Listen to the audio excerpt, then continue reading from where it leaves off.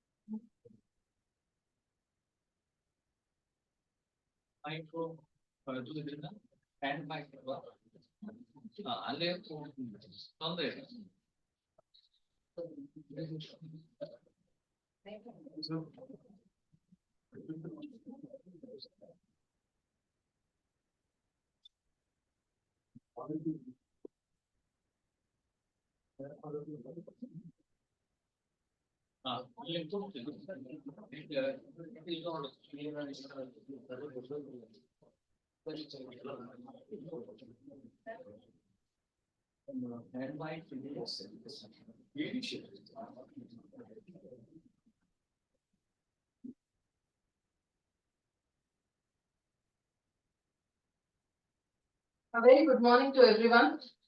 I am Dr. Lavanya C, Assistant Professor, National College of Education. Once again, I welcome all the dignitaries, delegates, and student teachers for today's technical session. Now, I heartily welcome the resource person of this session, Professor S.S. Patil sir.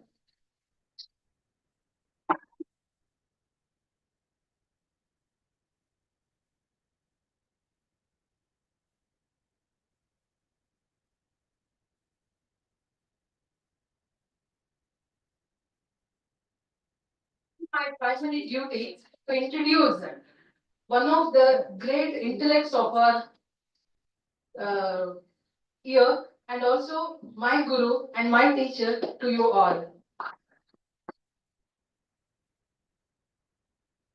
It's truly an honor and a privilege to introduce one of the most distinguished intellect of our time, an individual who exemplifies the philosophy of simple living and high thinking is none other than the esteemed resource person of this session, Professor S.S. Patil sir. Introducing such a multifaceted and accomplished personality within a brief span is undoubtedly a challenging task. Professor Patil sir's illustrious career, academic excellence, and significant contributions to the field of education and administration speak volumes about his remarkable journey. Nevertheless, I'll humbly attempt to provide you with a glimpse into the life and achievement of this extraordinary scholar and leader. Professor S.S. Patil sir was born on 19th June 1964 in Badami, located in the present-day Bagalkot district of Karnataka. His academic journey reflects a relentless pursuit of excellence. Sir holds a PhD from Devi Ahalya Vishwavidyalaya, Indore, Madhya Pradesh, alongside numerous other qualifications, including M.Ed from Bangalore University, B.Ed from TMA College of Education, Gangavati, MSc in Psychology from the University of Madras, and BSc from KCP Science College, Vijaypura. He also cleared the National Eligibility Test in Education in 1997. Professor Patil's professional journey spans over 2 decades and is marked by significant roles across teaching, research, and administration. He has served as a principal, associate professor, professor, and visiting faculty, imparting knowledge and mentoring students with dedication and expertise. In the realm of administration, Professor Patil sir has held several prestigious positions, including Acting Vice Chancellor at Kuvempu University, Registrar Administration at Kuvempu University, Special Officer to the Chief Minister of Karnataka in 2009, Dean of Faculty of Education, Kuvempu University, Director of Planning, Monitoring and Evaluation Board, Kuvempu University, Chairman, Department of Education, Kuvempu University, Member of Syndicate and Academic Council, Kuvempu University, Task Force Member and Mission Group Member, Karnataka Knowledge Commission. Professor Patil sir has also been instrumental in policy and curriculum development, contributing as a member of the Curriculum Development Committee for BA Education under NEP 2020. Professor Patil sir is a prolific researcher and a guiding force for aspiring scholars. His achievements include supervising 15 PhD candidates, including one international scholar with 8 ongoing doctoral students under his guidance, mentoring 3 MPhil scholars successfully, publishing 135 research articles in reputed national and international journals, authoring 8 books on various topics in education and psychology, delivering over 170 research papers, keynote speeches, and special lectures at conferences and seminars, acting as a resource person for 150 plus training programs, equipping educators and professionals with valuable insights. His areas of specialization include advanced educational psychology, educational technology, research methodology, and distance education, showcasing his versatility and depth of expertise. Patisar's work stands as a testament to his dedication to the advancement of education. His contribution as a teacher, scholar, and administrator make him a role model for educators and a source of inspiration for aspiring professionals. Apart from his academic accomplishments, Professor Patil sir is widely admired for his humility, approachability, and commitment to nurturing future educators. He is truly a beacon of knowledge and leadership in the field of education. Let us all extend a warm welcome to Professor Patil sir. Sir is now addressing about informal learning through technical session. Sir, over to you.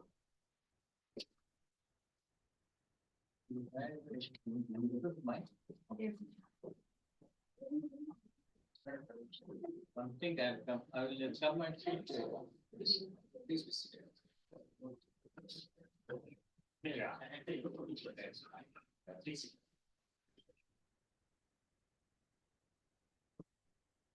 And stand and then.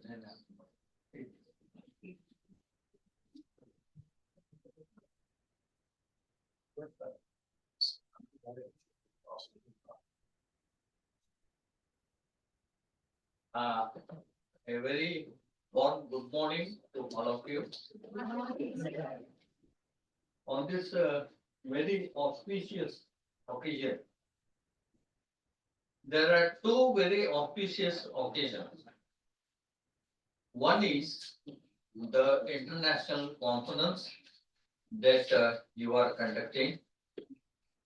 Second is today is the birth anniversary of a great teacher, unknown teacher, Savitribai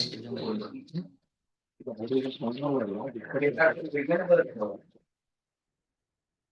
Because at that time, in the 1841 or something, that she was about to teach girls without any pollution, and she was pelted with stones and cattle dung when she went. Then also she taught these students. Such a great percentage birth anniversary is today. So I wish you all the best, and let us remember the great soul Savitribai Phule, because at that time some aristocratic mindset people threw cattle dung to her when she was about to go to the school. There was no school, some open space. She wanted to teach them. teach backward children, downtrodden children. She was from a downtrodden community. She showed that courage of coming and teaching without having any position. She was not a president or vice president or any other thing. She was just a common lady. Okay, I just record her. For no gain. For no gain. Okay. And on this occasion, we have many intellects here, like our Chidanand sir and many of the faculty members, my student Lavanya. You have shared a lot of things about me. Please don't believe her. I am not even 10% of what she has said. But only thing is that I am a learner. That's all. I am a learner. I am a student. And I want to learn from you people. And all the international level spectators, online and offline. Because there are only few people here. But through the eye that is seeing us, many online people are seeing. That's why this is open to sky. So it is an international conference. Yeah? Okay, fine.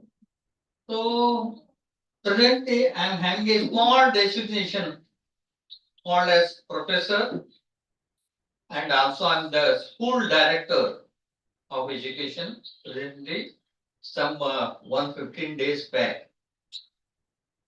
I feel very sorry because I may not be very much clear to you because of my health condition. No, sir, you are very clear, sir. I am clear. Yes, sir. And thanks for your broad heart. Or otherwise, I will take it like this. A person who speaks, some may not understand. I have come from some other country and they speak English, which many people don't understand. Please think like that if you don't understand. Okay. That's why my English seems to be more international because it's not understandable. Yeah. So I take like that. And I'm very happy that you have considered me for this session because many people think that, oh, he's gone, man, why we should call him? But somehow you thought that still something is there in his brain. You have to squeeze it. That's why let us not consider him as useless. Something is there. That's why thank you for calling me. Lavanya ji and our Manju is here and Chidanand sir. So many people are here. Thank you for calling. Yeah, fine. Let us start the topic. Yeah, I may sit sometime because when I sit and start, you should not think that I'm a religious person sitting and giving some pravachana. I feel like that. That's why in the beginning I stand, and when I don't not able to stand, I will sit and I will take the mic here. Please excuse me. Okay. Are you ready for that? Yes, sir. Thank you very much for your broad heart. Okay, friends. Yeah. But my topic that was given by the organizers is informal learning through technology. Lot of things have been spoken. I read in newspaper today, and I have nothing to tell you. Only few things I want to just tell you. Informal learning, formal learning, non-formal learning. First of all, what is learning? I have got two important aspects here. One is You already, many of your psychology professor might have told you what is learning. Lot of things you have learned. One thing is, there are two types according to me. One learning takes long time, long term, lifetime. You go on learning. Yeah. There are only two persons who never learn. One is who has not born. Second is who has dead. That's all. In between any person, any normal or abnormal person is always learning. Now I am boring you. That's shallow learning. Some mosquito is biting you. That is also learning. That is mosquito bites. It pinches. It is learning. Two types of learning. Some learning include modification of behavior. Second, some learning is immediate, like burning of a hand to a stove or some candle. That learning is immediate. Some learning is imagination. Suppose I should not give this example to you. If a scorpion bites me, scorpion, it pains. How many of you have experienced? But still then when you see a scorpion, you will not go near to it. So some learning are imaginary and you learn it without experiencing, isn't it? Somebody you read in the newspaper, somebody just fell from a height and that guy died. Oh, people, if they fall from height, harm will happen. We are not experienced. We imagine and learn. This is learning. Next, let's go to the next thing. What is informal learning? One Malcolm Knowles has said, what is informal learning? See, we actually informally learn a lot of things. Maybe when you are sitting in the class, formal learning is going on when the teacher is teaching you. But you people are discussing some other thing which is more important than what the teacher is teaching you. That is informal learning. You are telling, oh, see his hair, see his eyes, see his leg. So you are observing some other thing. That is informal learning. That's why it is maybe synchronous or synchronous. But only thing is that learning within your organization and that learning actually is a real learning. Suppose I should not give this example to you. If I ask you to recall a poem of the great poet Kuempu, it is very difficult for you. But if I ask you to recall the song of Mungaru Bale, everybody will recall it. Why? What magic is there in that? And what non-magic is there here? That is informal. This is formal. When you go to a restaurant, drink tea, that hotel manager is playing a song which you are listening informally. and that appeals you. Formally, teacher comes, prepares notes, PPT, takes lot of trouble, teaches. If I ask a question, only 10% of learning takes place. Now tell me which is stronger, formal or informal? Informally, you know many things. Right. Okay, next, sir.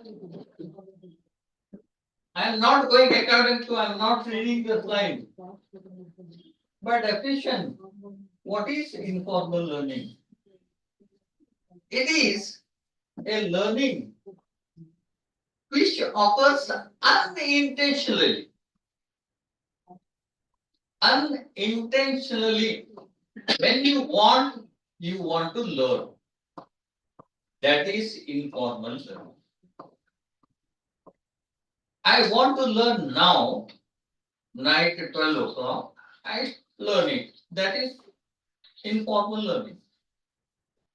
But if I ask you to come at 10, sit here to 5, Lavanya madam tells you 35% attendance compulsory, small learning.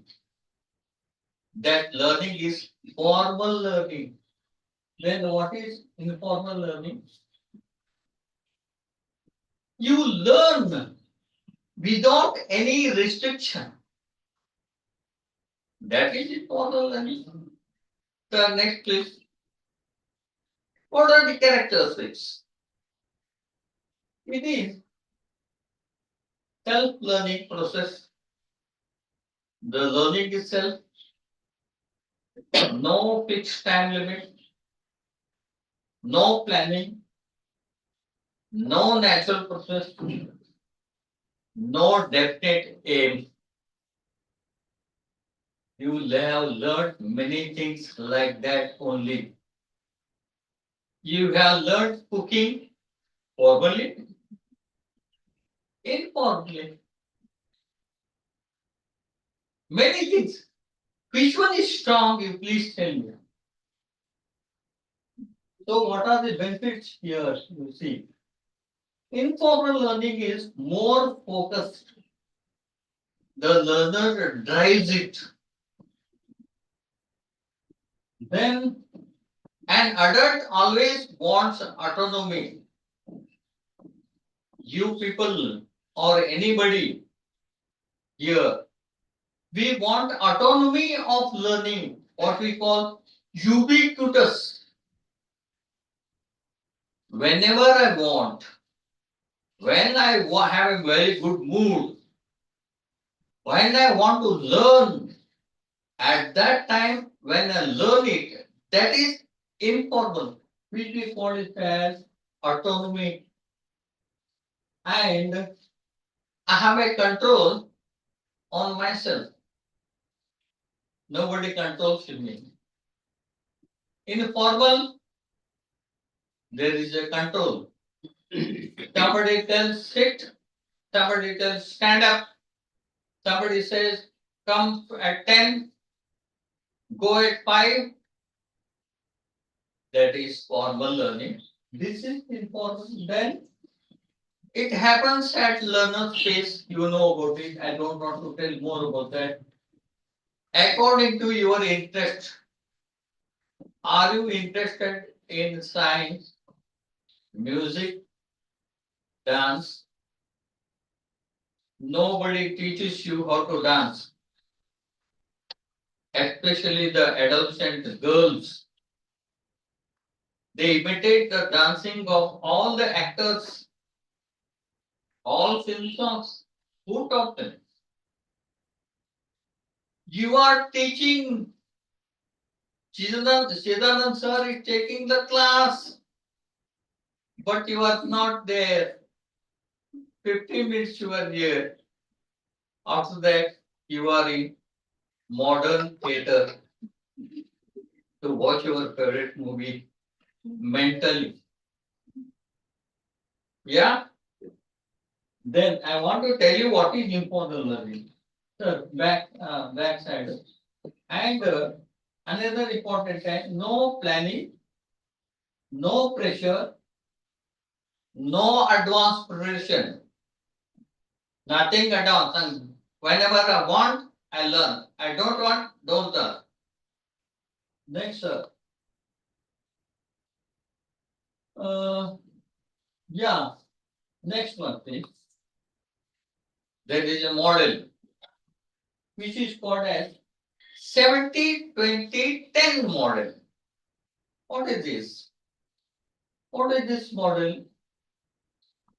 70% you learn by your experience,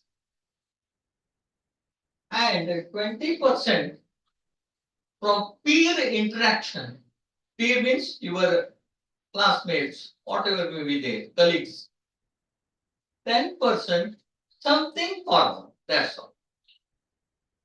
That is why 70% based on your experience. For example, a farmer grows banana, betel nut on his experience. A person in your home, a lady, your mother cooks. Is it formal? Informal. But nowadays, new generation, see the YouTube or some other tube, and then there only they learn, and they test on their husbands. If that guy is okay till evening, then they will try in the evening. Yeah, please excuse me, not like that. Usually, that is what you call pasaruchi, that YouTube food. But your mummy, no exercise, no experience. How she has learned? Informal. That is 17-20-10 model. Yeah, next sir. Now one thing I want to confuse you. What is non-formal learning? Yeah, informal, formal, non-formal. Another. It is somewhat confusing. In radio, people announce you should wear the helmet. If you wear the helmet, without that, if you go on the road, you meet accident with the accident, then you will be harmed. What type of learning it is? It is not informal. It is not formal, but it is non-formal. That is some important things. For example, in the evening, you go to music class, dance class. It is non-formal. Our principal Chidanand is a very good artist, drama artist. He directs, you learn from him. It is non-formal. Many things are there. That is the activities that combine the learning and they target some learning. For example, in the morning in the newspaper, they tell you about do this, do that. Dengue is there, that's why don't allow the water to be stagnant in front of your house. What type of learning it is? Non-formal. Informal, you do it. Non-formal, somebody does it for a very specific purpose, specific time. Now we are having what they call in Kannada, that is anti-crime week or something. I don't know. In December only they come with it. Why? Don't know. Whether more accidents will be there on that time or no. That is non-crime week. That is non-formal learning. Okay. There is another learning, last one. Incidental learning. You were not knowing. Some fruit fell, you ate it, thinking it to be something apple. You learned that, oh, this can also be eaten. That is called incidental learning. So how many learning are there? One is formal, informal, non-formal, incident. Okay.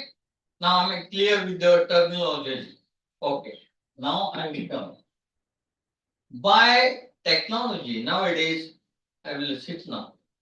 Oh. Because our Lavanya takes good technology. And now I will become a religious person, sit and give some religious discourse about education. Okay, sir. What is this? It is audible? Yes, sir. Yes, sir. My voice is a little bit loud. I will just sit like this, so that I want to see the. Yeah. Don't see me. Listen to me. That's all. I'm not worth seeing now. So, but my voice is worth hearing. Here, technology. What is video platform? You know about it. Lot has been spoken in the papers and all. Okay. Through the video, you learn. Second is self-study by internet. Because of the invention of internet, now you can study on your own, self-study. Then gamification. Our madam is here, Sarika Banu. He is very fond of gamification of learning. Means by playing games, you can learn. Learning can be gamified through video platform. Now just some 1 week back, one person from India, he won the chess championship. Who is that? You know. Okay. Gukesh. Salute to him. At a very young age, he won. You know the movements of his this one, how he moved the coins. That can be seen online. Learning can be done by gamification. Remember, that is, I will tell more about that in detail next. Then gamify. Now very popular is podcast. You know about podcast? Audio. Yes. You can prepare your own podcast. You can upload them on internet, and somebody will listen it, learn from it. No need that you only have to go and teach them, not like that. That is podcasting. Next, you know about social media. I will tell more about that. Then, what is this social media? Many things. LinkedIn, WhatsApp, Facebook, all number of these platforms are there. That is what we call in a very umbrella term, that is social media. Then online conference which you are running now. It is hybrid mode. It is a very new term for me. Hybrid conference. I thought, what is that hybrid? Whether it grows very fast or not. I thought, oh sir, it is combination of two. That is online offline. I am seeing many are offline, online, not offline. Because in online, you can sleep and listen to party's lecture. Here, party is there, Lavanya madam, Chinanand sir will be seeing if somebody makes any noise. Okay, informal learning is more popular than formal learning. Days are coming now where total learning will be a part of informal learning. Better instead of sitting on the bench looking at the teacher, pretending that I am very attentive, opening eyes idly, inner curtain closing, opening my eyes, closing my inner eye, and I feel as a teacher, wow, wow, what a fine students I have.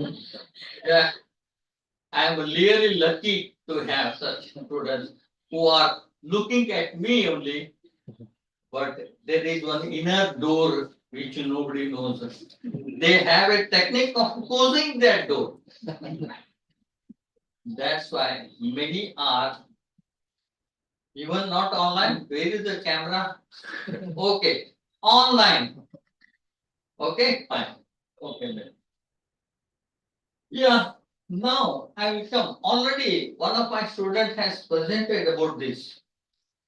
That is Open Educational Resources, OERs.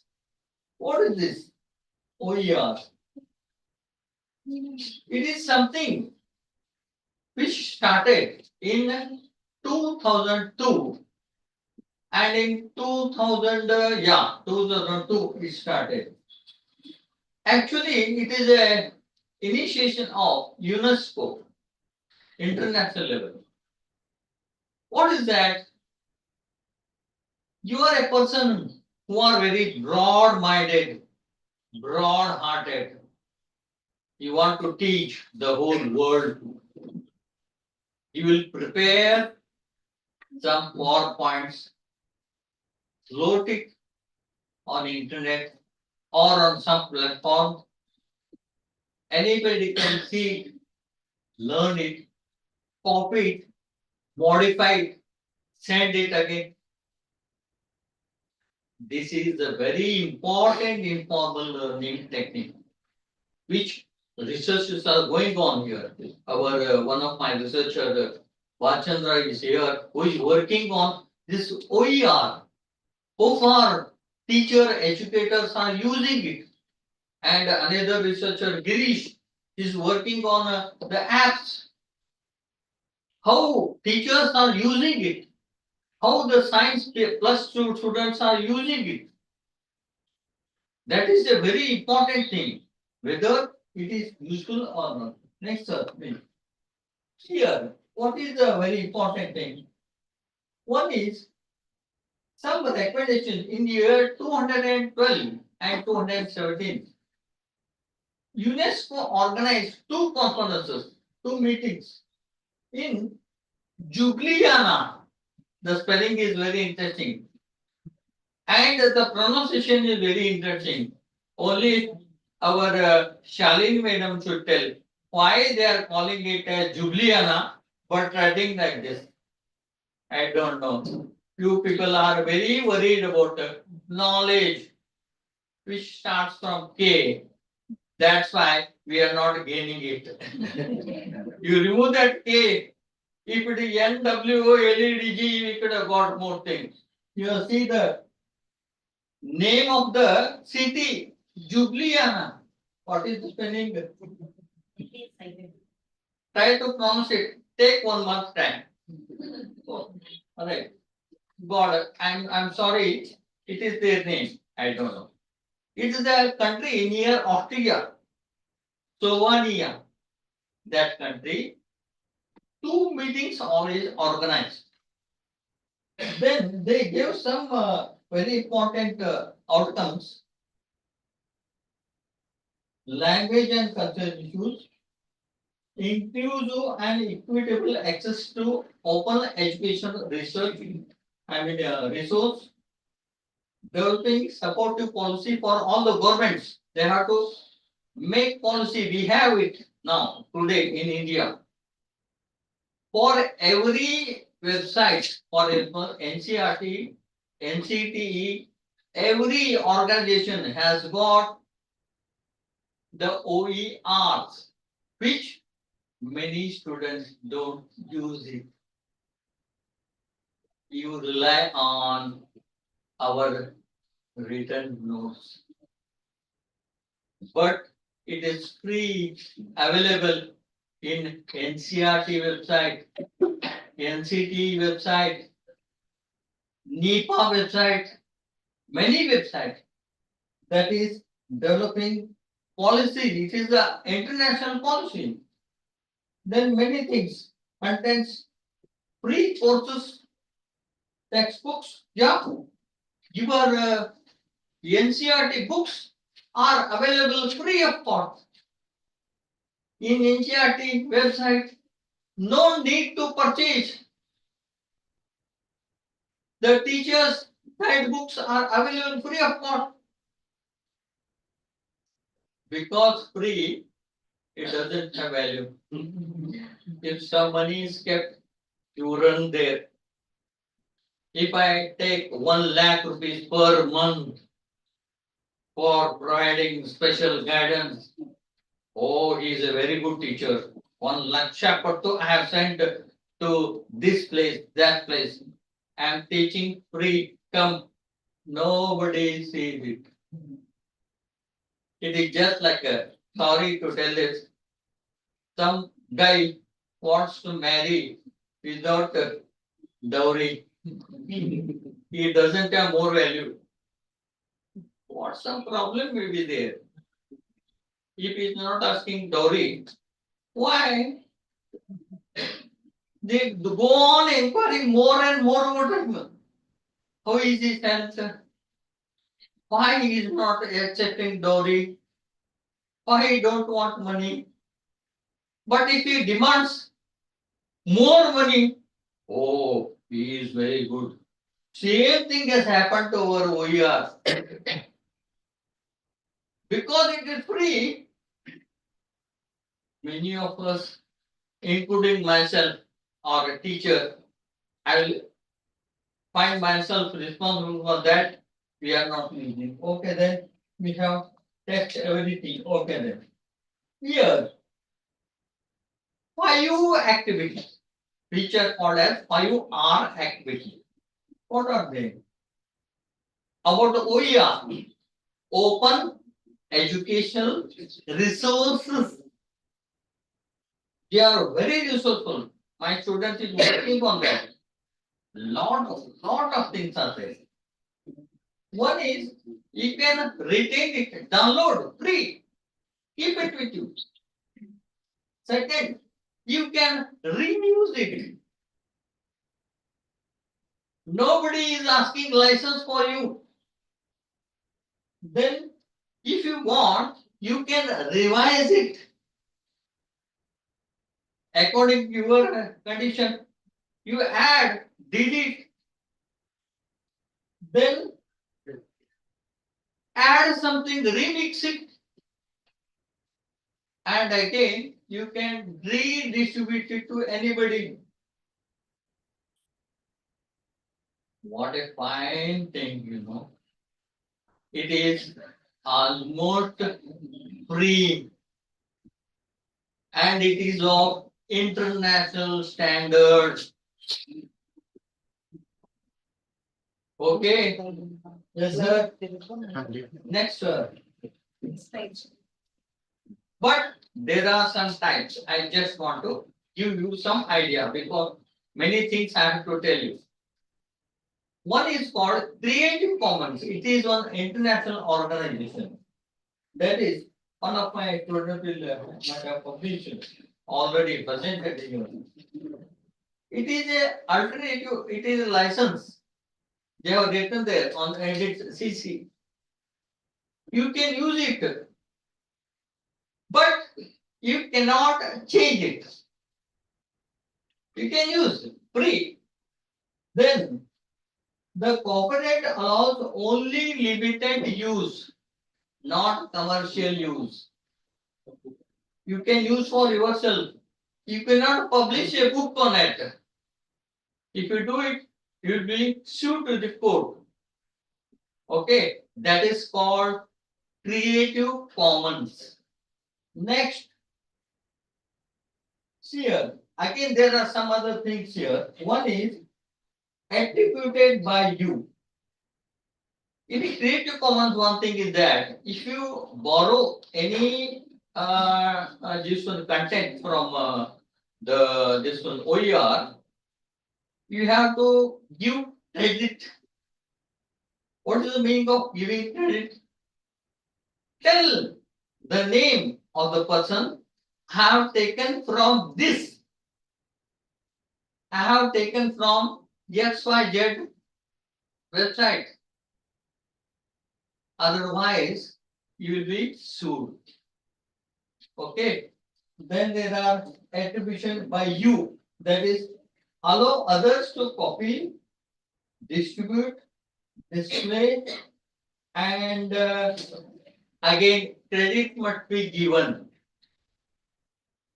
I have taken from this person's this one's preparation. Okay, you have seen LinkedIn, SlideShare. In SlideShare available, but nowadays they are not allowing you. Because some people what they did, they took it and put it in the same website by their name. That's why they are stopped it. They are asking for license. You have to become a member now. Now it has got the value. Okay, fine. Then share alike. Allow others to distribute derivative work under a license identical to license that owns the work. It has got a license. And you have to work according to that only. If you want to modify it, you have to take the permission of that author. You cannot do anything like that. Suppose you might have seen a book, any book, copyright author means if you want to modify and write, suppose there is a song, maybe there are many songs in Kannada which are written by great poets, written by Kuempu and Bendre. The song Uttaradu Dakshinadu Chumbaka Galiyu Bisutide. Okay, if you want to change a word in it, you have to take the permission. And one a beautiful song, Bare Rajkumari Hogoda Eli Nama scooter na eri. That song is there, no? ನನ್ನ ಹಳೆಯ ಸ್ಕೂಟರ್ನೆ ಅಯ್ಯೋ washing machine ನಾನೇ ಇಲ್ಲವೇ washer man. Some modification they have made. Take the permission of the main author. That's why in movies the writers are hired. You can change it. For example, first you give the tune, they write the song. But some classical authors like Kuempu, Bendre, or many persons, you can't change a word. That song of Bendre, I think, Moodala Maniya, Muttina Nirina, Yarakava Hoida.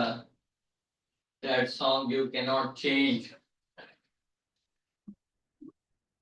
But in a folk song, no author, no mother, no father. That's why people use it for disco also. Hello, Jogappa, yeah. Rama Hudikiri Krishna Gita. Yeah, no comment. If you ask the author, who is the author? Unknown. Do whatever you want. It is like a, what you say, orphan child. Janapada. So dirty they are doing, with the help of that Janapada, in the name of Janapada. The other day, whether I should tell you, or you're all adults here, one guy has written one Janapada song. ನಿನ್ನ ಪಂಪ ಚಾಲು ಮಾಡು ಮಾಮ ನನ್ನ ಹೊಲಕ್ಕೆ ನೀರು ಬೇಕಾಗಿದೆ. He said it as a ಜನಪದ ಗೀತೆ. Oh my God, what a worst taste, you know. Remember, they call it as Janapada Geetegalu. No, they are not Janapada. Okay, you are, please try to understand this. That's why it becomes very difficult for Chidana sir to become judge for Janapada Geete. Because we don't know whether what is he singing. Challidaru Malligya, is it Janapada or not? Nobody knows. Okay, it is like that only. Here like distribute, display, non-commercial. This is a license for you do anything, but it should be non-commercial. You should not publish any book on that. Next, okay, no derivative words. Here, what it means? Allow the others to copy, distribute, display, perform only verbatim copies. If there are any figures, you have to take the permission or you have to give rating. But the verbatim you can use it, no problem. Okay, at the same time, public domain. Open for anything, you can do anything, just like Janapada Geete.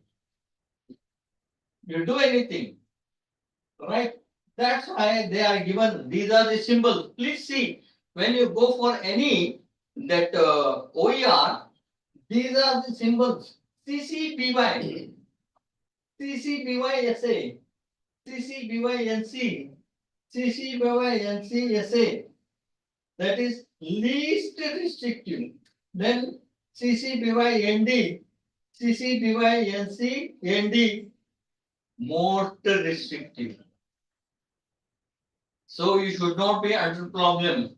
This is called as the technology has given us lot of information. When I ask you for anything, you directly put it in internet.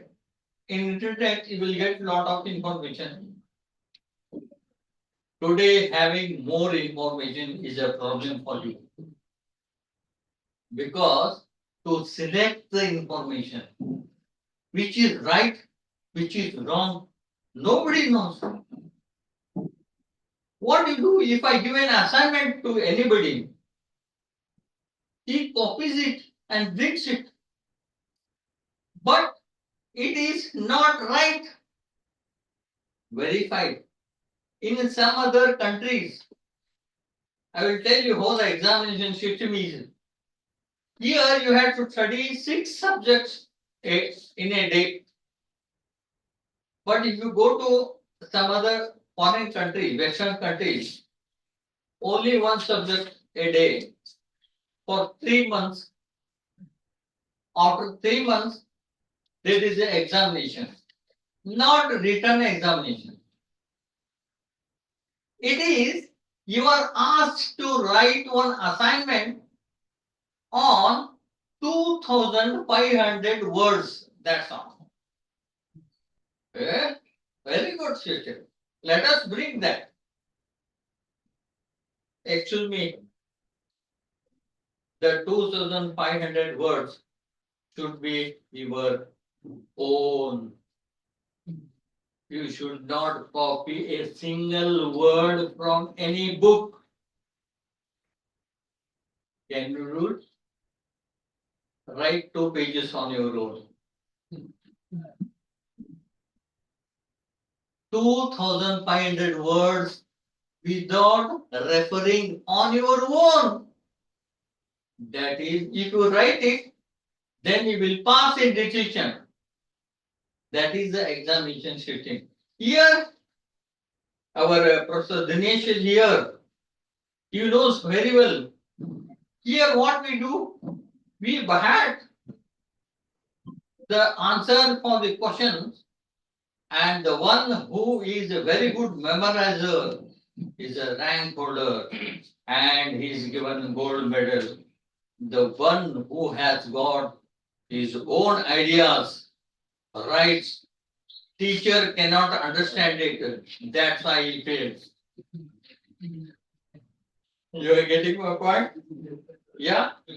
The next, now, this is another important thing. MOOC. What is MOOC? No words. Yeah. Massive open online course.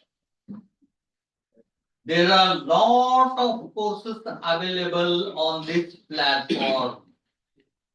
And this was started in India in 2008. I will please tell me if there is a shortage of time. Lavanya madam. Please tell me if I am crossing the time. Yes. Cross ಮಾಡ್ಬೋದೇನ? ಎಷ್ಟೊತ್ತು time ಇನ್ನು? Within 5 to 10 5 to minutes. 10 minutes I will complete. Yes, Okay. sir, please. Sir. Yes. Then MOOC is, it is massive online courses. There are many courses. One important thing I will tell you. Now in shortcoming in the some day, after some days, 60% courses from one university, 40% online. This will come in the next future days. Now you may be the student of Coimbatore University, but 4 subjects out of 6, 4 you can learn from our university, 2 from other university. By MOOC. Okay. Now we have platform, Government of India, that is Swayam. What is Swayam? Study depths of active learning for young aspiring minds. It is Swayam is a short form. There is another platform called as Moodle. That's the right platform. Moodle. There are many. Okay, sir. Next. Now, homeschooling. It is not popular, but it became popular when pandemic time. Learning through online. Please don't confuse it with your home beard. If you give 50,000 coming to the class, if you give 1 lakh, in the home only the degree will come. No, that is not homeschooling. Everything is online. At your convenience, you can learn. This is homeschooling. Next.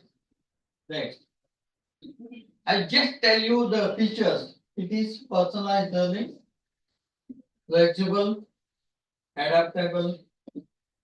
You can choose the curriculum. You can focus on what you want. Okay. That's homeschooling. Next. And it is structured. Environment is structured. It is not unstructured. It is structured. Then there is a standard curriculum for that. And professional instruction. The person will be teaching you. You are sitting at your home. Now, private people are using it. They are making lot of money. But government, it has started recently. That is, then socialization. You can have many clubs, but only thing is that you people are using this platform only for WhatsApp chats, not educational purposes, which can be used. Then the last, assessment and accountability. It is there. Next, sir, please. Yeah, I'm not telling about traditional schooling, only about advantages. So what, are you happy? If I tell you, please don't come to classes from tomorrow and we will teach you through online. Fine, only come for some newer function or annual day or from dancing. Wow, what a fine schooling. Yeah, quality monitoring. You are the master. You only have to learn. If you want, you have to. If you don't want, you will go. That's something. Then active participation. Learner should be ready mentally. Nobody will tell you, please be attentive. Lot ventures, David, please be attentive. No, nobody will tell you. If you want, it is there. If you don't want, come on. Next. Affordability, very less fees, no fees. Time saving, going to the college, free bus, catching, coming, this, uniform, tie, badge, seminar, sitting here, wearing the coat, and Manju sir coming, sir, please, time is left. Nothing. You can go whenever you want. Okay. Then no bullying means nobody will harass you. If your teacher comes, sir, namaste, sir, namaste. No teacher is there. You are the teacher. You have to tell namaste to you only. Oh, I did not wish Patil sir. I don't know whether he will cut my 2 marks, 10 marks. My internal assessment will be scrapped, something that nothing will happen. Even if you don't wish, nobody, there is no bullying. I don't say bullying only from peers. Bullying from our side also. Oh, that guy without wishing me, he gone directly. Oh, let me come. Let you come. Nothing. Individualized learning. No, you are the master, you are the student. Next, sir. Disadvantages you know very well. What are it? For Indians, we are not self-motivated. The number is very less. We are doing research on it. Next, next, because otherwise next time I should not receive introduction from Manju sir. That's why social media, already I have told you, there are number of platforms. Some things I just put. Facebook, your favorite friend. Twitter, oh, WhatsApp, ware wa. YouTube, Wikipedia, LinkedIn, Reddit, Instagram, Pinterest, how many? But for what purpose you are using? Next, third. This you know very well. Who started internet? When did you that the social media started? You know? It was the father was Morse, Samuel Morse. When he started telegraph, that was the beginning of this social media. Then Samuel Morse, afterwards it became ARPANET in 1969. Now it became internet. It is very common. This is the history. Next, sir. What are the characteristics? User profile, content sharing, friend networks, knowledge and interest sharing, versatile usage. These are the uses. Next. This I don't want to tell what are the uses. You can write down your own. Next. Yeah. Challenges. Distraction and time management. Many pop-ups will distract you. Privacy concerns. Negative on mental health. See, if you call any person on the stage, they will tell, please avoid using mobiles in this class. But all these are available on a smartphone. You are telling that don't use for schools, no use. Then why you are inventing? Okay. Academic integrity, multitasking, cognitive overload, disruption of sleep patterns, addiction, greatest problem, addiction, equity and access, boundary between personal and academic use. One thing, one important thing, we say don't use smartphone, but everything is available on smartphone. What to do? That's why my suggestion is teach the students to live with smartphones. Avoid misusing. How? It is your work. That's why parenting is a very big problem. Next. You know about it? Digital library. This is also a use of technology. Here, what we do? All contents are available library. Next one. Then here. Two differences. In the traditional library, in digital, it is in a form of electronic way, according, and the content is available electronically. Yeah, you know the difference. Yeah, next one. This also you know. Next. Next, I have a lot of content. Only one thing. What are the advantages?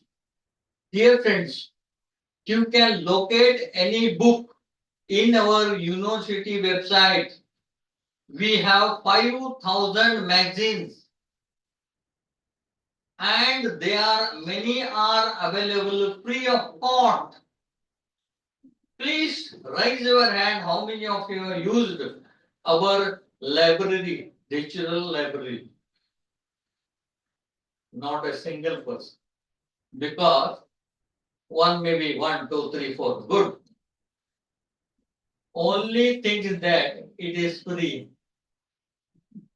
You know, people who are freely available, they don't have value. Next. Limitation. Last one. Next. Yeah. Now, this I have to tell. How to organize informal learning in working places. Here, it is in your hand to learn. So provide some time to the learners to learn. Give them time and allow them to share. Then support them, solve the problems. And workshop. more and more international level workshop totally online. Now our department is initiating that. We want to teach the teacher educators online. At least one class on Saturday about the topics which they want. We have asked them, but many have not come till today. You can even make your student to sit. We will teach online free of cost. You know, free of cost things have no value. But if I charged 2 lakh rupees, 3-month crash course, result 100% guarantee, you people run to me. Okay, that's why totally I want to tell you that you about this last word, that is, there are many things available, but we are not using them effectively. My concern to you is, please use them. Please use them. Don't depend on others. Depend on ourselves. And that is the real learning, and we will go anywhere. I will tell you one last thing. Days are not far away when there is less formal learning, more informal learning, that too in a country like India, wherein we have a aim by 2030, we should have 50% students who should be in higher education. If we want to do that, we have to go for this digital informal learning by using technology. So thank you very much for your patience. I don't know, you have been very patient because of my teaching or because of your professors. I don't know. Because of your Somehow, teaching, sir. both the things have worked equally. Because of your teaching, sir. Yeah, thank you very much. And I think I told something to you because a lot of time is. Yes, sir. We are very yeah. sorry, sir, for No problem, no problem. You are helping me. Anyhow, I'm a not a very healthy person who can speak for 2 or 3 hours. So you are indirectly helping me, blessing in disguise. Okay, thank you very much. I hope this is of some use to you. Thank you very much.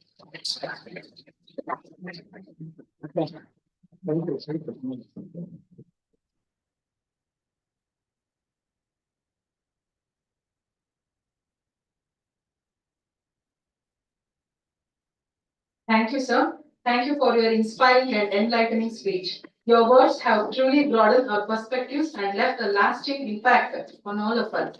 The valuable insight and knowledge you have shared will undoubtedly guide us in all our endeavors. On behalf of everyone, I express my heartfelt gratitude to your time and also effort. I now invite our principal to extend a formal gesture of appreciation.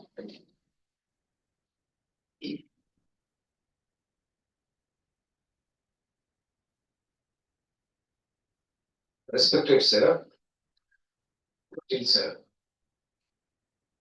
In teacher education sector, intellectual professors are very, very less. ಅದು ಬೆರಳೆಣಿಕೆಯಷ್ಟು ಇರಬಹುದು ಅಂತ ಹೇಳಿ ನನ್ನ ಭಾವನೆ. That's why in that aspect, your presence and fruitful presentation, it's very useful for us for international conference. Thank you very much, sir. Thank you for very much for your presence. Especially, I quote Kuvapu, Berenke Koral, theater dialogue. Okay, it's very essential and it's very apt for this situation. ನಮ್ಮ ಗುರುವಿಗಾಗಿ ಅಲ್ಲಿ ಕಾಯ್ತಾ ಇರ್ಬೇಕಾದ್ರೆ ಒಂದು ಸಂಭಾಷಣೆ ಬರುತ್ತೆ. ಮೂಡಿ ಬಾ ಓನಲ್ ಪಗಲೆ ರಶ್ಮಿ ಸೂತ್ರದಿ ಕಾಂತಿ ಧೋತ್ರದಿ ಅಲಂಕರಿಸುತ್ತಿ ವಿಪಿನ ಸುಂದರ ಪರ್ವತಾಂಗಮಂ ತಲಿರಿ ಎಲೈ ಸಸ್ಯ ಸೋದರರ ಇಂದು ಗುರುವೈತಪ್ಪ ಎನ್ನಿ ವನಸ್ಥಳಕ್ಕೆ ಅಂತ. ನನ್ನ ಗುರುಗಳು ಇಲ್ಲಿಗೆ ಬರ್ತಾರೆ ಅನ್ನೋ ಆ ಖುಷಿ ಇದೆಯಲ್ಲ, ಅದು ಎಷ್ಟು ಕೊಟ್ಟರು ಕೂಡ ಅಥವಾ ಅದು ಎಷ್ಟು ಹೇಳಿದ್ರು ಕೂಡ ಕಡಿಮೆ ಅಂತ ಹೇಳಿ. ಹಾಗಾಗಿ I request all the students of Patil sir, please come on to the stage. ನಾವೆಲ್ಲರೂ ಸೇರಿ ಅವರನ್ನ ಗೌರವಿಸೋಣ ಅಂತ ಹೇಳಿ. ಹಾಗಾಗಿ ಇಟ್ಸ್ ವೆರಿ ರಿಲಿವೆಂಟ್ ಡೈಲಾಗ್ ಅಂತ ಹೇಳಿ ಅದನ್ನ ಹೇಳಿದಾನೆ. ಇಲ್ಲಿ ಬಲಕ್ಕೆ ಕಾದುಕೊಂಡು ಕೂತಿದ್ದಾರೆ ಖಾತರರಾಗಿ ಅವರ ವಿದ್ಯಾರ್ಥಿಗಳೆಲ್ಲ. Please come on to the stage. Shalini madam, Walchandra sir, ನಮ್ಮ ನಮ್ಮ ದಿನೇಶ್ ಸರ್ ಇದ್ದಾರೆ, ಸೀನಿಯರ್ ಪ್ರೊಫೆಸರ್ ಶಕ್ಲೇಶ್ ಕೊಂಡಿಂದ ಬಂದಿದ್ದಾರೆ. ಎಲ್ಲ ವಿದ್ಯಾರ್ಥಿಗಳು ಬರ್ಬೇಕು ಇವತ್ತು, ಆಯ್ತಾ? ನಾವು ಅವರು ಗೌರವಿಸೋಣ ಅಂತ ಹೇಳಿ ನನ್ನ ಭಾವನೆ. Please doctor Manju join with us. Okay, ಕೊಡಮ್ಮ.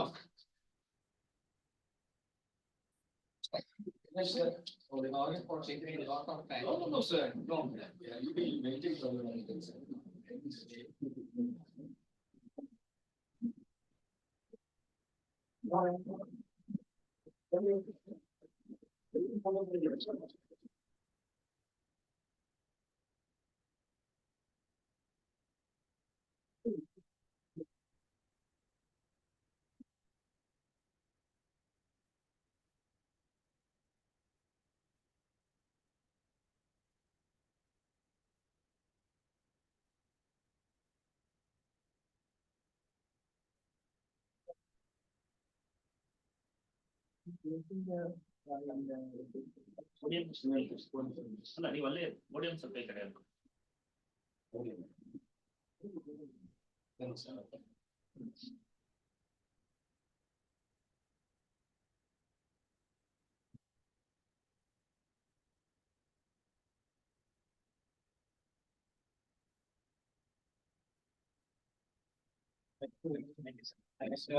I think I have taken much of your time. No, sir.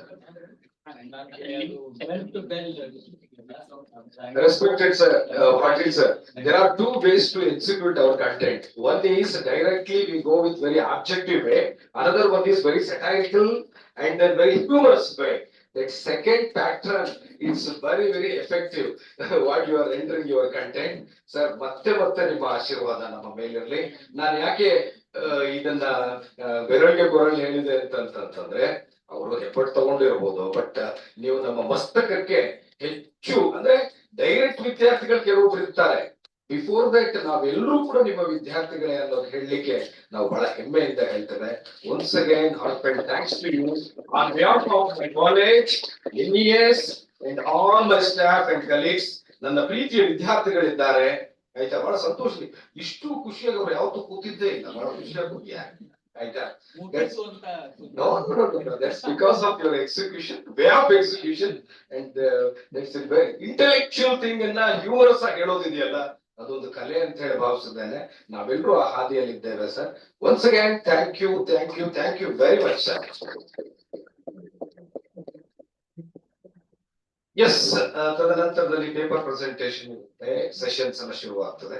Coffee ಇಲ್ಲಿಗೆ ಬರುತ್ತೆ, ಅಲ್ಲಿಗೆ ನಿಮ್ಗೆ ಕಾಫಿ ಎಲ್ಲ ಬರುತ್ತೆ. Thank you for your involvement.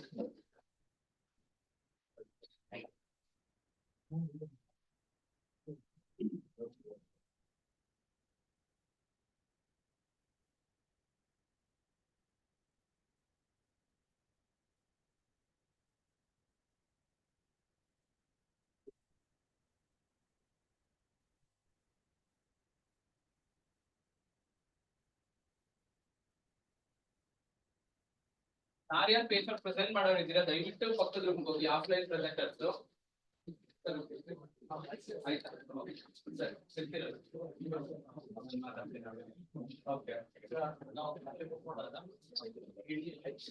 ಇಲ್ಲ ಸರ್, ಇಲ್ಲ.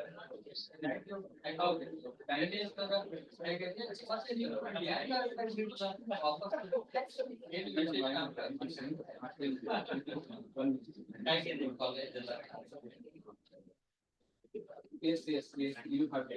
You have to. Thank you, sir. Right.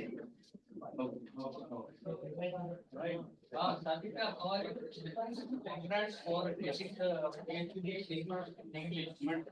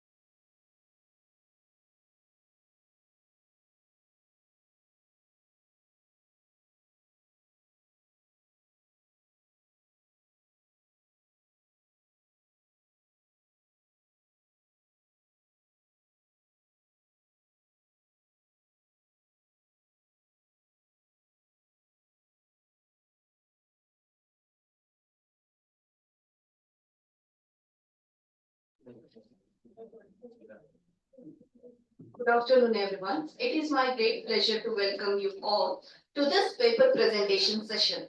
Before we begin, let me take a moment to introduce the esteemed chairperson of this session, Dr. Santosh Shanwal, Associate Professor, Department of Management Studies, MBA, JNNC College of Engineering, Shimoga. He has previously worked at St. Aloysius Institute of Management and Information Technology, Mangalore. He has his doctoral degree and master degree in business administration from Vishveshwaraya Technological University, Belgaum. His area of interest are in digital marketing management, economics, advancement, international marketing management, rural marketing, etc. Dr. Santosh published several papers in national and international journals. He has 20 years of teaching experience in management. He also has a work experience in FMCG industry. We are honored to have Dr. Santosh sir as a guide and moderate in today's presentation. Please join me in welcoming Dr. Santosh Shanwal. Welcome you, sir, and over to you, sir.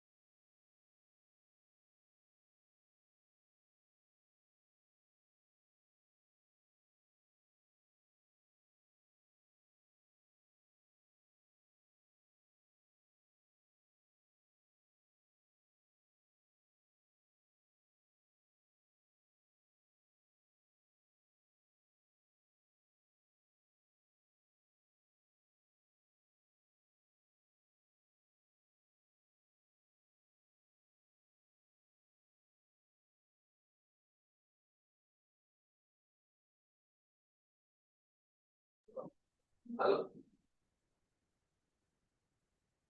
Yeah, good evening. Let us start the session. Since we have time till 1:30. Yeah, 1:45.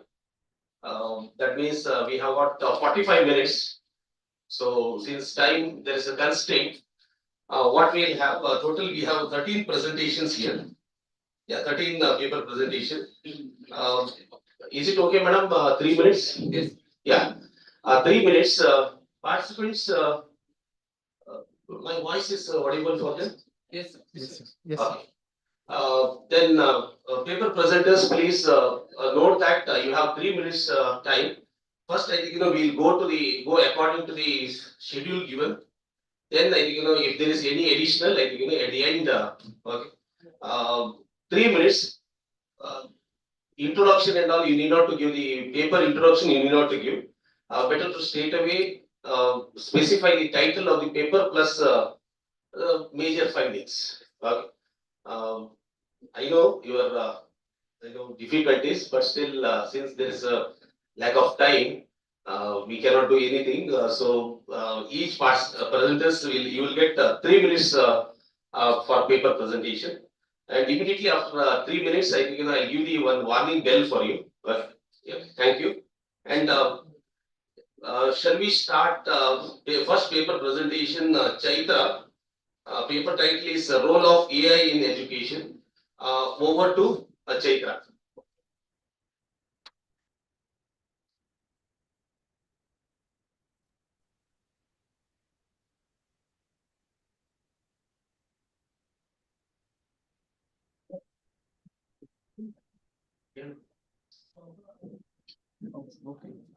ಅಥವಾ ಅಲ್ಲೇ ಕೂತ್ಕೊಂಡು mic ಇಟ್ಕೋಬಹುದು. ಇಲ್ಲಿ ಕೇಳಿಸುತ್ತೆ ಮಾತಾಡಿದ್ರೆ. Okay, Chaitra madam. I hope I am audible. Chaitra madam, please kindly unmute your phone and you have to speak because we have lack of time. So go to the next presenter, sir. Second presenters, maybe Chaitra madam will wait. The next will give the opportunity.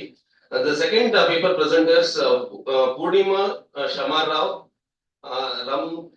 Ram and Professor Huvina Bavi. Paper title is A Study on Innovative Teaching Model of Enquiry, Learning, a Study in Kalaburagi District. If Purnima madam is here.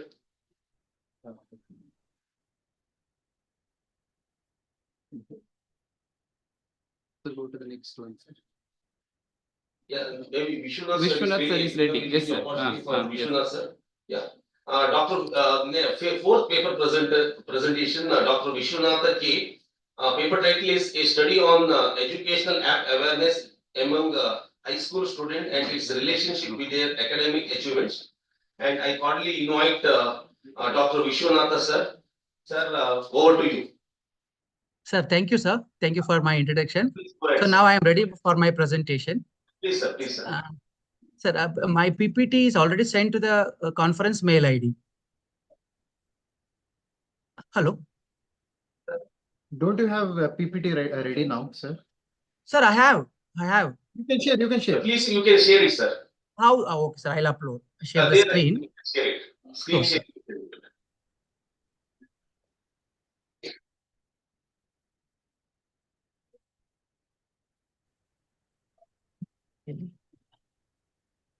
ಕೊಡಿ ಏನು ಮಾಡಿ ಮಾಡಿ ಕೊಡಿ ಇಲ್ಲಿ ಇಲ್ಲೇನು ಮಾಡ್ಬೇಕು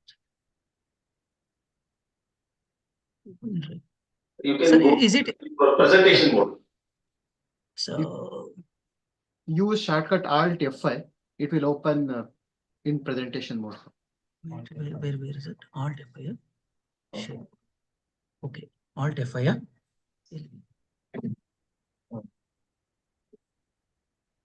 ಆಯ್ತಾ?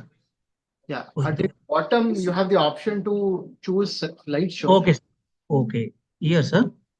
Yeah. Yeah. Just Now it's visible, sir. Yes. Please go ahead, sir. Yes, sir. So myself, Dr. Vishwanath, Associate Professor, Acharya Institute of Graduate Studies. So my problem, the problem selected was for my studies, the study of educational apps awareness among high school students, its relationship with their academic achievement. So main objective of this study is examine the awareness of educational apps and its impacts on academic performance. The focus of my study is investigate the influence of gender and institution type on app awareness and achievement. So objectives and hypothesis of my study, the objectives of study is to know the level of awareness about the educational applications apps of high school students, to find out the relationship between educational apps awareness and academic achievements of high school students, to examine the differences in academic achievement based on gender among high school students, to compare the academic achievement of students educating in government, private aided and private unaided schools, to provide suggestions for increasing the awareness and effective utilization of educational application in high schools. So related to the objectives, I framed the hypothesis. So hypothesis of my study is there is no significant relationship between educational apps awareness and education and academic achievement among high school students. There is no significant difference in academic achievement between high school boys and girls. There is no significant difference in academic achievement between a student studying in government and private aided schools. There is no significant difference in academic achievement between a student studying in a private aided and private unaided schools. There is no significant difference in academic achievement between a student studying in a government and private aided schools. So methodology, the method selected for my study is a descriptive correlational method. The sample of 96 students, 96 9th standard students from Bangalore City. The sampling method used for my study is stratified random sampling. The tools used for my study, Likert scale to assess the awareness of educational apps. This tool is constructed by the researcher. Then academic performance records from the school officers. The data analysis for the study, the Coles-Pearson coefficient of correlation and independent t-test. So this, the results were results were found to be reliable at the significant level of 0.05 level and 0.01 level. And the results were got with the help of the SPSS package and MS Excel application. So analysis and interpretation of the data. Analysis and interpretation of the data. This table shows the mean standard deviation, R value and level of significance of scores on academic achievement and educational apps awareness among the high school students. So the obtained R value is 0.439. So it is more than the table value of 0.267. This shows that the positive significant, this shows that it is significant at 0.05 level. So this shows that significant relationship between academic achievement and educational apps awareness among the student. Hence, the null hypothesis was rejected and alternative hypothesis was formulated. Next, the table 2 shows the independent t-test technique results related to the academic achievement of scores of high school boys and girls. So this, based on this, the obtained t-value is 1.97. It shows that not significant because it is less than the table value of 1.99. This means the result shows that there is no significant difference in the academic achievement between the high school boys and the girls. Similarly, the table 3 shows the t-test results related to the academic achievement scores of high school students studying in government, private aided and private unaided school. First, it is between a government and private aided. The obtained t-value is 0.88. It less than the table value of 0.01 and 0.05. It shows the results show significant level shows not significant.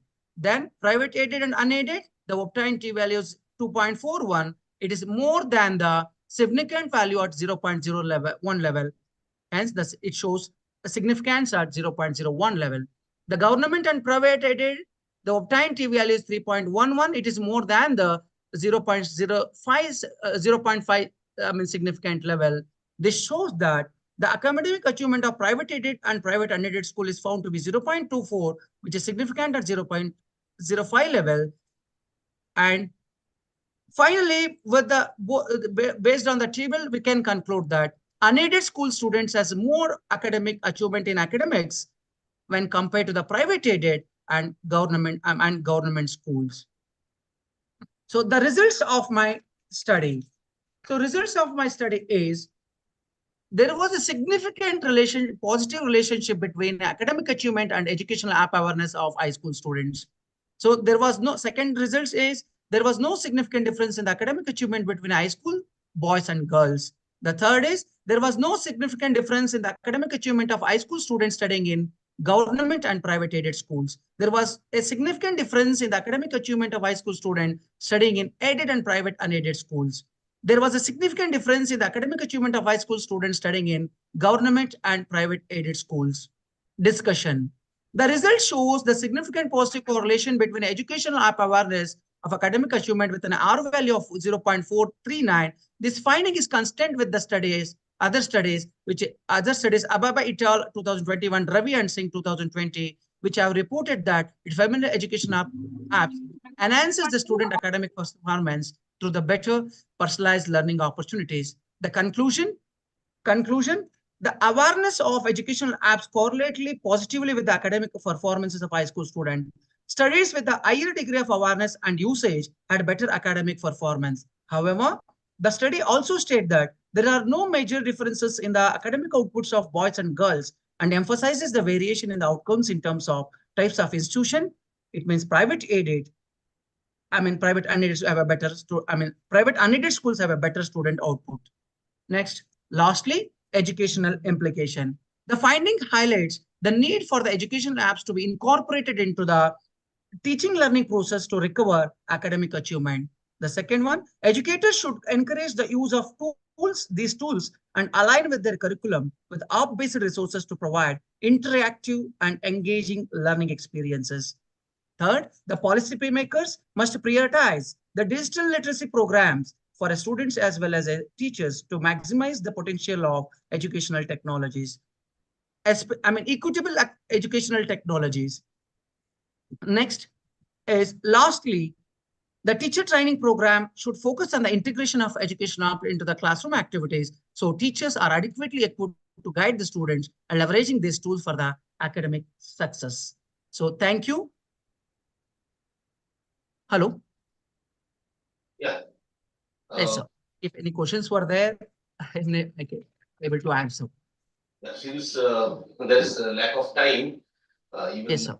some audience here, they have a question, but we are not allowing any questions here. Okay, sir. Dr. Vishwanath sir, nice and crispy presentation. Yes, sir. Have given more importance to time. Thank you very much, and it's a good insights on the educational apps and integration in the present education system. Thank you. Now, Thank you, sir. thank you. Thank you so much, sir. Thank you so much All for the the best. opportunity.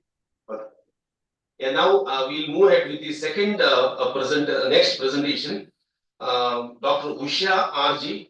Madam, your paper title is Theoretical Basis for Enhancing Quality of Assessment in Secondary Schools. Welcome you, madam. And Usha RG, madam. Am I audible? Usha, info. Yes, sir. Good afternoon, sir.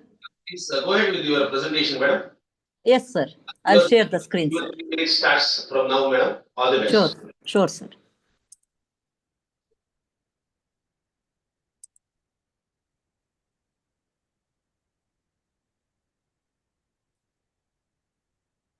Please go ahead, madam. Wait a minute, sir. Oh. I'll share the screen, sir.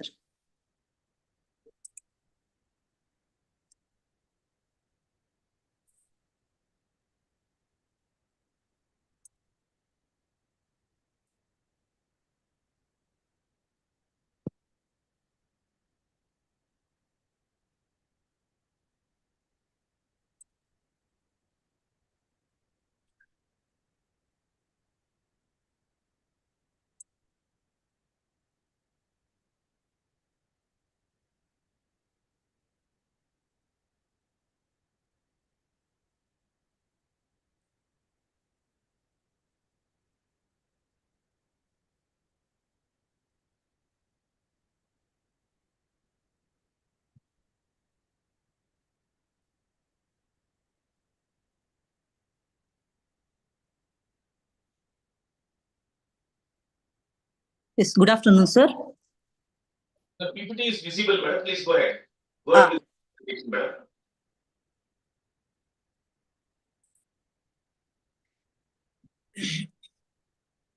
Good afternoon, one and all. First of all, I would like to thank coordinators and organizing committee of the conference team. I'm going to present a topic on theoretical basis for enhancing the quality of assessment in the secondary schools. Introduction. First of index of the paper. introduction, various supporting theories for the concept, educational implications, conclusion, and references. So introduction about the topic. Today's education system encourages the students towards unhealthy competitions to score marks without developing any competencies. If we need to,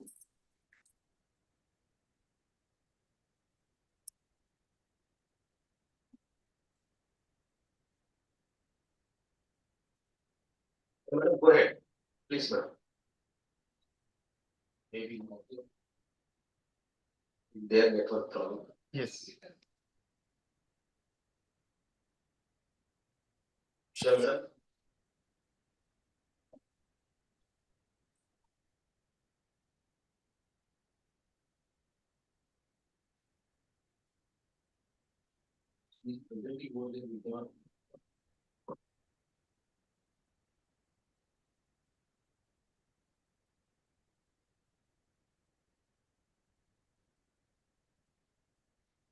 Usha madam, if you are speaking, you are not audible.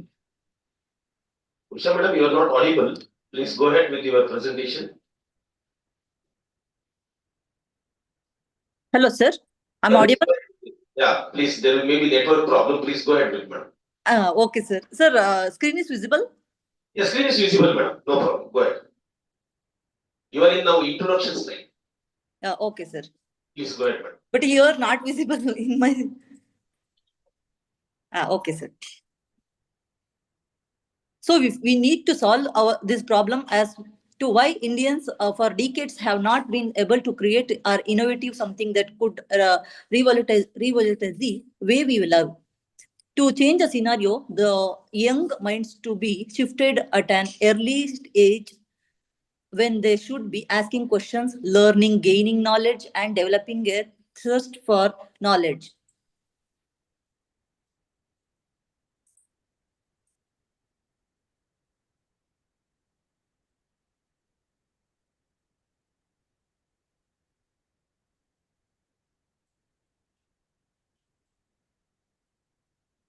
Madam, please go ahead with the next slide. Slide is not moving, sir. Your So you have to do the slideshow over there. yeah. Slideshow that with your right corner you can find the slideshow symbol. Slideshow.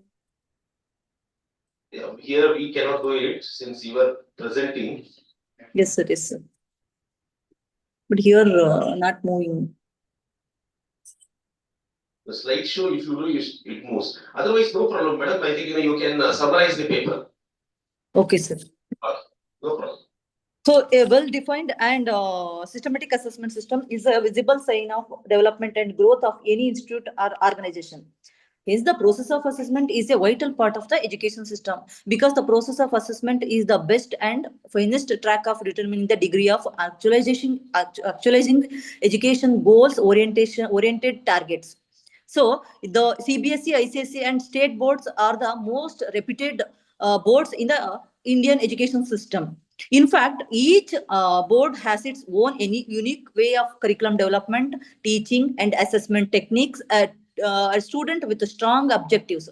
In most of the components of curriculum, the ICSE looks highly reputed and the sound enough to develop good competencies among students than the CBSE and state board. So CBSE is comparatively better than state board. In many of the aspects. However, studying under a certain board is not just enough for one's child to excel in their study phases. So, education sector today is faced with many challenges. In that, assessment system is a very significant role in the education system. So there are a number of theories that propose the need of a systematically designed assessment system to form healthy, productive, and committed citizens of every nation. So first theory is constructivism. According to constructivism, educational assessment must have the constructive alignment between intended learning outcomes or teaching and learning activities and the assessment task. So hence the perfect assessment enables the learning to actualize. Presentation, madam. best from himself or herself. So next one is Bloom's taxonomy. According to Bloom's taxonomy, learning is a sequential and hierarchical process starting with lower order thinking skills such as remembering and understanding, and moving to higher order thinking skills such as creating, evaluating, and analyzing, etc. Hence, Bloom's taxonomy puts forward a perfect structure of the assessment Madam, system. there is a problem. We'll go ahead with the other presentation. You can, That is capable enough can you allow other every learner acquire even high order thinking skills. This Ramjan Saab Vadatti, he's ready. Yeah, Ramzan, Saab, Okay, sir. Okay, ready, sir. please go ahead with your presentation. Okay, ready, sir. Ready. This presentation, can you? Yeah, yes.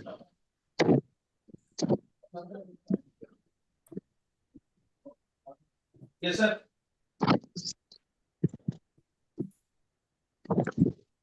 Hello. Yeah, Ramzan Saab. Ha, sir. Yes, sir. So, good afternoon, sir, everyone. Please go ahead with the impact on social media in education. Please go ahead, sir. Yes, sir. Yes, sir. Okay.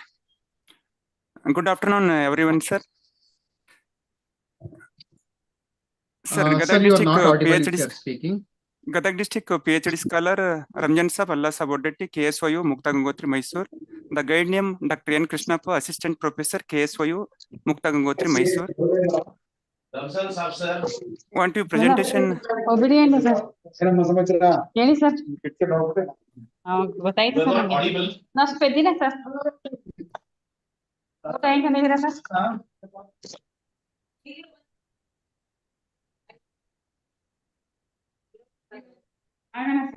ಈಗ ಹೇಳಿ sir ಬೇಡ ಇವಾಗ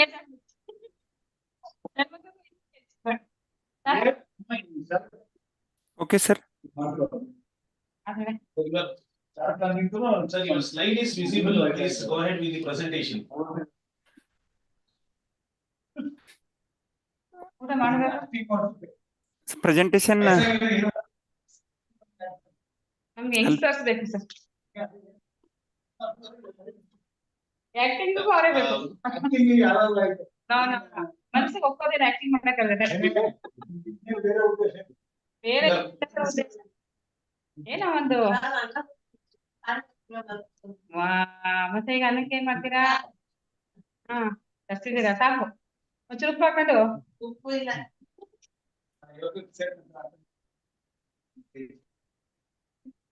ನಂಗೆ ಏನ್ ನಂದು ಇವತ್ತು ಚಿತ್ರಾನ್ನ ನಿಮ್ದು ಬಜ್ಜಿ ಜಾರಿಗೆ ಒಂಚೂರು ಹಾಕಬೇಕಾಗಿತ್ತು ನಿಮ್ದೇಂತೀನಿ ಗೊಜ್ಜಿದೆಯಾ ಒಂಚೂರು ಗೊಜ್ಜಿ ಹಾಕಿಸ್ಕೊಳ್ಳಿ ಮೇಡಮ್ ಮೇಡಮ್ ಹತ್ರ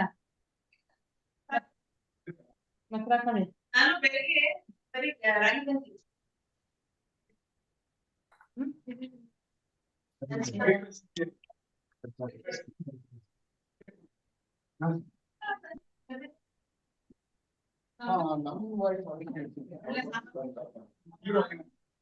Hello. Please wait, sir. There's a technical problem. Hello, sir. Hello. ನೋಡಿ ಏನು ಬರ್ತೀನಿ ಡಾಕ್ಟರ್ ಗಾಯತ್ರಿ ಸ್ಪೀಕಿಂಗ್ ಅಂತ Hello. ಇದು ಸರ್ ಕಾನ್ಫರೆನ್ಸ್ ಸರ್ ಶಿವಮೊಗ್ಗದ ನಾನೇ sir participant, can anyone speak as we are testing with mic? ನಾನು ಪಿಪಿಡಿ ಎಲ್ಲ ಮಾಡ್ಕೊಂಡು ರೆಡಿ ಆಗಿದ್ದೀನಿ ನಂದು 2:15 ಇತ್ತು Hello. ಅದು ಮುಗ್ದಿಲ್ಲ ಅದಕ್ಕೆ Hello, sir. Sir, unmute yourself only, sir. Offline ಗೆ ಇತ್ತು ಸರ್ ನನ್ನ ಹೆಸರು madam. ನಾನು ನಮ್ಮ ಮನೆಗೆ ಸರಿ ಒಂದು ಪೇಪರ್ ಮಾಡಿದ್ದೀನಿ Somebody ಆಫ್ಲೈನ್ ಗೆ ಇದ್ದು ಆನ್ಲೈನ್ ಕೇಳ್ಕೊಂಡು they're disturbing. ಅವನೇ ಮಾಡ್ತಿದ್ದ Someone's microphone is on. ಕೇಳಿಸ್ಕೊಳ್ಳಿ ಮೇಡಮ್ ಓದಕ್ಕೆ ಇದು paper ಮಾಡ್ತಲ್ಲ study on outcome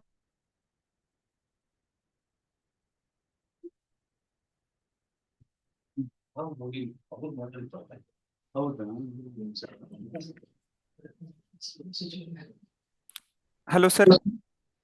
Hello. Hello. Yeah. Sir, PhD scholar Ranjan sir Valla about it. Right, sir. So sorry, there is some technical problem. Please go ahead with that. Okay, sir. Okay. Thank you, sir. Impact of social media in education. Please go Yes, ahead. yes. You have Okay, 3 minutes time, sir. Please Okay, go sir. ahead. Hello. Yeah, go ahead, sir. Go ahead, sir. Sir. Impact of social media in education, sir.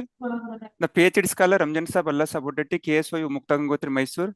The guide name Dr. N. Krishnappa, Assistant Professor, Education, KSYU Mukta Gangotri, Mysore. A presentation topic paper impact of the social media in education. Abstract. In today's digital age, the role of the social media, education has become subject increasing attention social media, such as the Facebook, Instagram, and Twitter have changed students' social patterns of the influenced perceptions help the others have significant psychological impacts. This research discusses of the role social media shaping students' perceptions and the social interactions and the implications of the learning and education. The study of the results show that social media has brought about changes. The way students of the interest, they not only communicate the person, but also through of the online platforms, creating new dynamics of the social relationship. Students. 1 minute. I request others to mute their mic. Okay, sir. Okay. All others. No, you continue with sir, but others, please mute your audio. Okay. Mute. Okay, sir. Please, you go ahead, sir. Sorry for disturbance. Okay.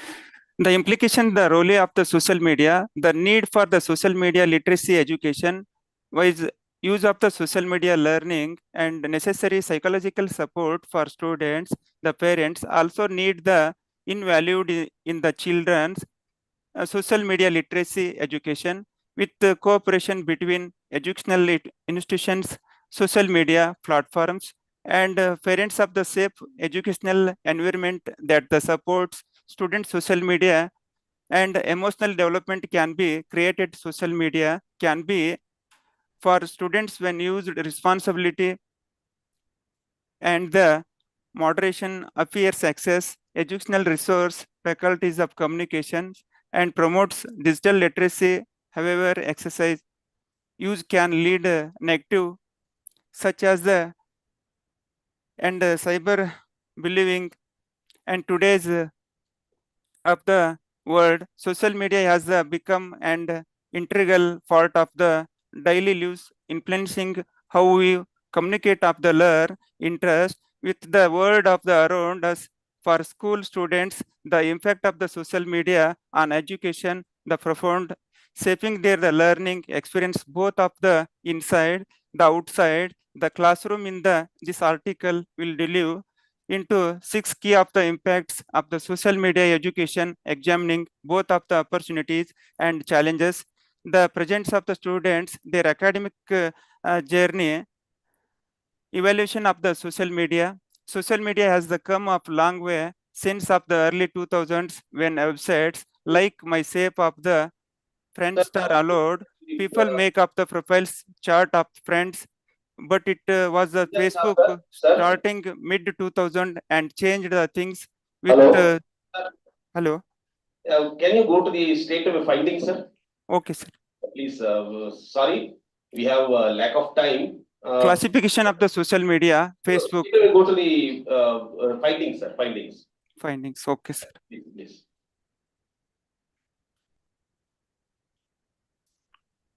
Mobile social media of business potential. Although traditional of the social media appear variety opportunities, wide range of the business sectors, economics of the sectors, mobile, social media makes use of the location and time sensitive aspects of it. The order engage into marketing research, communications, sales promotions, discounts of the relationship development, loyalty programs. This next one, marketing research, mobile social media of applications appear data about offline of the consumer motive moments at the level of the details. Next one, communications, mobile social media of communication takes two forms. First, of the which company consumer, which of the company may establish connection of the consumer based of the location, provide reviews about of the locations nearby. Next one, sales of the promotions, discounts. Next one, relationships of the development and the loyalty programs.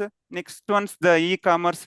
E-commerce means the mobile social media of applications such Amazing.com and Pinterest are influencing of the upward trend of the properly activity e-commerce.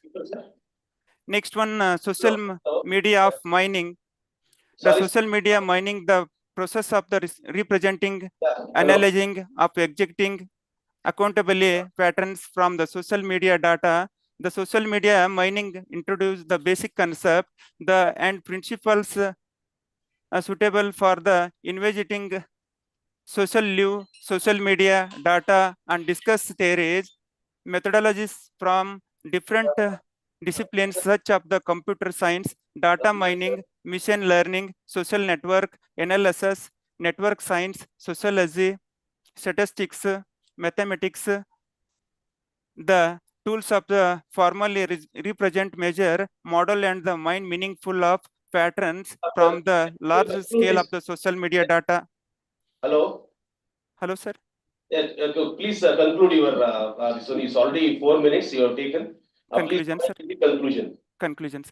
Yeah, Social please. media platforms have become and force of the lose the students. Social media has greatly impacted the way of the communicate in interact with each other, and that same impact evident in the world of the education. The integration of the social media into modern education creates dynamic that the both the teachers and students have the innovate. Hence, be mindful when using social media, and do not share of the risky your confidential of the sensitive information platforms, as it can put up the risk. There is no perfect answer for how exactly social media should be used of the education, but it is the clear that through full conditions needs of the given students can reap the most benefit from use. Social media provides collaborative learning platforms where students gain knowledge of the effectively exactly with their peers. Thank you, sir. Okay, thank you, sir. Thank you, sir. Presentation. Thank you so much. Ambarata, but are you ready? If you are ready, you can go ahead with the presentation. Yes, sir, I am ready, sir. Thank you, sir. Am I audible? Hello? Yes, yes. Madam, please take less than 3 minutes because by 1:45 we have to finish this. Okay, Please, sir. maybe slide also you can, if you have knowledge about the paper, please. Your paper title is The Ineffectiveness of Classroom-Based Environmental Education in Shaping Environmental Awareness and Behavior in India. Please go ahead, madam. Please. Yes, sir. Yes, sir. Please, please.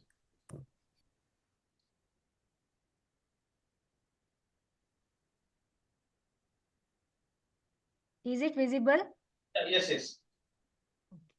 But instead of readings, madam, please, you know, Sure, sir. Sure, sir. main findings only, I think, better to specify. Please go ahead. Okay, sir. Okay, sir. Path. So, good afternoon to everyone present here. My name is Amrita Bhatt, and I am a second year MA English student at Government First Grade College and Center for PG Studies, Tenkanediyuru, Udupi. Today, I am going to present on my research paper, The Ineffectiveness of Classroom-Based Environmental Education in Shaping Environmental Awareness and Behavior in India. So, introduction. Environment education aims to instill environment consciousness and promote sustainable behavior. But despite being integrated into India's curriculum, EE largely focuses on theoretical knowledge and memorization. So this research examines the shortcomings of classroom-based EE and suggests some reforms for fostering genuine environment consciousness and behavior. So objectives are to identify gaps between theoretical knowledge and practical environmental behavior, to assess the effectiveness of current EE methods in Indian educational institutions, to explore how experiential learning and personalized initiatives can enhance environmental awareness, to propose actionable reforms in pedagogy for cultivating responsible environmental behavior among students. So the data was collected through a self-answering questionnaire that was distributed to 73 students. So the questionnaire included two sets of questions. So the first set was syllabus based questions to assess theoretical knowledge, and the second set was behavioral based questions to evaluate practical implementation of environmental principles. So based on the evaluation of the answers given by the students, these observations were made. So high accuracy in answering factual questions, and significant gap in translating knowledge into consistent environmental actions. So my paper, based on this observation, my paper ponders and revolves around why students, even after Concentrate on environ, findings, please. sir. The findings. Yes, sir. Yes, sir. Please. So, why even after the environment education is made compulsory, and even after knowing the facts, why students are failing to show environment behavior? So here are my findings. So, as I said, there were two sets of questions. The one is behavioral based questions, and other is how well students can answer factual based questions.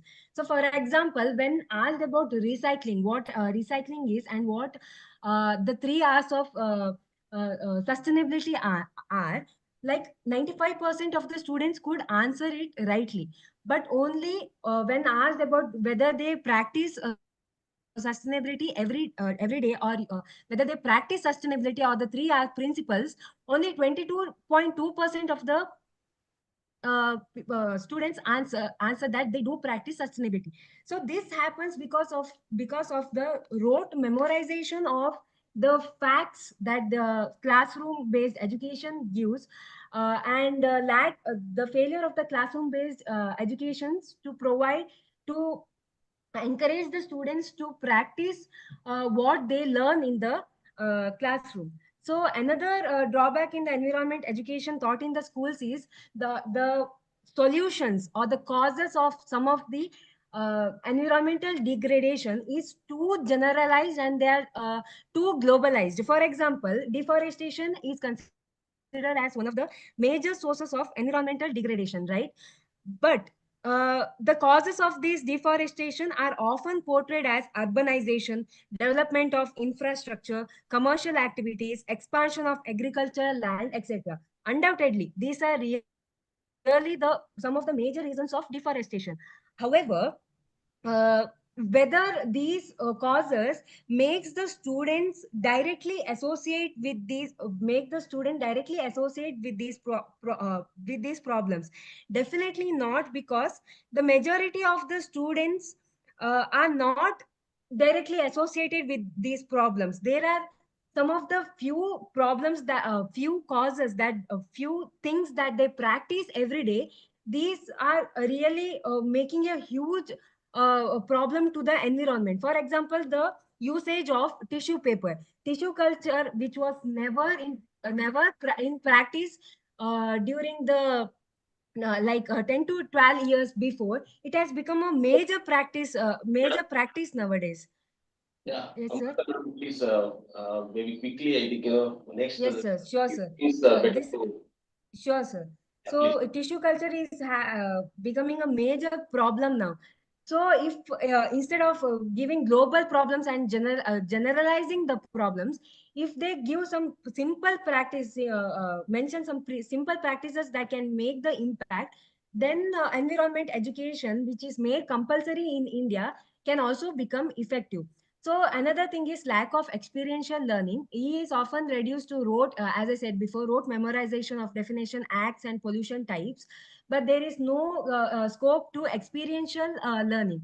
So some of the suggestions is that shift from rote learning to experiential activities like composting, or giving internal and external marks or credits based on the participation of the students in practicing everyday activities. All these can really make huge impacts. So conclusion is, effective environment education requires active learning and personal accountability, bridging the gap between knowledge and behavior. Then experiences create lasting impacts, facts alone do not. So with the right education, young minds can develop the passion and conscience needed to make environmentally responsible decisions in the future. So a hopeful vision for fostering love and empathy for the environment in every student. Thank you. So these are some of the references that I used. So that's it, sir. Thank you. Thank you, madam. Maybe as a student, I think, it's a nice presentation. Thank you very much.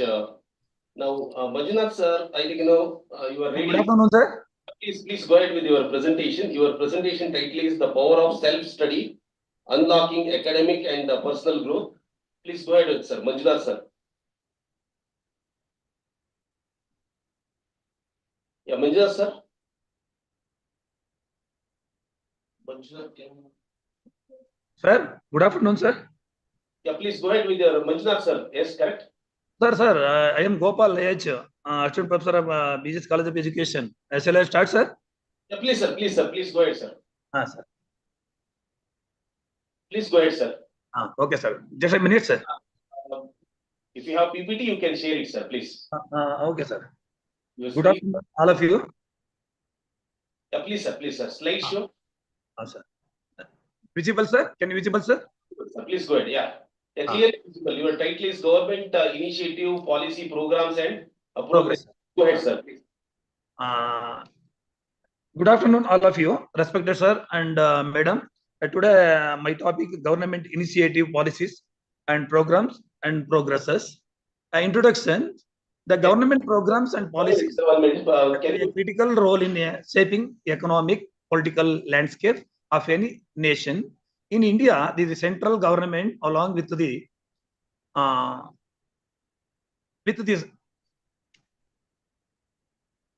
Hello, sir. Visible, sir. Visible, sir. Please. The government like that. Highlight of the findings, sir, please. A wide range of policies. The time is less. Go ahead with it. Such as poverty, alleviation, healthcare, education, infrastructures, development, and social justice. These policies are designed to foster sustainable growth, reduce and social justice. These policies are designed to foster sustainable growth and reduce inequalities and empower citizens. Karnataka, a progressive state in the southern India, has implemented several states the specific programs and policies that targeting it is a unique way challenges and opportunities, including innovation, a rural development, and IT industry, a growth. This paper develops into the key government programs and policies at both the national and state levels, with the particular focus on how Karnataka's initiative, along with older national goals, and address the local needs. Hello. Sir. Hello. Sir. Please, these definitions are not required. Please go ahead with your findings and just that's enough. Just and conclude. Okay, sir. Okay, sir. And signification. You go to the findings. So these are the definitions not required. No, not required. Government, the meaning of government program.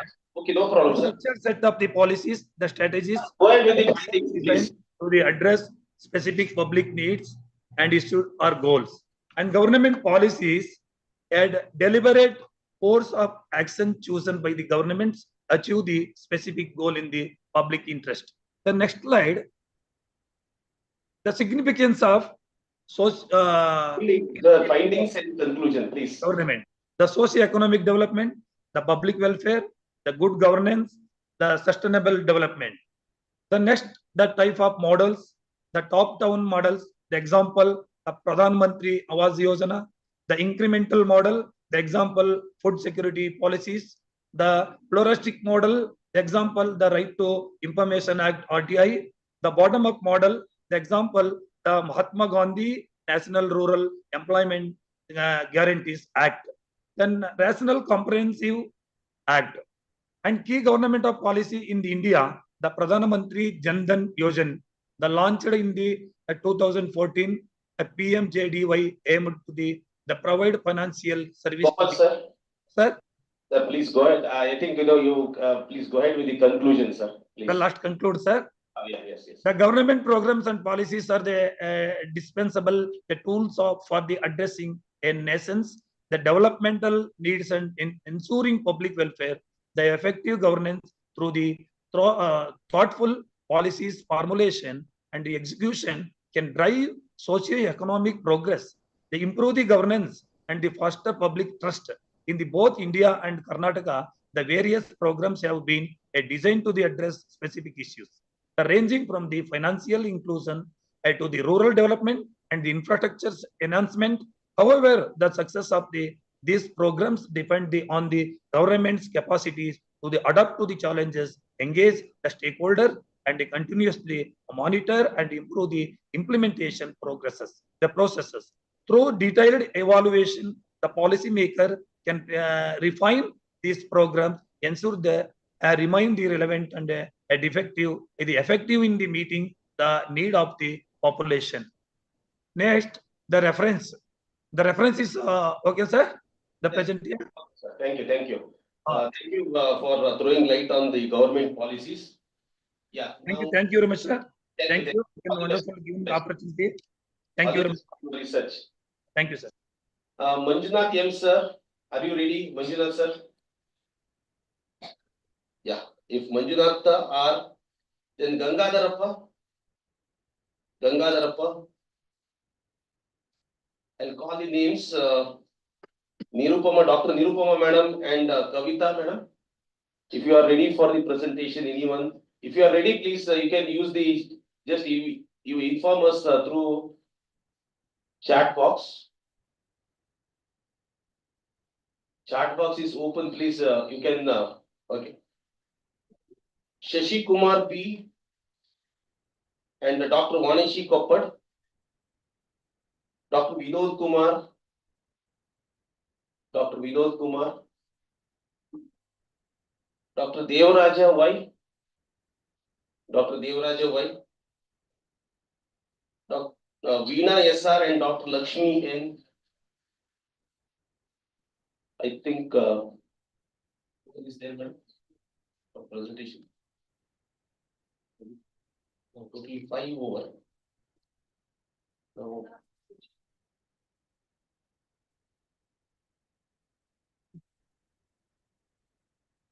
Sir, he's ready. Satyanarayana Reddy, sir, please go ahead with your presentation.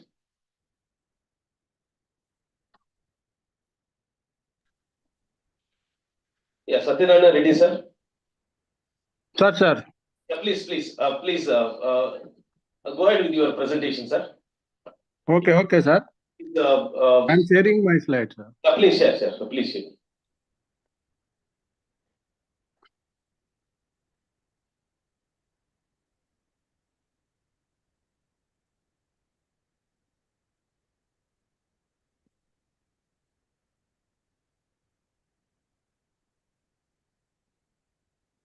Satyanarayana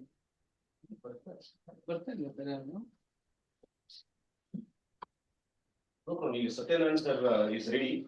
Please share your PPT, sir. Satyanarayana sir. Yes, sir. Just I shared, sir. No, here I think it's not visible. It is not visible, sir. Yeah.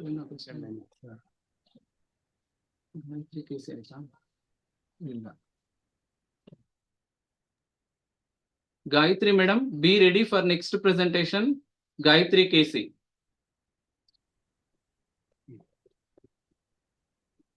Sir, if you have, sir, Satyanarayana sir, you are visible, but your presentation is not visible. Satyanarayana sir. Okay, sir. Objectives of this studies are my topic is interdisciplinary, transdisciplinary, and multidisciplinary approaches as per NEP 2020, sir.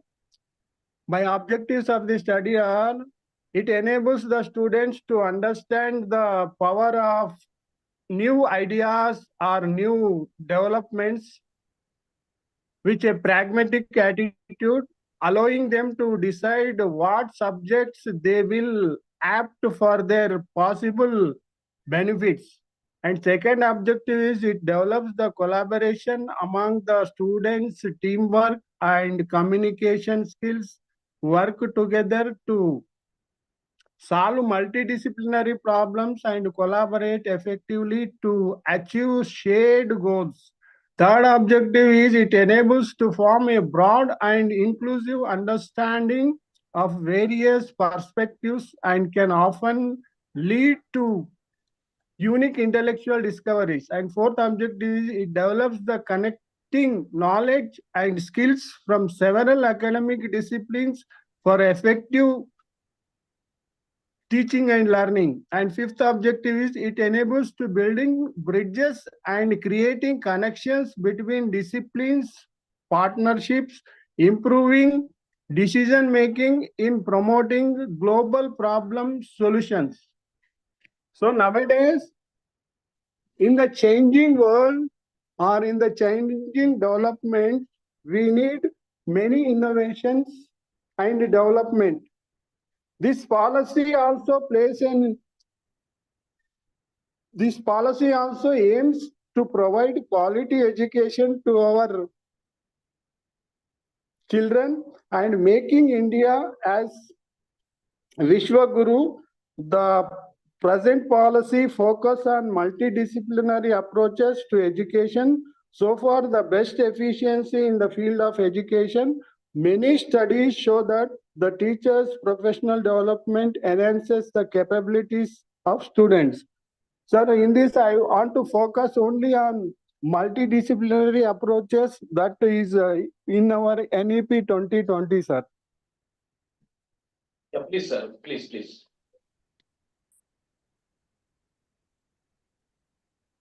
So as per NEP 2020, sir, this multidisciplinary approach, for example, if you want to manufacture a drone means we need different sorts of discipline knowledge, sir. So that is, we need software knowledge and we need what we call science knowledge and we need technology knowledge. So that's why it is very essential that NEP 2020 has brought this concept in our present educational institutions. So as per the NEP 2020, gross enrollment ratio in higher education to be increased to 50% by 2035. Broad-based multidisciplinary holistic achievement, holistic higher education, flexible curriculum with creative combinations of subjects, vocational education to be integrated with mainstream education. Multiple entry and exit should be there in our NEP as per NEP 2020. Academic bank of credit for digitally storing academic credits. Higher educational institutions to transform into large, well-resourced, vibrant, multidisciplinary institutions. So open and distance education, online and digital education to be promoted. Creation of new network of institutions offering skills courses through hub and spoke model. Promotion of Indian knowledge system. Startup incubation centers, technology development centers in frontier areas of research, strengthening greater industry academy linkages. Institutions, innovation council at higher education institution to offer apprentices. Yes, so please go ahead, sir. Maybe you can conclude the section, sir. Conclude yours, sir. Yes. Please, So, sir, your conclusion. Yeah, please, sir. Conclusion, all the approaches bring together the researchers from diverse disciplines to collaboratively investigate complex problems or challenges of many real-world problems with greater depth and complexity to generate, innovate, and holistic solutions. It also discusses the shift towards interdisciplinary and transdisciplinary research involving collaboration between researchers from different disciplines and effective communication, collaboration, and the synthesis of knowledge from diverse fields, sir. Thank you, sir. Thank you, sir. Thank you for throwing light on NIP and its importance. Salute to your interest, sir. A very big salute to your interest to present. Thank you very much, sir. Professor. Thank you very much. Thank you, sir. Thank you. Yeah, any other people, I think, if you are ready, Again, I'll read out the name. Chaitra madam, if you are ready, please. Sir, am I audible? Yeah, your name, madam? Sir, I'm Chaitra. Please go ahead with your presentation, madam. Maybe 2 minutes. Please go ahead with the presentation. Yeah, sure, sir. Please. That is the role of AI in education, correct?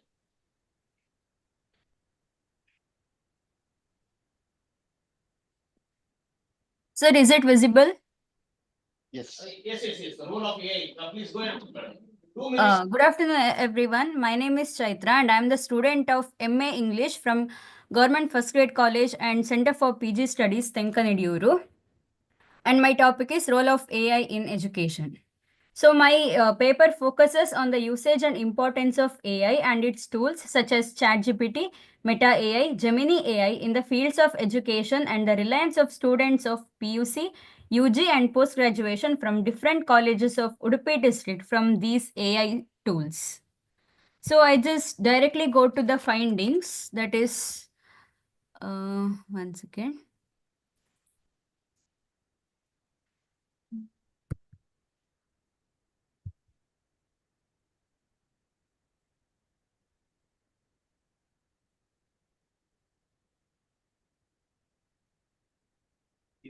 Yes, madam, you can move ahead.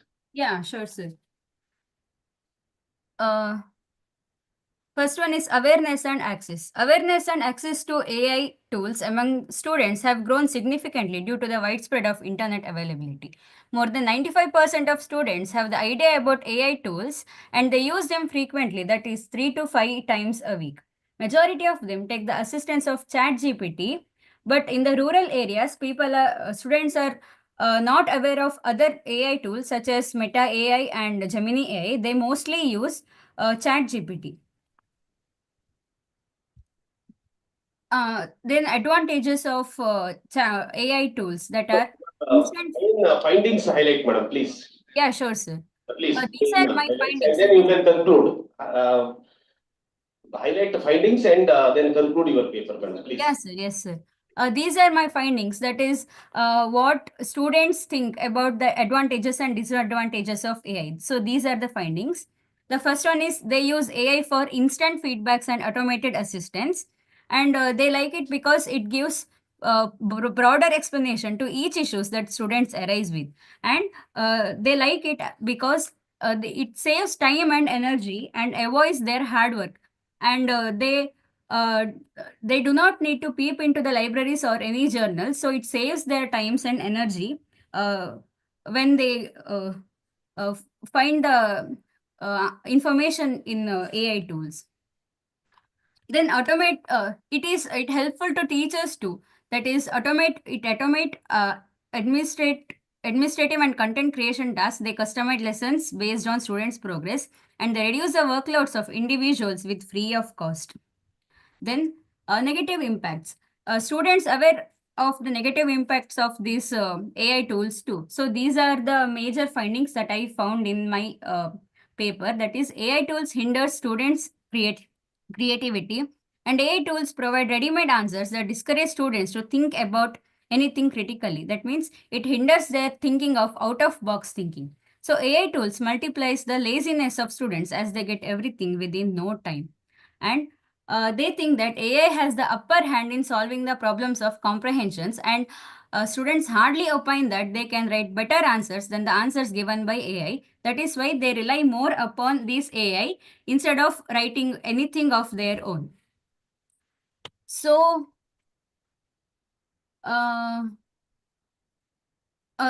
to conclude, the integration of AI tools in education has the potential to transform learning environments. These tools improve access to quality education through online platforms. Successful implementation requires addressing various ethical and technical challenges. So AI can create most efficient educational landscape which meets the needs and demands of students of modern era. So this is about my paper, sir. Thank you.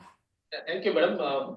Maybe you can dwell more upon the, this is a more of a conceptual paper. Maybe you can do the more of survey based related this one. Now, yes. Yeah, thank you, madam. Thank you. Thank you for your nice presentation. Thank you, sir. Yeah. Next, If anyone, I'll call the Purnima madam, Pooja Parik, Yesterday, Manjunath R. Then Gangadharappa, Nirupama, Shashi Kumar B, Vinod, Devaraja Y, Dr. Devaraja Y, Vida SR and Dr. Lakshmi.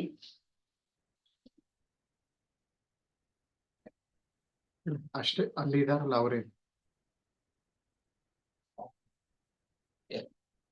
If no one is there, can we conclude? Okay. Yeah. Since there are no presenters, in this session, I think there were totally 7 papers were presented. More of related to education related only, but one paper only, I think it was related to government policy. It was not relevant to for the theme given in the international conference, but still all the papers can be presented. Research, there is no end for that. Now there are many students. Thank you very much for your patience listening. Thank you very much. All are B.Ed, same college students. Okay, thank you very much. Concentrate on your research, very important. There are many conceptual and research papers. Please concentrate on the research. Research, it is not a search. Research, searching again and again, because there is no end for the research. It's just like a searching black cat in the dark room when there is no cat. So, thank you very much for your patience listening, and let me thank college authorities for giving me the opportunity. Thank you very much, madam. Thank you very much for principal sir and Manju sir. Thank you. Okay, thank you.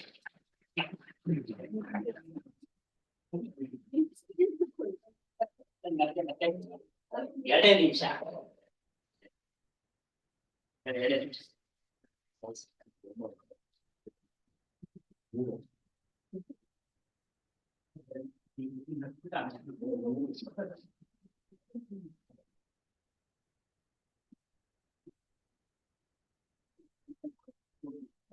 Ladies and gentlemen, it is my pleasure to conclude this paper presentation session. I would like to express my gratitude to all the presenters, chairperson, participants for making this session a success. It is now my pleasure to invite organizing secretary to felicitate over chairperson Dr. Santosh Shanbhag for their outstanding contribution to this paper presentation session. Thank you, Santosh sir, for your valuable time and your patience listening and giving some input to our students as well as the participants. Thank you so much, sir, for your kind cooperation.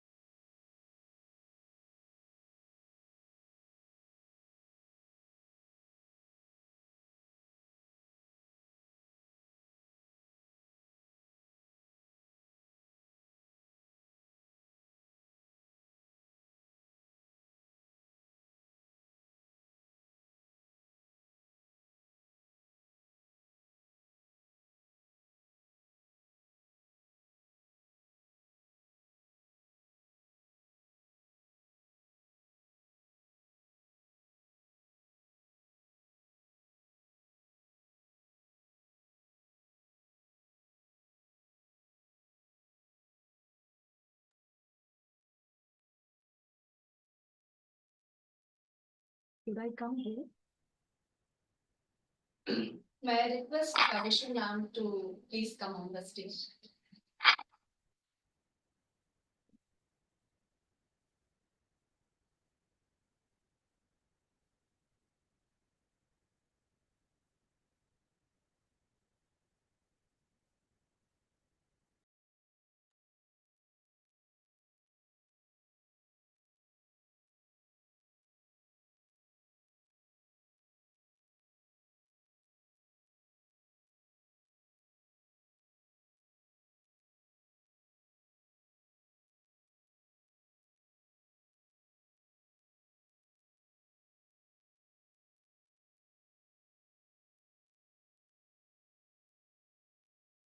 Good afternoon, everyone. I welcome you all to the paper presentation session. Let me take a moment to introduce the esteemed chairperson of this session, Kavishri DM, HOD of English, Kamala Nehru Memorial National College for Women, Shimoga. Ma'am has done her MA KSET and PG diploma in translation studies. She has 14 years of teaching experience and has specialization in teaching soft skills for graduates and postgraduates. I welcome you, ma'am, and over to you.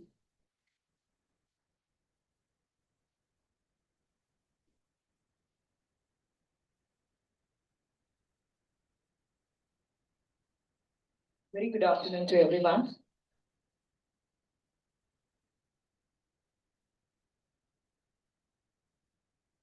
We are today on the second day of this two-day international conference on challenges and opportunities to ensure quality education through modern technology, for which so I'm very privileged to have this stage, and at the same time I'm keenly interested to know the different perspectives which I can hear in the upcoming papers from the presenters. As we all know that we have time constraints, so I request all the participants to brief your papers as much as possible and try to highlight the main content of your presentation.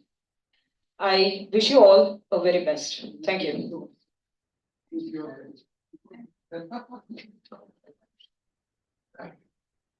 The first presentation by Smita Rajendra. Smita Rajendra.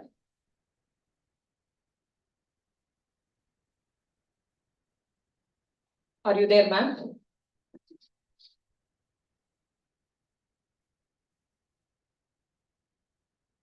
Let me move to second presenter, Ashok Kumar. Ashok Kumar.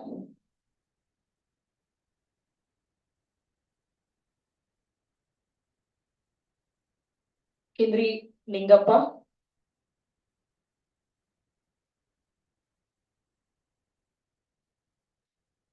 Miss Nandini UC.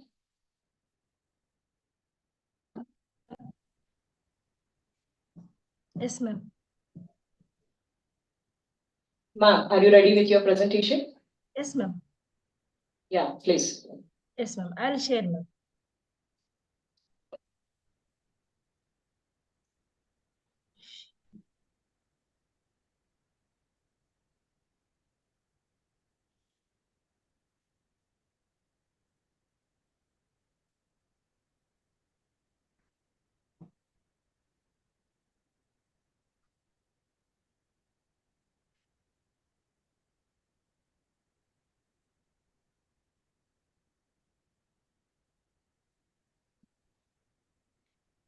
Ma'am, can you see, ma'am?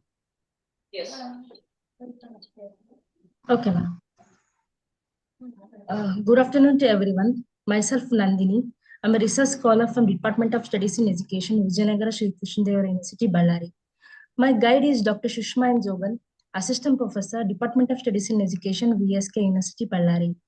My topic name is Role of Innovative Teaching Techniques Synaptics Model in Developing Creativity Among Trainee Teachers. And the main idea of the synaptics model is the synaptics models can provide students with a way of developing their thinking skills by means of analogies and metaphors. It is a student-centered learning. It continuous and meaningful learning experience. It focuses on pupils' creative process in which the students is encouraged to think creatively when the ideas through thought, opinion, and feelings. Synaptic teaching models provide the opportunity for the students in solving problems related to the academics that can come up with different ideas or solutions creatively. When students get problem means they'll think. Then thinking itself give a solution means unique solution or novel solution, that is creativity. Synaptics model means developing creativity and problem solving ability among students. Next one is benefits of synaptics model. One is logical thinking, they'll get problem solving ability. In problem solving ability, two types. One is convergent, another one is divergent. Next one is creative thinking. Next one is critical thinking. These are the benefits of synaptics model when they involve in this process. Okay. The main objectives of the study is to understand the beneficial of synaptics model, to find out the innovative teaching technique of awareness among male and female B.Ed students, to study the creativity and problem solving ability through innovative teaching technique among B.Ed trainees.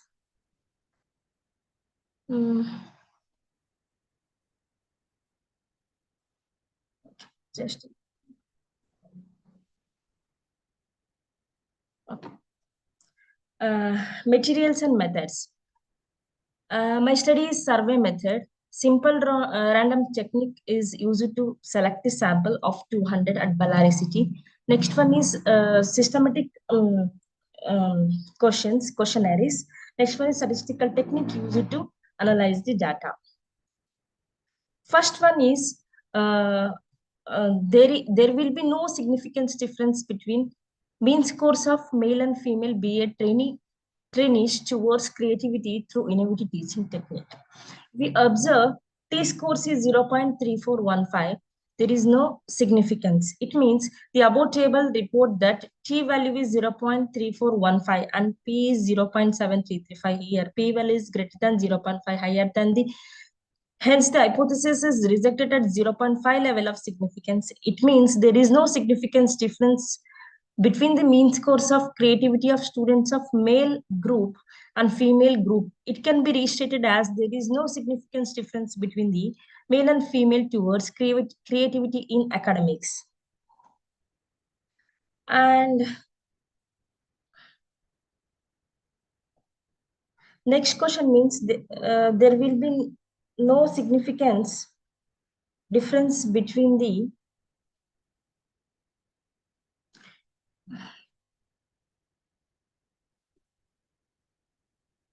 there will be no significance difference between the mean scores of male and female B.Ed trainees towards problem solving ability in innovative teaching technique. It means T value is 0.1848. There is no significance difference. The above table reported T value of 0.1848. P value is 0.85385. Here P value is greater than 0.5 level of significance. It means there is no significance difference between the mean scores of problem solving of students of male group and female group.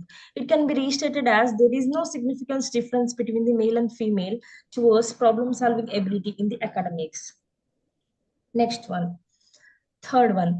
There will be no significance difference between the mean scores of male and female B.Ed trainees towards developing original idea through innovative teaching technique. Here, T value is 0.1636, P value is 0.8704. It means the above table stated that it means there is no significance difference between the mean scores of developing original idea of the students of male group and female group. It can be restated as there is no significance difference between the male and female towards developing original idea in the academics.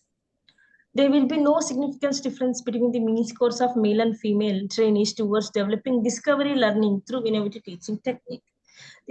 The above table stated that T value is 0.1254, P value is 0.9005. It means there is no significance difference between the mean scores of developing original ideas of students of male group and female group. It can be restated as there is no significance difference between the male and female towards developing discovery learning in the academics. Discussion means the Practice of synaptics model provides mind training, encourages and encouraging creative self-experience and creative thinking through synaptics model. Training teachers model with results of the findings of the study reveals that there is no difference in opinion based on gender in problem solving ability. Responses are equal with female students to help in developing creativity and problem solving ability in academics with the help of innovative teaching technique. When you observe this in all hypotheses, there is no gender differences in all the in creativity, problem solving ability, and innovative teaching ideas or novel ideas and discovery learning. Synaptics conclusion. The synaptics model of teaching helps the students to find a new way of creative thinking in problem solving also. Learning can be easier and more effective when unit teaching strategies are used in the classroom for training teachers. A iterative process of experiment with different strategies in the class helps teachers to promote learning and foster students' growth. Thank you. Thank you, ma'am. That was very informative. Thank you, ma'am. Request MS Nataraju, please present your paper. Yes, madam. So please be brief, concise your paper as much as possible. Yes, madam. Yes.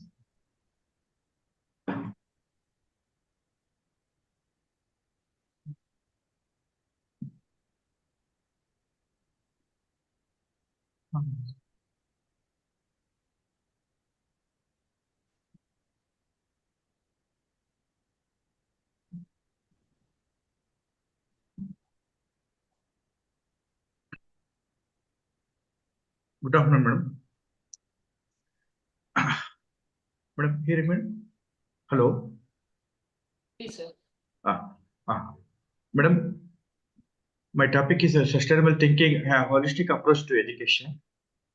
Myself, MS Nataraj, research scholar, Department of Studies, Research, Education, KSOU, Mysore, and our guided by Dr. Krishnappa, Assistant Professor, Department of Studies, Research, Education, KSOU, Mysore, madam. Sustainable thinking, holistic approach to education. This presentation explores a new paradigm for education that integrates sustainability principles and empowers students to become agents of change. We will examine the limitations of traditional education and delve into the principles and practices of holistic sustainable approach. We will also explore how to cultivate system thinking, foster ethical decision making, and empower students as change makers. The need of a paradigm shift. Traditional education often focused on memorization and standardized testing, neglecting critical thinking, creativity, and real world application. And then sustainable education promotes the critical thinking, problem solving, and collaborative learning with an emphasis on connecting knowledge to real world issues. Limitations of traditional education is in the knowledge silos, subjects taught in isolation, limiting studies, ability to see interconnectedness and apply knowledge across discipline. And also lack of context often fails to connect curriculum to real world challenges, leaving students with a sense of disengagement and lack of purpose.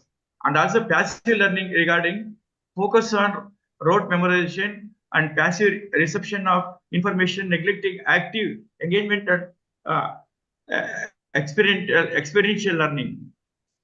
Principle of sustainability, interconnectedness, understanding the complex web of relationship within our planet system as equity, ensuring fair and just access to resources and opportunities for all. We say stewardship's responsibility for the well-being of the planet and its inhabitants, resilience, adapting to change and building systems that can withstand challenges. Innovation regarding developing a creative solution for sustainable living, integrating sustainability into curriculum. Regarding science, explore environmental issues, renewable energy and conservation methods. And arts, express creativity through environmentally themed art and performance. Regarding about social study, so study global changes like climate change and resource scarcity. Regarding technology, we are developing sustainable solutions using technology and innovations. Cultivating system thinking, interdependence, recognize how action in one area can impact other systems, and circular economy, focus on closed loop systems that minimize waste and maximize resource utilization. Feedback loops, understand how system adjust and respond to change and inputs. Fostering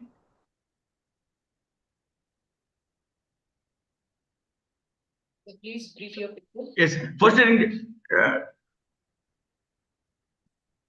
ethical decision making, values-based education regarding integrate ethical and values into curriculum, encouraging critical reflection and choices and action. As a case studies, use real-world examples to explore ethical dilemmas and decision-making process. As a community engagement, involve students in community projects, engagement then to contribute to positive change. Fostering ethical based experiential project based learning, a real world applications connect classroom learning to practical challenges and opportunities, collaborative projects, foster teamwork, communication and problem solving skills, sustainable practices, incorporate sustainable practices into everyday school activities. And then next.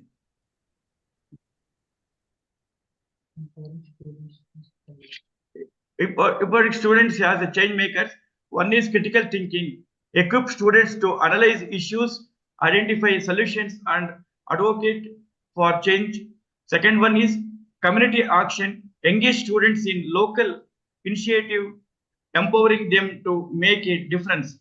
Third one is sustainable lifestyles. Encourage students to adopt sustainable practices in their daily lives. Measuring success beyond test scores, sir. True success goes behind standardized testing, encompassing personal growth, ethical development, and contribution to a more sustainable future. These are the reference we have taken. Thank you, ma'am. Thank you, sir. Thank you for the brief presentation. Thank you, ma'am. Thank you, ma'am. I now have a presentation from Pallavi M. Ms. Pallavi M.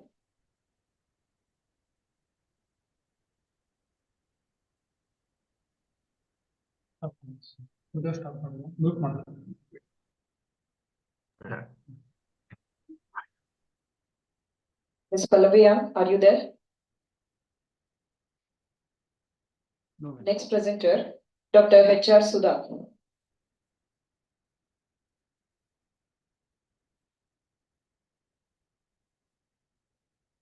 Dr. H.R. Sudha, ma'am, please unmute yourself and present your paper.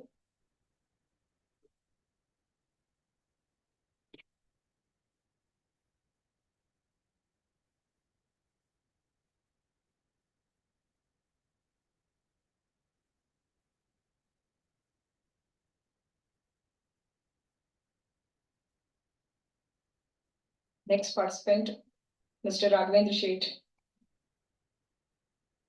Good afternoon, ma'am.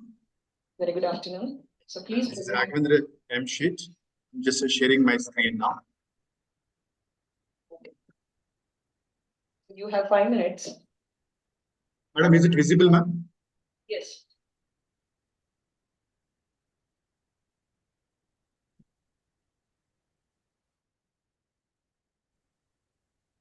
Good afternoon, ma'am. This is Raghavendra Sheth, Assistant Professor, Al-Amin College of Education. My topic is personalized learning, a way in achieving outcome-based education. Of course, I will not go with the slides where I have just highlighted upon the introduction. Just to mention about the few things that, today we are in the era of innovation.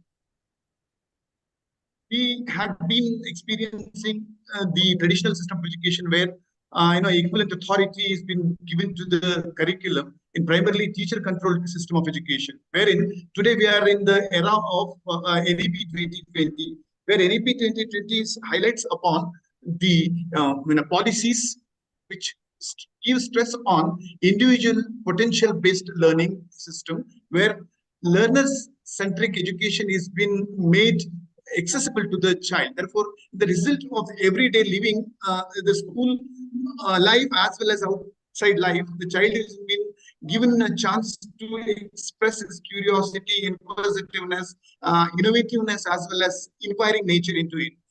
Keeping that in mind, I felt, why can't I just take this topic? And here the rationale of the outcome-based education, which tells about that there are three important things. One is input system, what is exactly needed for our education system. Second one is what is happening. Third one is the output system. Here, present our education system, focuses on the output system, where what kind of learning at what level the learning based on the individual's potentiality is happening. Keeping that in mind, I thought this particular study, which has been taken up across the globe, has drawn these important rationale. One is about all students have the potential which that has to be developed, and the second one is the role of school is to find the way for the students to succeed rather than find the way for the students to fail in his learning. Third one is the mutual trust-driven all good outcomes, because outcome is the primary purpose of our education system. Therefore, today at different levels of education as well, different system of education, that the excellence is been drawn in child's learning. Apart from that, that every day the child is succeed one or the other kind of achievements. Keeping that in mind, we have just drawn the collaborative system of education where child can be made to collaborate with his co-members of the classroom, so that a kind of potential as well as positive attitude can be developed. Keeping this in mind, what is outcome-based education? I'm just giving one particular meaning. Outcome-based education is a student-centered teaching learning system methodology in which course has been structured and the assessment has been structured and objectives been stated, keeping the outcomes in mind. It focuses on the measuring the outcome of the students' learning than the process. That is what the thing is. Keeping in mind the outcome-based education, that a definition given by Spandy in 1994, it is nothing but focusing on organizing every day's education system around the essential aspect of all students who are able to succeed in their learning experiences. This means that the child need to be given a kind of exposure where he can able to do with relation to the curriculum, instruction, and assessment, which can ultimately happen in the school, so that the individual, will be kept at primary focus. Here, there are four important principles. One is clarity of focus. Second one is design down. Third one is high expectation. Fourth one is expanded opportunity. All these four important principles highly, focusing on students' involvement. Teachers plan to teach and everything need to be based on individual's skill development, disposition of his capacities and potentialities. Second one is design down. Here today we are talking about in our education system that the curriculum should be decentralized, in the sense the curriculum have the clear definition of a significant learning among the student must be focused on. This instruction process, which takes into the consideration of building blocks. Building blocks is nothing but what the child can do it. Third one is about high expectations. Obviously, the expectation will be high when students are given freedom, and that will definitely make the child to get maximum out of the opportunities given and perform as much as possible, so that the encouragement will develop a kind of potentiality into the process of learning. Fourth one is about expanded opportunity. Of course, it is nothing but giving maximum opportunity for the child to go to an extent where he can just use them, particularly in real life situation. Keeping all these aspects in mind, I felt it. Why can't we just think about this outcome-based learning? There are various kind of outcome-based learning wherein I have taken this personalized learning strategies or learning system. Here, the personalized learning system is nothing but it is an educational approach aiming to customize the learning for the students. As I was talking about the outcome-based education, this particular personalized learning strategy or a system is focusing on learners' approach or a learners' potentiality or learners' oriented system. Here, we just plan according to the needs, the skills, and the interest of the child, which we can strengthen and bring best in him so that he can adopt the learned experiences in his day-to-day life. And this has been made different level of learning, in which I can just think about one of the definition of the United States National Education Technology Plan in the year 2017. They have given a beautiful description about it. Personalized learning refers to the instruction in which the pace of learning and the instructional approach are optimized for the need of each learner. Here, each learner needs to be focused. Learning objectives, instructional approaches, and instructional content will be based on the learner's need. In that sense, what were the four principles that I spoke earlier will be keeping the learner at the center, and it has to be designed. In addition, learning activities are to be meaningful and made to be meaningful, and it has to be made accessible to the learner according to the interest and self-initiated manner. And keeping that in mind, I have just drawn these four important, in fact, three important things: personalization of the content, personalization of the pace of the teaching, as well as progress of the learner, as well as the third important thing is about personalization of the process. All these three things makes our outcome-based education objectives more realized, more productive-based, more outcome-oriented. Therefore, here, keeping that in mind, the element of this personal learning, if you just take into consideration, there are four important elements. One is flexible content. As I just mentioned earlier, content be flexible enough. The tools which are useful for the child should be according to the pace and the performance task, so the teacher can understand and adopt his own approach towards the child's requirement. That is the first one. Second one is student reflection and ownership. This is one of the best way of taking up the personalized education to the next level, because here ongoing student reflex promotes ownership of learning, because he is the owner. We are the just members. So please just take the owner to realize.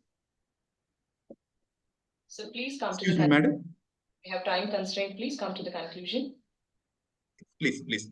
Yeah, student reflection, ownership. Next one is targeted instruction, and fourth one is data-driven decision. It is nothing but the data-driven decision is nothing but making the students to be provided with the opportunities to review upon what he has learned.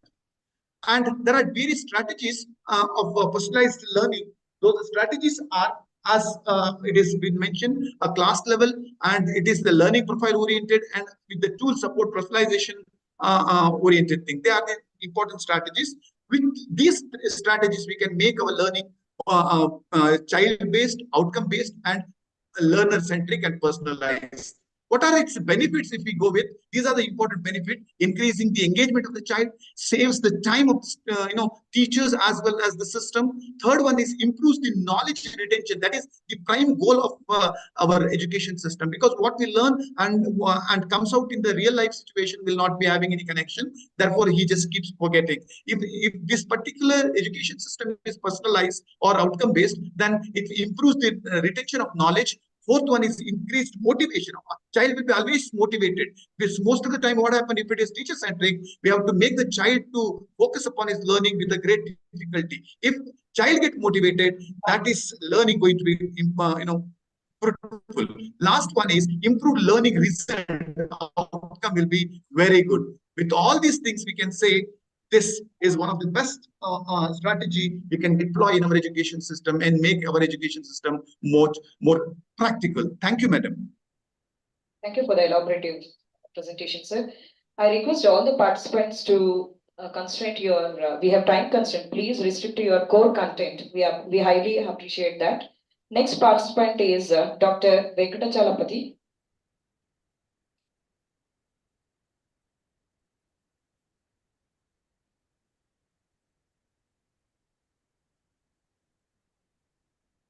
Dr. Venkatachalapati. Sir, are you there?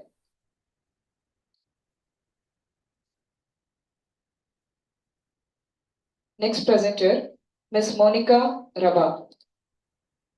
Ms. Monica Rabha, Yes, ma'am. can you please present your paper? Yes, ma'am. You have 2 minutes, ma'am. Please come to the core content. We highly appreciate that. Okay. Share your PPT and present it.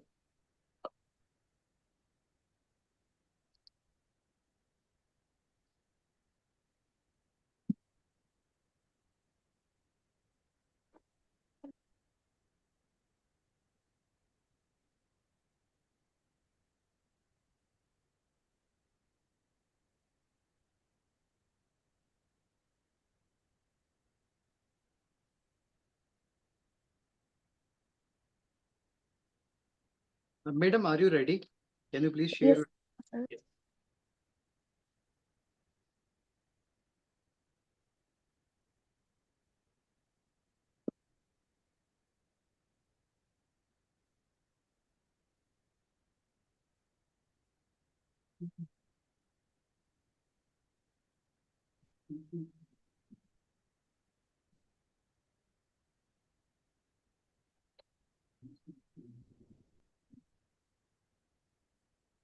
Good afternoon, ma'am.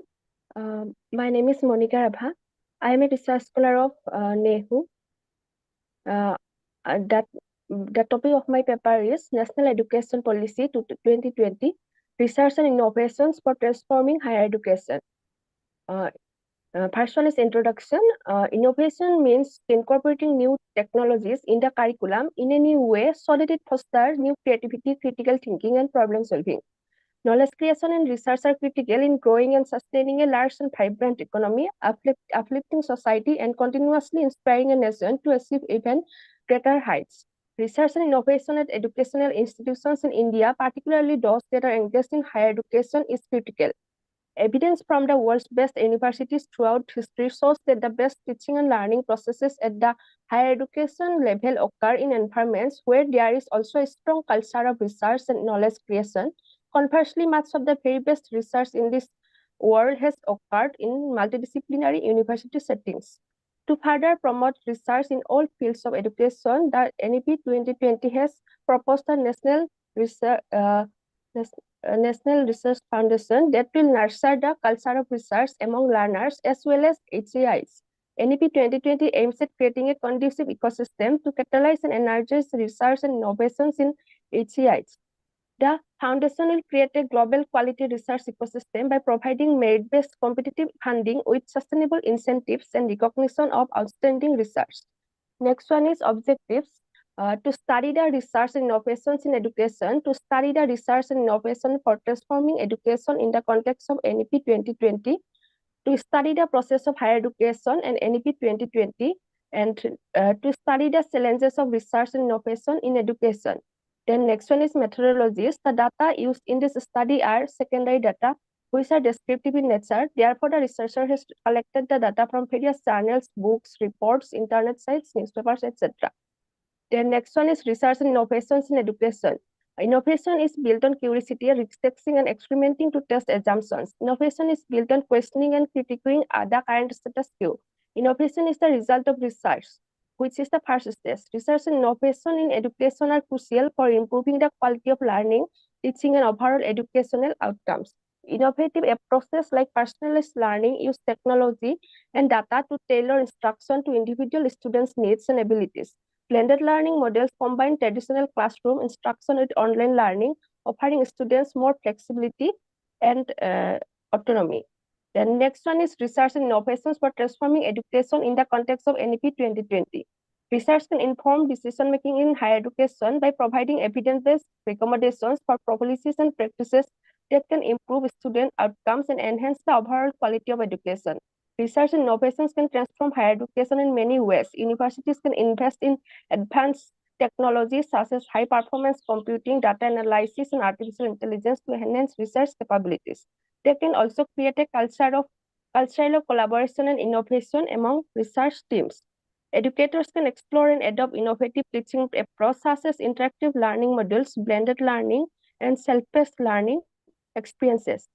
Then next one is the process of higher education in NEP 2020, recognizing and developing each student's unique strengths while developing critical and creative thinking abilities to enable rational decision making and creativity are the fundamental principles of the National Education Policy. The main thrust of this policy regarding higher education is to end the fragmentation of higher education by transforming higher education institutions into large multidisciplinary universities, colleges, and HCI clusters or knowledge hubs, each of which will aim to have 3,000 or more students.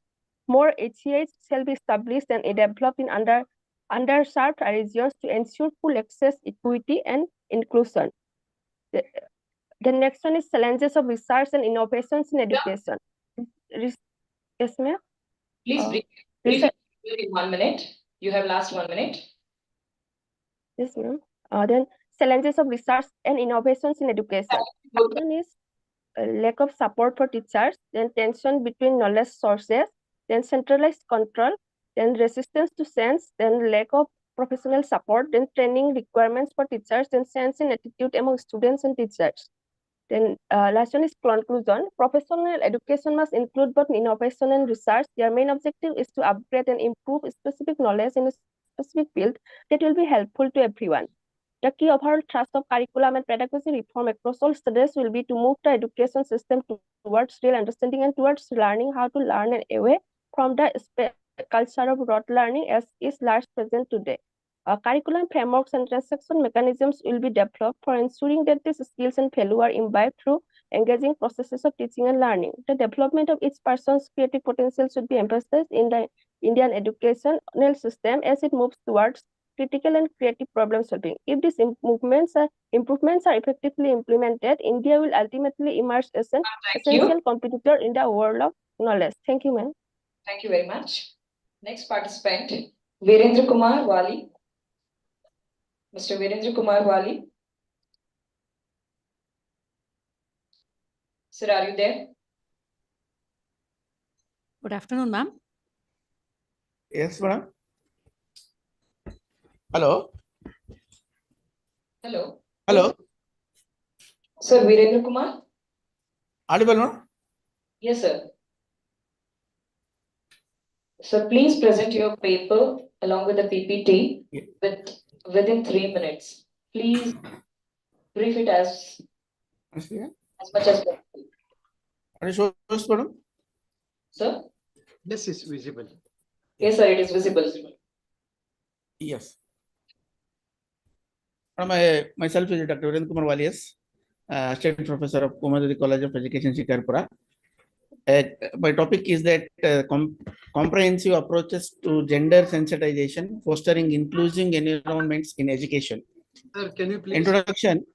Gender sensitization in Indian schools is crucial for creating inclusive and fair society. By teaching students about the gender equality and respect, we can help reduce the discrimination of violence. While there are progress, there is still a lot of work to be done to make a schools are safe and supportive for all the students.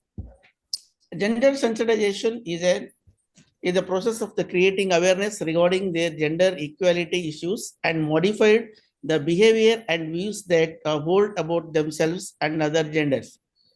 This process helps to examine a people personal attitudes and benefits, beliefs, or questioning the realities they thought they know.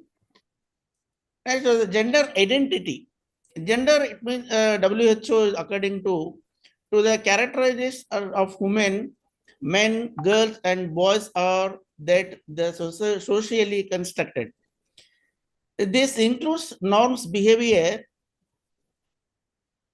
and rules associated with being a woman, man, girl, or boy, as well as the relationship with each other as a social construct gender variations for society to society and change over time. Sex, as per WHO, the term sex refers to a different biological and psychological or physiological characteristics of females, males and intersex persons such as a chromosomes, hormones, and the reproduction organ. Gender identity, it means it is a gender identity refers to a person's deeply felt internal and individual experiences of gender, which may or may not correspond to the person's physiology and distinguish the sex of birth. And then importance of the inclusive environment. The inclusive environments are crucial for the promoting social justice, equality, and human rights.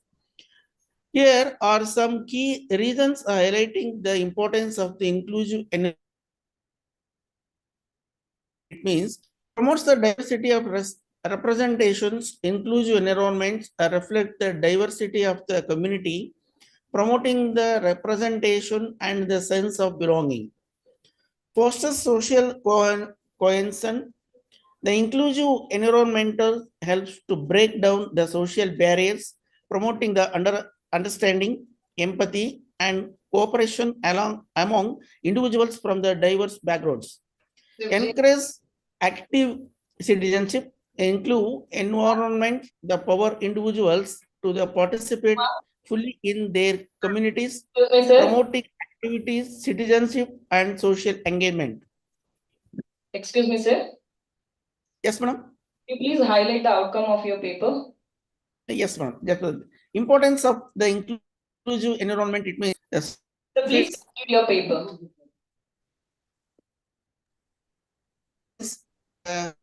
Curriculum reforms, the inclusive classrooms, anti-bullying, the initiatives, and the challenges for the need, the gender sensitization in the present scenario. It means the gender inequality and discrimination, gender-based violence, the changing social dynamics. What are the key strategies for the effective gender sensitization? It means it is an inclusive curriculum design, the teacher training, the community engagement, addressing the power dynamics, challenging the stereotypes. So these are all the strategies are using that in effective gender sensitization in our education. Thank you very much, sir. And the future directions for the gender. Thank you very much. It was in education, it means integration. Thank you very much. Sensitization into a teacher training, develop implement the gender sensitization education and policies, establish gender sensitization school environment, incorporate the diverse perspectives and experiences, address gender related issues and unconcerned. And then finally, to conclude that topic, the gender sensitization is a crucial tool for fostering for inclusive, equitable, and the just society.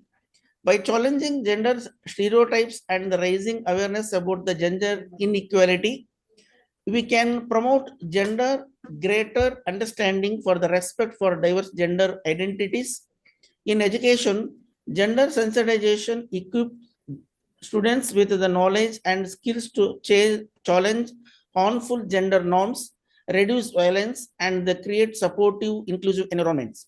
With continuous the effect of in education, media, and public policies, we can pave the way for more gender equal future, whether all individuals, regardless the gender, have the opportunities to thrive. Thank you, madam. Thank you, Anna. You said. Ma'am, good afternoon. Yes. I am Dr. Sudha. I missed the opportunity before because of some network issues. Can I present it now, ma'am? Sudha. Yeah. Please brief your paper, only the core content. We have time constraints. Yes, ma'am. Yes, ma'am. I'll be doing it. You have 2 minutes, please, ma'am. Yes, ma'am. Yes, ma'am. Present your paper. Exactly, ma'am. I'll do it. Good afternoon, chairperson of the day, and all my learned colleagues here. So I'm going to present my paper on the recent development, that is, it's about MOOCs. Ma'am, my screen is seen there. My PPT is it's visible. It is visible. Yeah, thank you, ma'am. So my topic is a paradigm shift from traditional learning to digital learning. That is, it's about MOOCs. So I welcome all of you for the presentation. So let me just give you a small introduction in a few seconds about the origin of MOOC. So we all know that there are two types of education, I mean, three types of education, that is formal, informal, and non-formal. So in this, we have learned that non-formal education is a viable alternative to formal education. So in this scenario, we have learned that there are few platforms which are helping in order to reach the people in the country to get educated and also to get literate.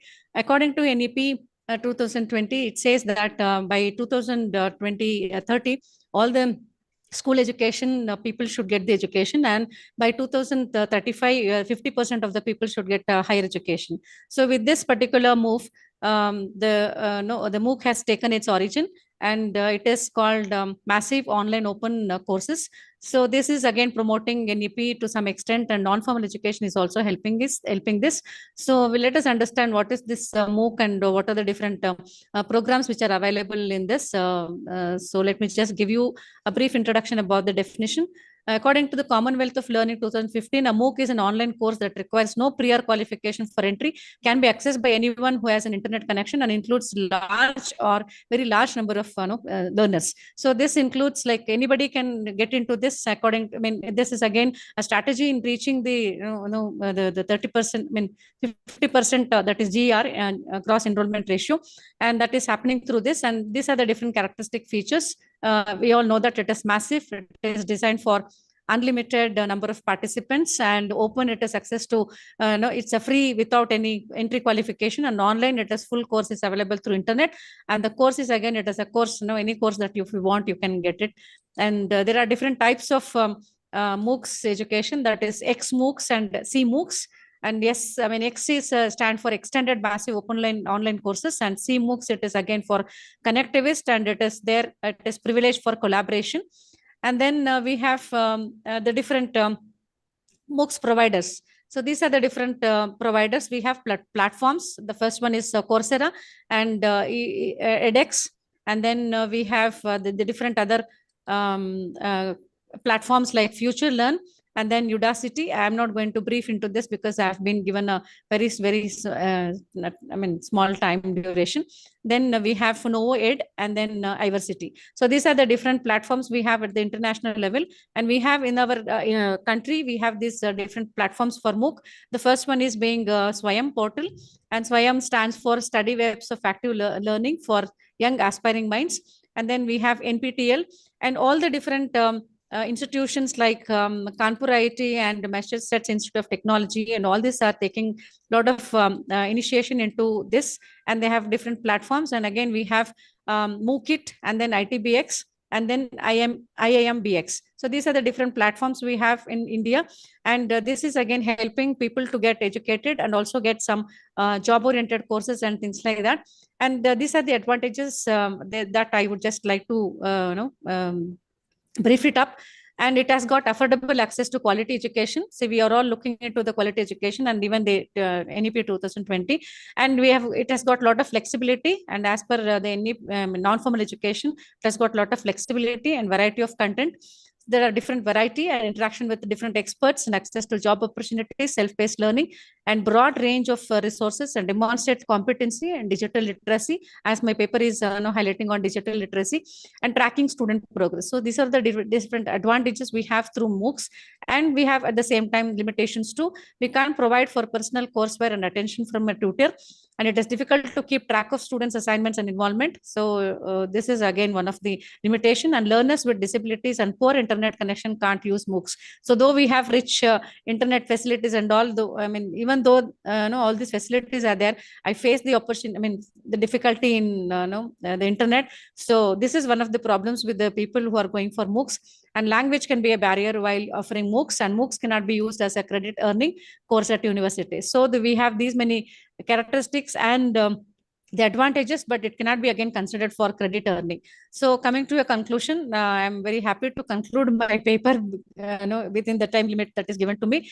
MOOCs have transformed learning by offering free access to various courses and promoting self-paced learning opportunities. So this MOOCs is again acting as a self-paced. They can take their own time. They can go for their jobs, and also at the same time they can acquire a lot of courses, and their integration into corporate training presents a unique set of advantages and challenges, and it provides a lot of open, equal, quality, and free training that are offered either for personal development or to meet job requirements. So according to the individual needs of each. So we have these platforms where we are going to get our job, we are going to get our knowledge enhanced, and all these things are happening through this MOOC. So thank you so much for giving me an opportunity to present my paper within a short period of time. Thank you so much, ma'am. Dr. Sudha. Yes, I request Ms. Smita Rajendra. Ms. Smita Rajendra. Yes, ma'am. Good evening, ma'am. Shall I start my Ma'am, screen, ma'am? you have to present your paper within 3 minutes. Yes, ma'am. Sure, ma'am. Thank you, ma'am. So it spoiled my this one.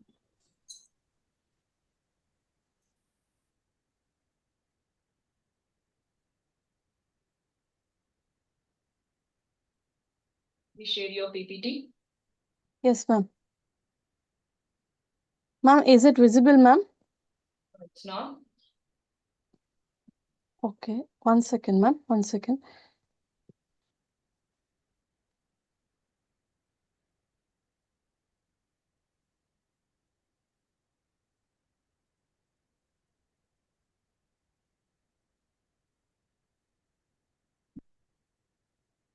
Ma'am, I'm unable to share my screen. Shall I just brief it out, ma'am? Yeah, sure, ma'am.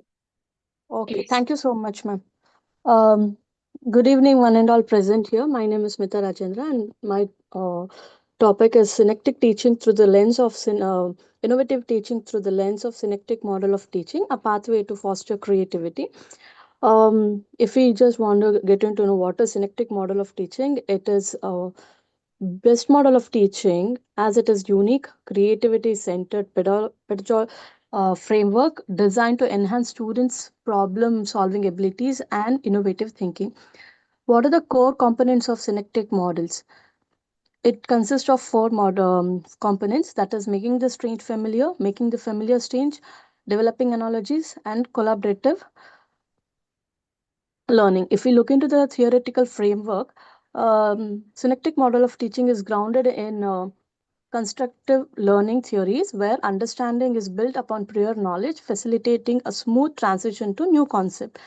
And if we look into it in a deeper sense, with regard to cognitive development, creativity, according to the psychology of learning, it involves divergent thinking, generating multiple solutions to a single problem. Application in education. So, synectics can be used to cultivate problem solving skills by encouraging students to explore problems from multiple perspectives. Also, it promotes metacognition and self reflection. As students engage in analogical reasoning, they are encouraged to reflect on their thought process, which help them to gain deeper insight into how they approach problem solving. We have evidences of effectiveness also. Students show improved problem solving and critical thinking skills, and there are many research which highlights enhanced retention of concept through creative methodologies. And in real world classroom examples also demonstrate increased engagements. So even though there are so many benefits from here, there are challenges in the implementation in the classroom. They are such as initial resistance from students as well as teachers, and lack of familiarity with the method, time constraints in curriculum, and limited resources for training. But there are some recommendations to implement it in a best way. That is gradual implementation to ease adaptation, conduct workshops and training sessions for teachers to implement it in a best way in the classroom, and develop resource material and case studies, integrate synectic model with other teaching approaches for flexibilities. So when we come into the conclusion, that is, it's the future of learning. It is empowering lifelong for learners. For example, synectic models not only enhances understanding but also equip students with skill for lifelong learning and critical engagement with the world. So, as we adopt innovative models like synectic model of teaching, we pave the way for a more creative, effective, and enriching educational experiences. If we want to throw light on key takeaways, it is inspiring change in education and it also embraces innovations. Thank you so much, everybody, for your attention. And I really appreciate your presence and encourage for further discussions on the implications of synectic model of teaching. Thank you, everybody. Thank you, ma'am. Thank you. And I congratulate all the participants for presenting your paper on this platform. Ma'am hello ma'am ನಂದೊಂದು paper ಇದೆ madam. So ನಿಮ್ಮ ಹೆಸರು? ಮಂಜು ಅಂತ ಹೇಳಿ madam, ಮಂಜು J. Last one ಇದೆ ನೋಡಿ madam. So 2 minutes ನಿಮ್ಮ paper ನ ಪ್ರೆಸೆಂಟ್ ಮಾಡಿ. Hello hello hello madam. Hello madam. Madam good afternoon madam. Hello. I know your name. Hello. Hello. Madam, myself Dr. Ravi H from Hello. Murthy College of Education, Srinagar, madam. Hello. Okay. Audible? Many present. Hello. Please listen. Hello, madam. Nandan PPT3. Hello. All the participants. We have time constraint and we have already been called your name. I request all the remaining participants will be given 2 minutes and you have to present your paper within 2 minutes. I would like to call names one by one. Okay, ma'am. Ravi H. Okay, ma'am. I am Manju J. Yes, madam. Yes, madam. Dr. Ravi H. Yes, madam. Your paper. Next. Yeah, madam. I am here, madam. Hello. Ma'am. Yes. Start ಮಾಡಲ್ಲ madam ನಾನು ಮಂಜು Hello. J. Madam, give me my presentation, madam. Excuse me, Mr. Hello. Manju J. Yes, Are you ma'am. the paper? Ma'am. Hello. Ma'am, paper ecological behavior, ma'am. Hello, sir. Nandan presentation ಐತ್ರಿ. Hello. Ma'am, start ಮಾಡಲ್ಲ madam. Sir, ನಂದೊಂದು presentation ಐತ್ರಿ. Madam, ನಿಮಗೆ time ಕೊಡ್ತೀವಿ, wait ಮಾಡಿ. 2 minutes ಇರುತ್ತೆ. ಎಲ್ಲ participants ಗೂ ಸಿಗುತ್ತೆ ಪಾಠ. Hello. Mr. Manju, Ma'am. please present your paper. Okay, ma'am. Start ಮಾಡ್ತೀನಿ ma'am. Ecological Hello. behaviors. Ecological behaviors refers Present to only action oral presentation. and practice. We appreciate only oral presentation. Okay, ma'am. Yes. Ecological behavior refers to action and practice that individuals or groups adapt to reduce their negative impact on the environment and promotes sustainability. It involves conscious choices aims at conserving nature resources, minimizing pollution, and protection ecosystems. Such behaviors includes activities like recycling, conserving energy, reducing waste, using eco-friendly transportations, and supporting sustainable products and life cycles. Ecological behaviors is influenced by environmental awareness, values, and sense of responsibility towards future generations.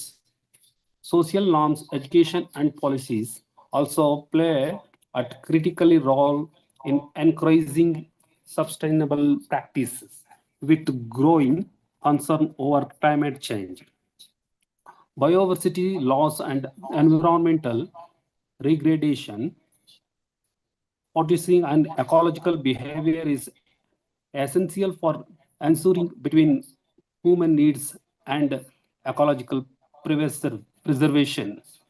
By adapting environmentally responsible actions, individuals and societies can contribute to be more With your paper. sustainable and resilient planets.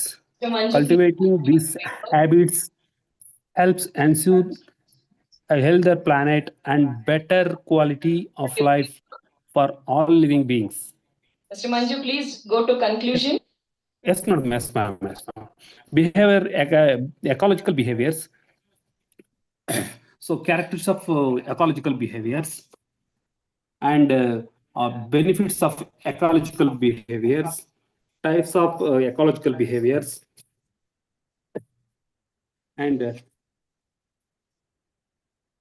models of ecological behaviors, theory of planets behaviors, and theory of citizenship, strategies of promoting ecological behaviors, education and awareness raising, and incentive and rewards, rewarding. So fourth one, social norms and peer. Yes, ma'am. Yes, ma'am. Conclusion, ಮಾಡ್ತೀನಿ ma'am ಈಗ. So enhance accessibility and convince Hello. regular policy and feedback motivation, use of Hello. technology and digital platform. So conclusion, in conclusion, ecology behaviors plays Hello. a crucial role of addressing the pressing environment challenges of our time, such as climate change, resource depletion, and biodiversity loss.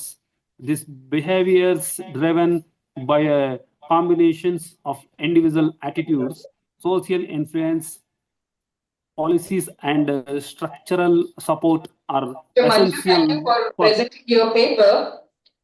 May I now request Dr. Ravi H to present the paper. Yes. Thank you, ma'am. Yes, yes, madam. Yes, madam. I am here, madam. Sir, you have only 1 minute. Please present it as soon as possible. Okay, madam. Okay, okay. I will try.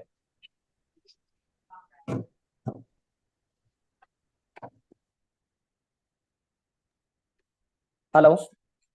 My PPT is visible, madam. Present it orally. Present it orally. Yes, yes, yes, madam. Yes, thank you. Good afternoon, one and all.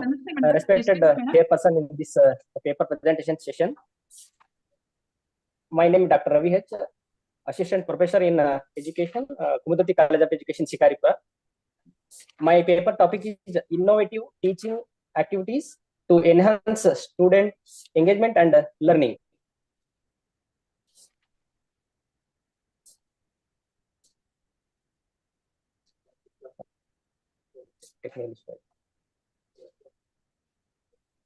Sir, you can continue, sir. Right. Madam, namaste, madam. Hello, madam. Hello. Hello. Thank you. Hello. Ravi sir, conclude ನಿಮ್ಮ conclusion, paper na conclusion na ಹೇಳಿ. Yes, yes, madam.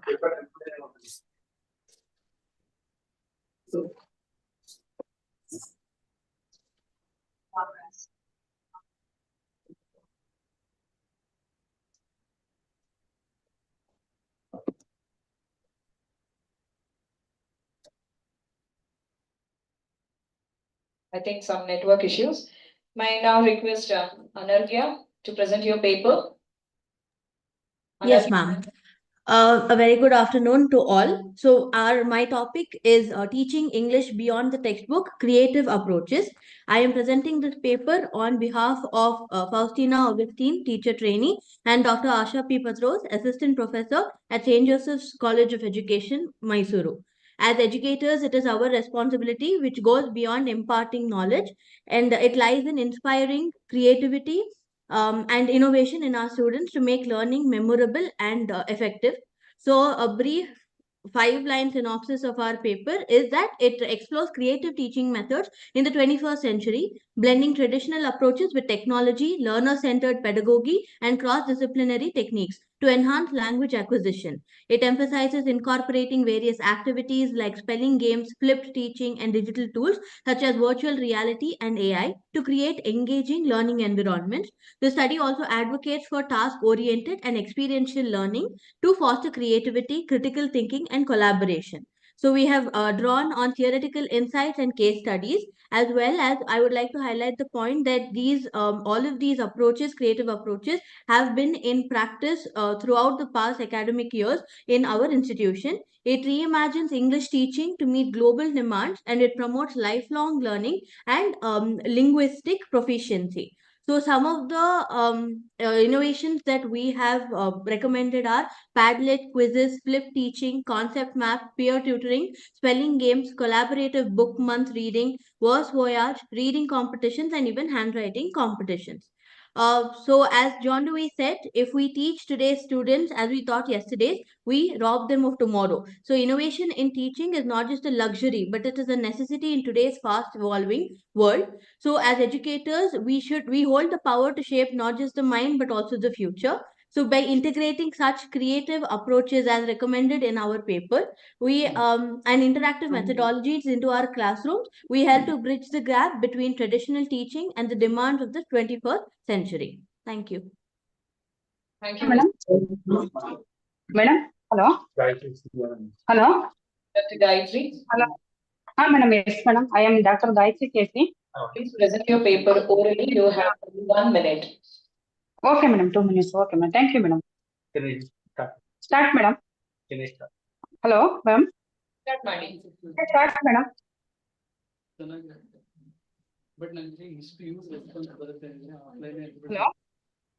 Madam, my name is Dr. Gayatri Kesi. Continue, please continue. Okay, madam. My name is Gayatri Kesi, Assistant Professor, Sharda Vilas Teachers College, Puram, Mysore. My topic is study on outcome-based education. Introduction.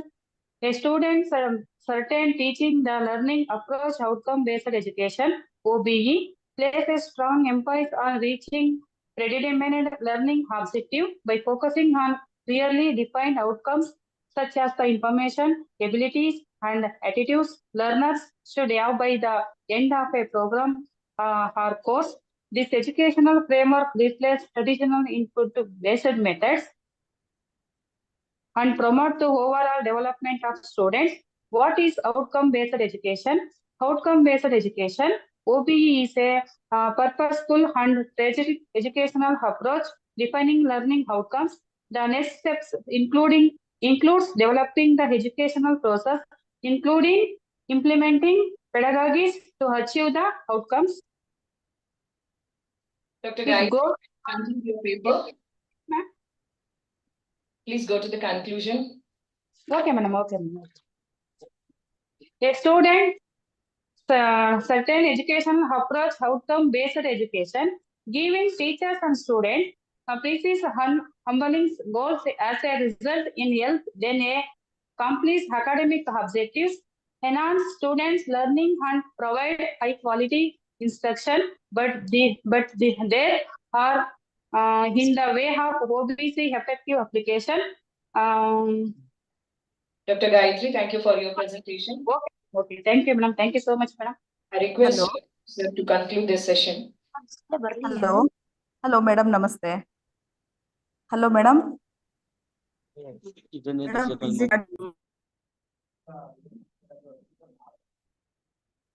Now,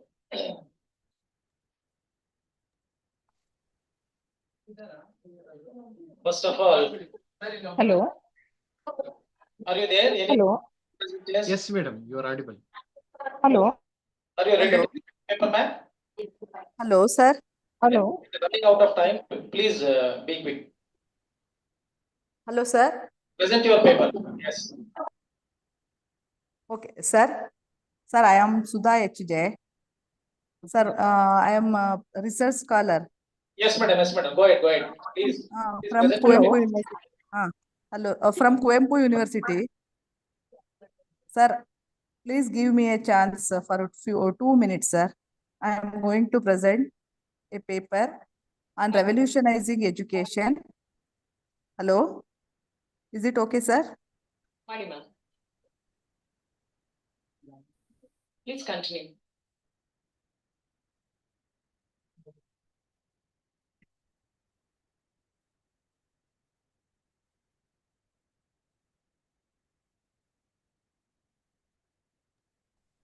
Hello. Dr. Gayatri. Ma'am, present Madi. Please go ahead. Ma'am, my name is Sudha HJ. Ma'am, please go ahead with your presentation. Sudha J, research scholar from Department of Education, Coimbatore University. My guide is Dr. Geeta C, Professor, Department of Education, Coimbatore University, Shankaraghatta. So my topic is revolutionizing education, the rise and impact of digital assessment tools. So when coming to introduction, the rise of digital technologies in education has revolutionized many aspects of the learning process, especially in the area of assessment. Digital assessment tools refers to technologies and platforms that are used to evaluate the learning process of students. So the main evolution of assessment tools. So traditional assessment versus digital assessment. So as we know, historically, assessments were conducted through paper-based exams and assignments, graded mutually by teachers. While these methods served their purpose, they often lacked immediately in feedback and were limited in terms of providing personalized learning experiences. So teachers had a spread We are running out of time. We have so types of please go to your conclusion. Okay. Okay, ma'am. Okay, ma'am. So finally, I come to conclusions that digital assessment tools and techniques are transforming the landscape of education by making assessments more accessible, efficient, and personalized. While there are challenges to everyone, such as privacy concerns and digital literacy, the future of digital assessment books providing. So by embracing these tools, education can provide students with a more tailored learning experience that empowers them to reach their full potential. Okay, ma'am. So thank you very much for giving me opportunity. Thank you, ma'am. Okay, ma'am. Is there any other participants? Just tell your name and title of the paper. Any participants? Any paper presentees? Hello. Hello. Ma'am, please tell your title, your name. Please tell your name and paper title.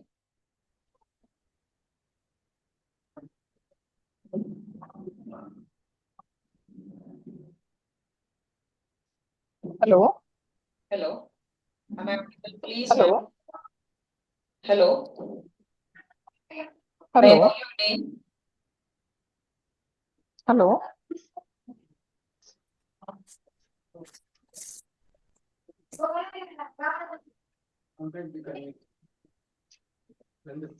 Hello. If any presentees are left out, you can contact to the convener for your paper presentation in the next session.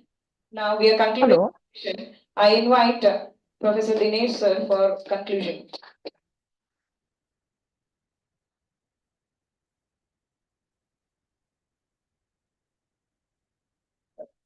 First of all, I would like to congratulate the principal and all the faculty members of the National College of Education, Shivamogga, for conducting this wonderful event, international conference on challenges and opportunities to ensure quality education through modern technology. I express my sincere thanks and gratitude to all the principal and faculty members of National College of Education, Shivamogga, for having given me an opportunity to chair the technical session.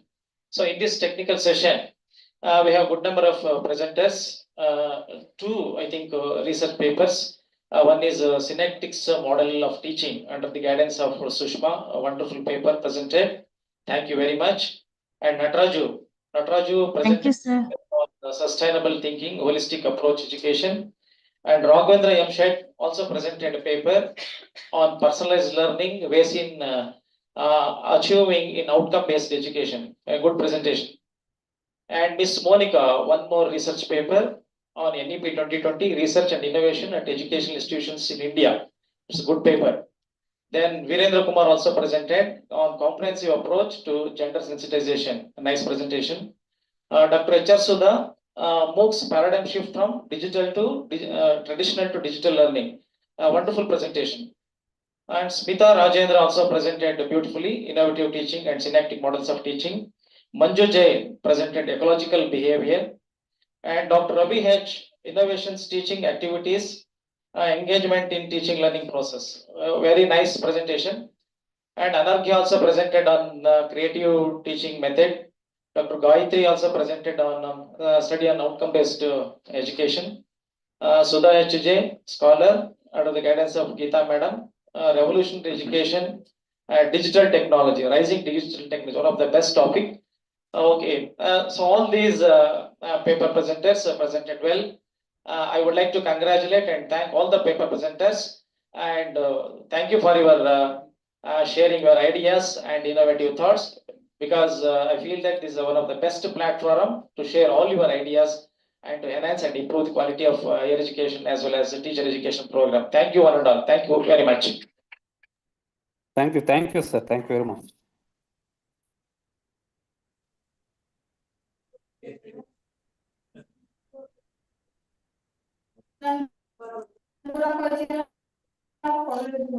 Ladies and gentlemen, as we draw this paper presentation session to a close, I would like to express my heartfelt gratitude to all our participants and paper presenters for this contribution, which have made this conference a grand success. On behalf of National College of Education, I extend my heartfelt thanks to our esteemed chairperson, Kavishri DM and Dr. Dinesh. I would like to I would like to give brief introduction about our another resource person, Dr. Dinesh MK. Dr. Dinesh MK, Assistant Professor in JSS Institution of Education, Sakleshpur, Karnataka. Sir has done his Masters in Chemistry, Sociology and Education. He has qualified KSET, UGC, NET, PG, and holds PhD.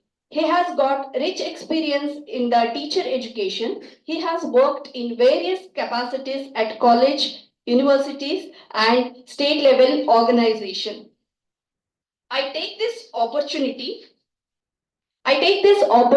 to invite our respected organizing secretary of this conference, Dr. Manju ND, to felicitate Chairperson Kavishri Ma'am and Dr. Dinesh sir as a token of gratitude.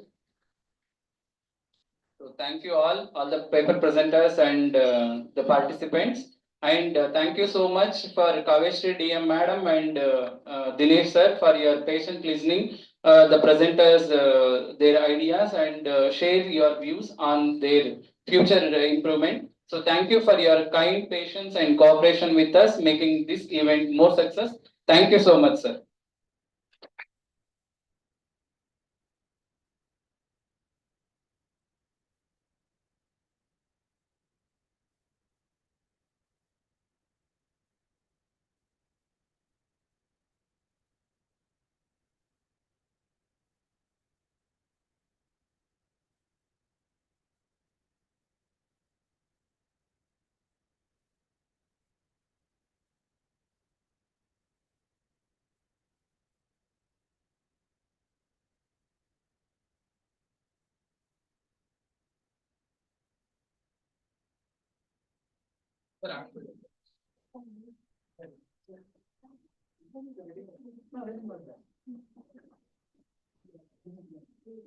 I request all the participants to join the valedictory functions. Thank you.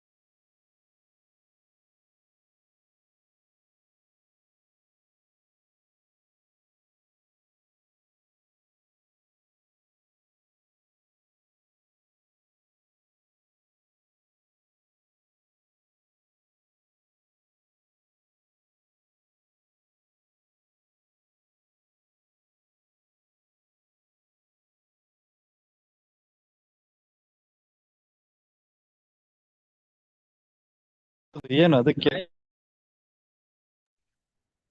ಅದಕ್ಕೆ ಅಂತ ಅದೇ ಸಿಂಗ್ನಿಗೆ ಹೇಳ್ತಾ ಬಂದೆ. ನಿಮ್ ನಾಳೆವರೆಗೂ ಬೇಕಾಗಿಲ್ಲಪ್ಪ, ಇವಾಗಲೇ ಕರ್ಸ್ಬಿಟ್ರು ಪರವಾಗಿಲ್ಲ, ಅದೇನು mesh ಇದೇನೋ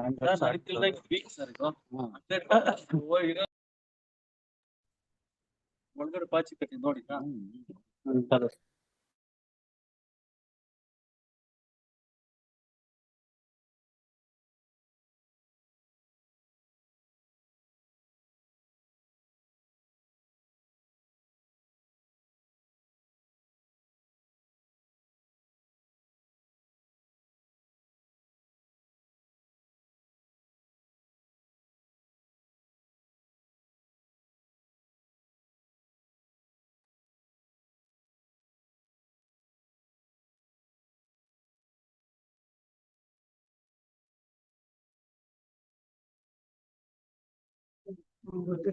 ಗೊತ್ತಿಲ್ಲ.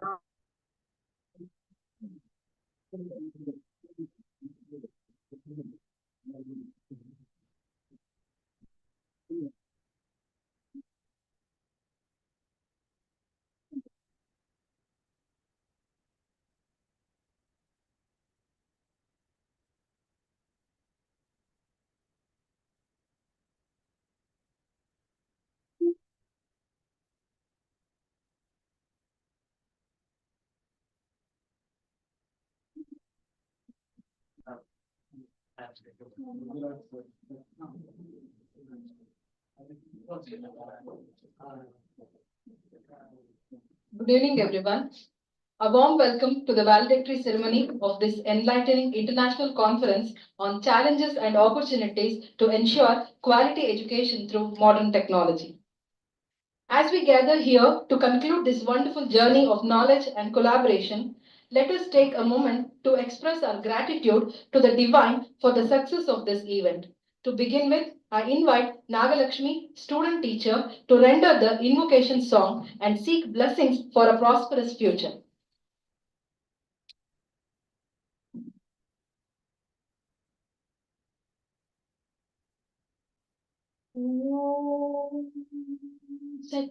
ಸಚ್ಚಿದಾನಂದ ತ್ರಿತ್ವಮುಖವಾದ ಪರಬ್ರಹ್ಮದಲ್ಲಿ ಅಭವದೊತ್ತಾದೆ ಭವದ ಬಿತ್ತಾದೆ ಮೃತದ ಚಿತ್ತಾದೆ ಇಳಿದು ಬಾ ತುಂಬಿತಾ ಬೆಳಗ್ಗೆ ಜೀವ ಕೇಂದ್ರದಲ್ಲಿ ಮತ್ತೆ ಮೂಡಿ ಬಾ ಒತ್ತೀನಿ ನಿನ್ನ ಚಿತ್ತ ಪೃಥ್ವಿಯಲ್ಲಿ ಮತ್ತೆ ಮೂಡಿ ಬಾ ಒತ್ತೀನಿ ನಿನ್ನ ಚಿತ್ತ ಪೃಥ್ವಿಯಲ್ಲಿ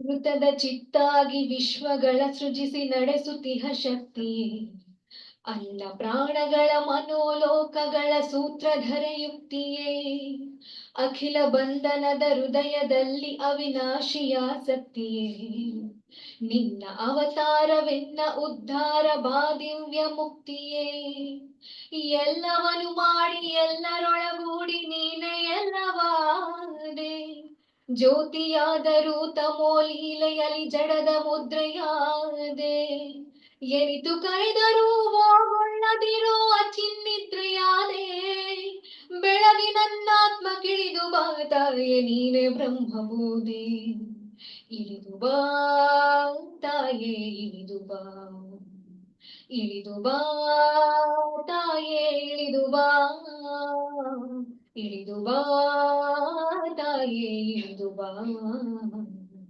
ಇಳಿದು ಬಾ ತಾಯೇ ಇಳಿದು ಬಾ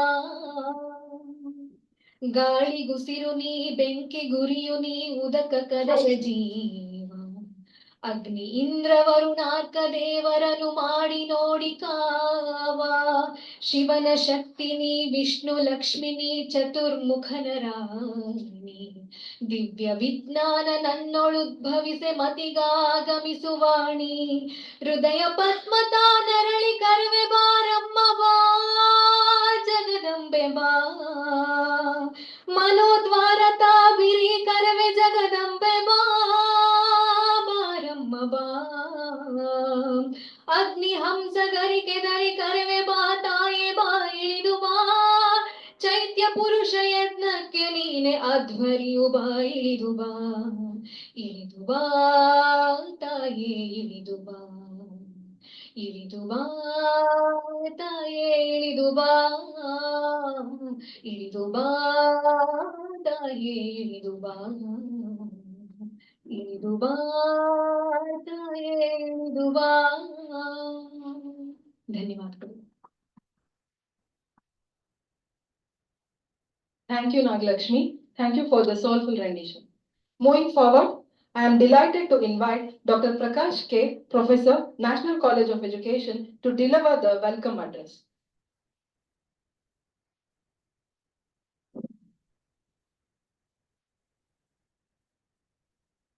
Good evening, one and all. Respected dignitaries on the dais, researchers, research scholars, dear colleagues of National College of Education, and professors from constituent colleges of National Education Society, fellow participants, dear student teachers, and media persons, and the staff who are supported directly and indirectly for this program. I am Dr. Prakash K, Professor, National College of Education. Wholeheartedly welcome you for the valedictory program for this 2 days international conference that we conducted on challenges and opportunities to ensure quality education through modern technology. The fragrance of flowers spreads only in the directions of the wind, but the goodness of a person spreads in all directions. With these words of Chanakya, I begin this program. First and foremost, I cordially welcome Professor Ningamasi Betsur, Professor D.Voice in Education from Gujarat Mysore, Mysore. I would like to extend my warm welcome to Dr. P. Narayan, Honorable Joint Secretary, National Education Society, as a guest of honor for this program. I welcome you, sir. And I would like to extend my warm welcome to Professor N.K. Ariyappa, Registrar, National Education Society. Welcome, sir. I would like to extend my warm welcome to Sri A.N. Ramachandra, Academic Administrator, National Education Society. I would like to welcome Dr. Chidanda N.K., Principal, National College of Education, Shumaga, is president over this function. I welcome you, sir. I would like to extend my warm welcome to Dr. Manju N.D., Assistant Professor, National College of Education, and also the organizing secretary of this conference. I welcome you, sir.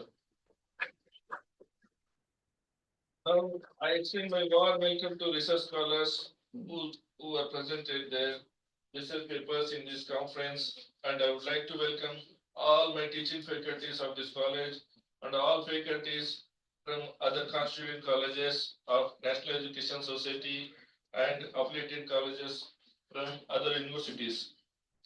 I would like to welcome fellow participants and student teachers who were witnessed in this program, and I would like to extend my warm welcome to media persons who are supported for the success of this program. I would like to welcome all the staff members who were supported directly and indirectly for this program. And thank you very much for giving me the opportunity. Thank you, sir. Thank you for the warm and gracious welcome. Now, to give us an overview of the rich discussions, insightful sessions, and key takeaways from the past 2 days of this conference, I invite Dr. Manju N.D., Assistant Professor and the Organizing Secretary of the conference, to present the conference report.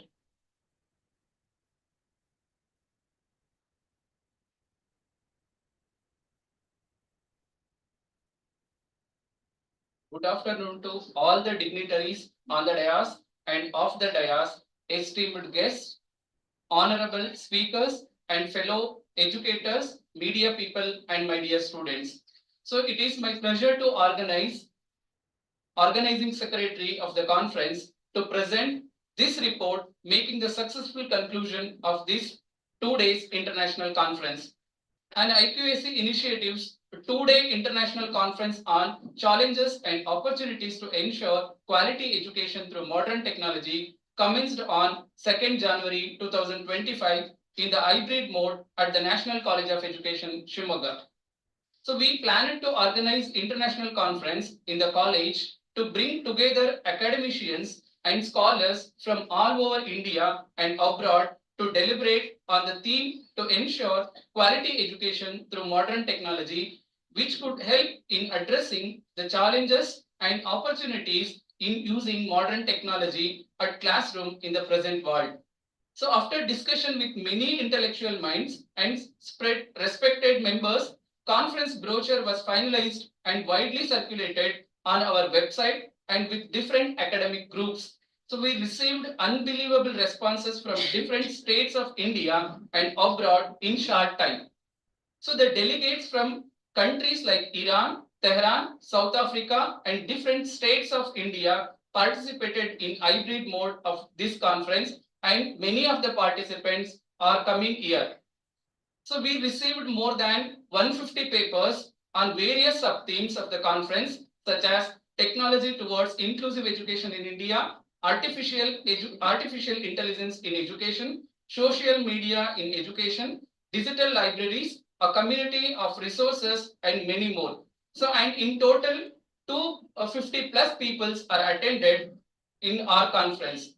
So the program was started at scheduled time with lighting the lamp by chief guests and dignitaries of the honor.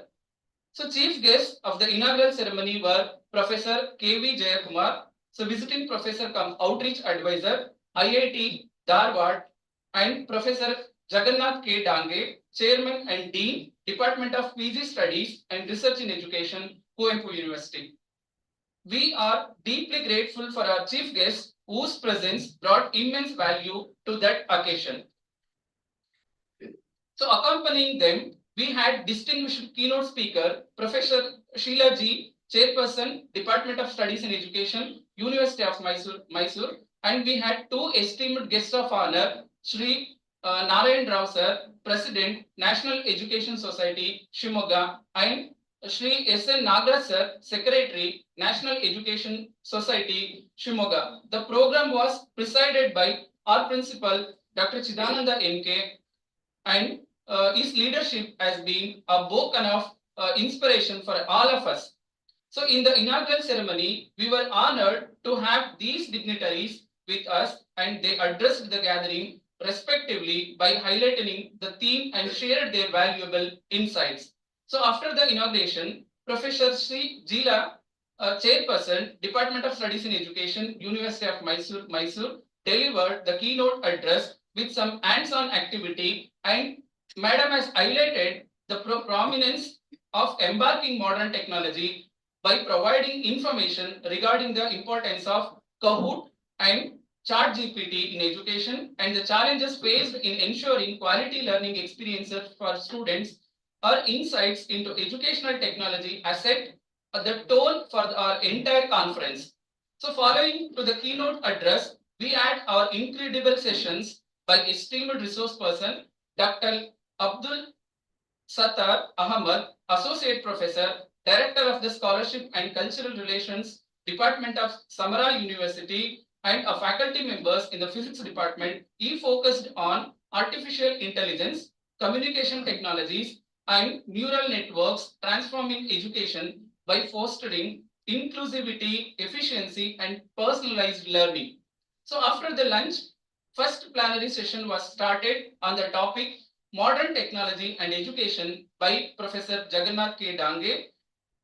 So he emphasized on the future of education lies in the integration of technologies such as artificial intelligence, an immersive tool like AR and VR, and many more. So he threw limelight on the modern technology as rush education, enabling and opportunities for learners and educators alike.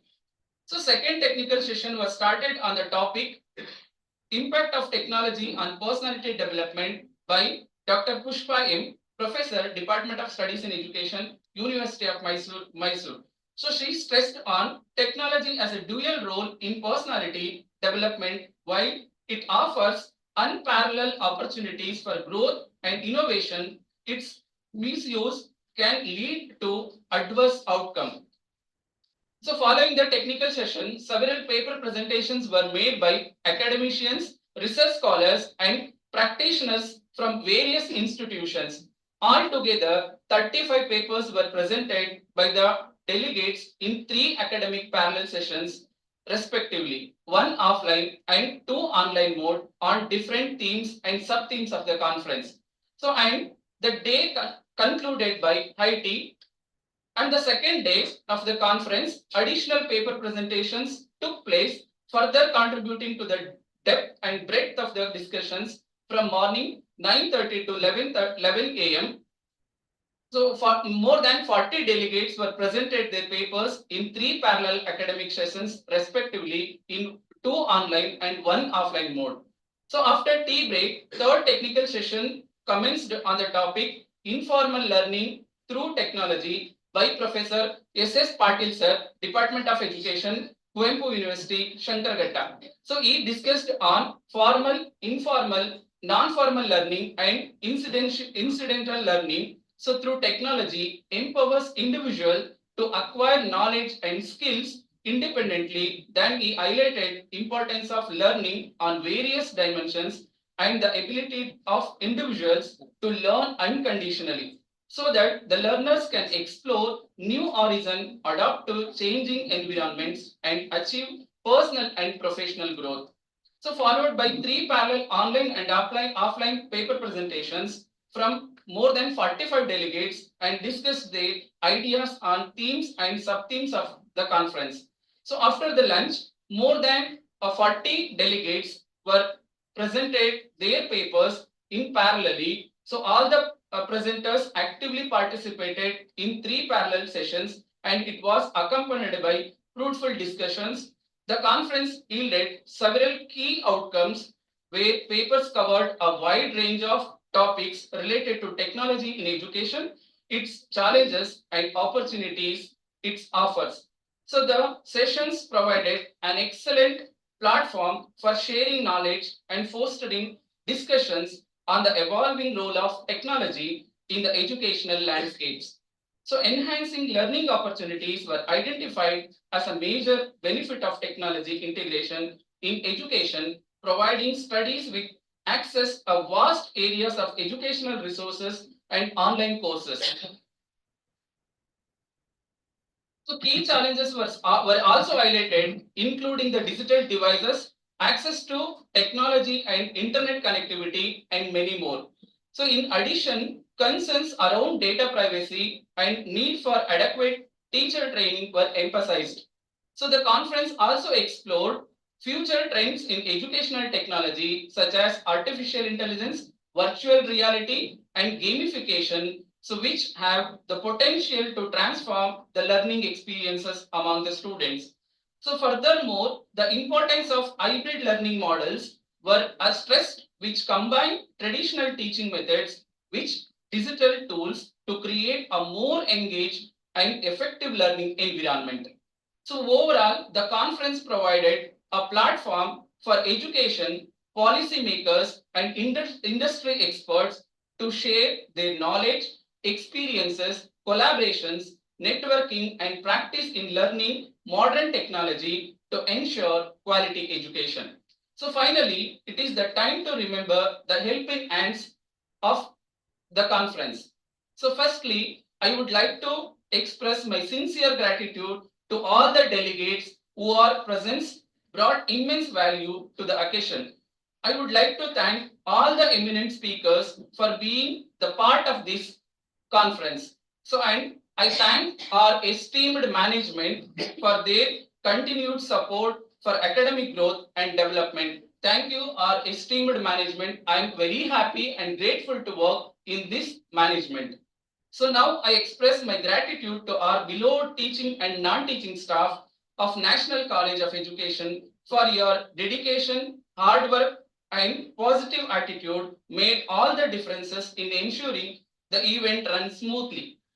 So I extend my warm wishes to media people, technicians, and all the members who have directly or indirectly contributed. And I forgot all the chairpersons who have chaired and presently listened the presenters' ideas and insights, and you have given insight to the paper presenters and as well as the conference. I thank you all the paper chairpersons who have chaired these technical sessions in these 2 days.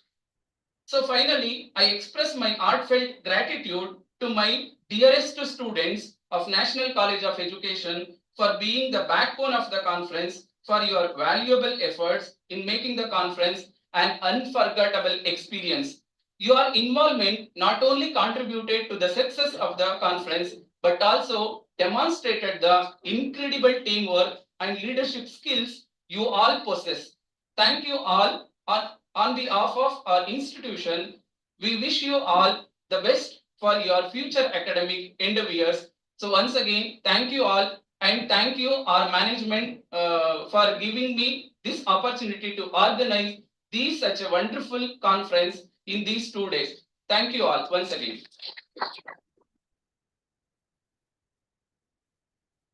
Thank you, sir, for the detailed report that highlights the impactful journey we have all experienced together. It is now time for the valedictory address by our esteemed guest, Professor Lingamma C. Betsur Madam, Professor, Department of Studies in Education, University of Mysore. It would be my responsibility to introduce one of the great intellects, Lingamma C. Betsur Madam, to the gathering. I am honored to introduce today's distinguished guest, Dr. Lingamma C. Betsur, Senior Professor at the Department of Studies in Education, University of Mysore. Madam is a renowned academician, administrator, and scholar whose contributions have left an indelible mark on the field of education. Madam's academic journey is a testament for her dedication of learning and excellence. She holds multiple degrees, including BSc from Bangalore University, M.Ed from Bangalore University, MSc in Psychology from the University of Madras, and PhD in Education from Bangalore University. Her doctoral research entitled An In-Depth Study of the Effect of Reasoning Strategies on the Achievement in Mathematics and Certain Learning Characteristics of 9th Standard Students of Bangalore City South was awarded in 2002. In her illustrious career, Madam has served in several prestigious administrative capacities, including in-charge Vice Chancellor and syndicate member of the University of Mysore. She also held the position of chairperson in the Department of Studies in Education and served as the Dean of Faculty of Education at the same university. Her teaching experience spans an impressive 30 years, including 15 years as a professor at the University of Mysore, 4 years as a lecturer in the PG Department of Education at Karnataka State Women's University, and 11 years at Al-Amin College of Education, Bangalore. Madam's areas of specialization include research methodology and statistics in education, advanced educational psychology, psychological testing, and educational administration and management. She is also the recipient of the prestigious Sri Ratan Tata Visiting Scholarship awarded by the Institute of Socio-Economic Change, Bangalore. Apart from her remarkable academic and administrative achievements, Madam has successfully completed 9 projects in the capacity of principal investigator, completed 1 project in the capacity of team leader, and 2 projects in the capacity of team member. And Madam has published 3 books and successfully guided 18 candidates for the award of PhD. At present, 7 research scholars are being guided by her. She published nearly 54 articles in the journals and wrote number of chapters in the reference books and presented papers in various international and national conferences and rendered lecture as a resource person in conference, workshops, and seminars. Her dedication, scholarship, and passion for education make her an exemplary figure in the academic community. Let us warmly welcome Dr. Lingamma C. Betsur Madam, who will share now her profound knowledge and insights with us. Over to you, ma'am.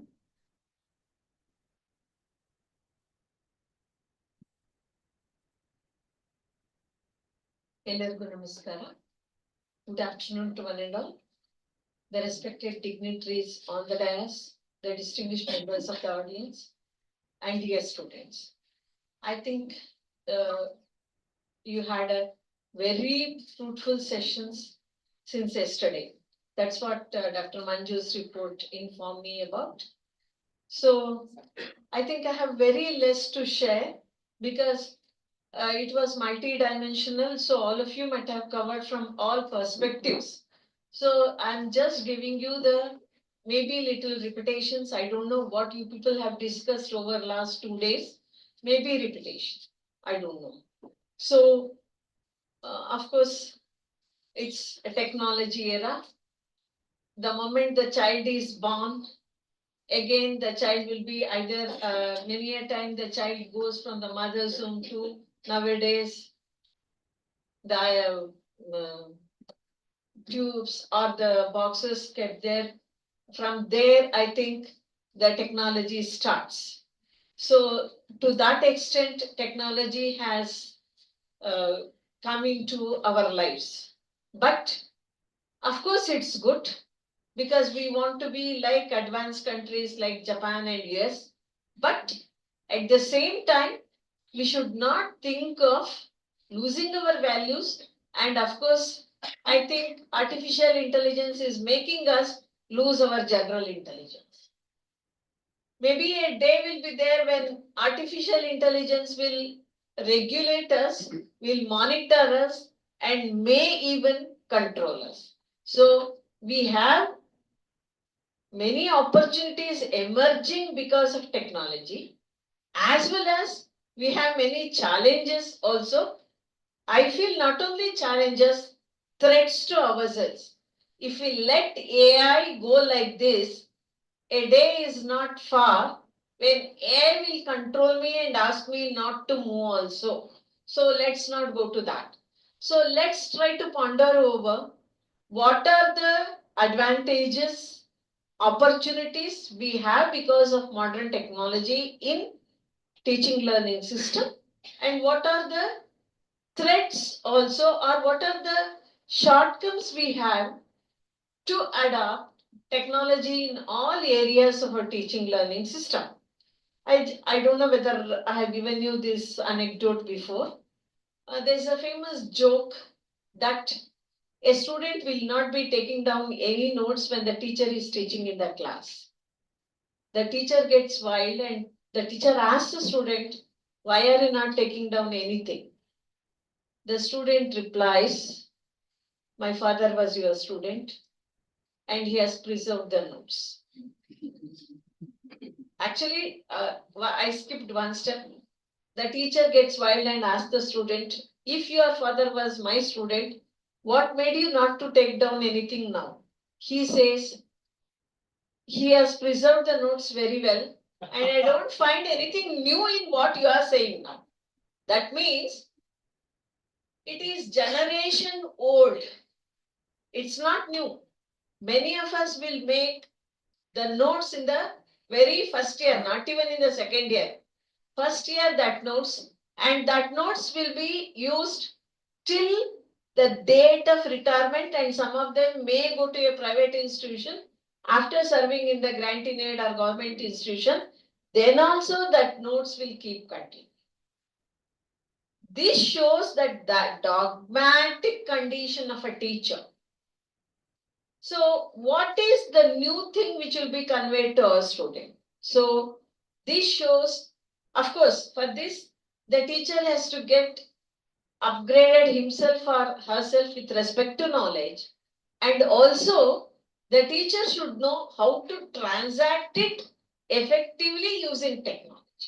So technology is required for the teacher for gaining the knowledge, for acquiring the knowledge, as well as to transact that knowledge effectively in the classroom. So it is required for both. Agreed? Technology is required.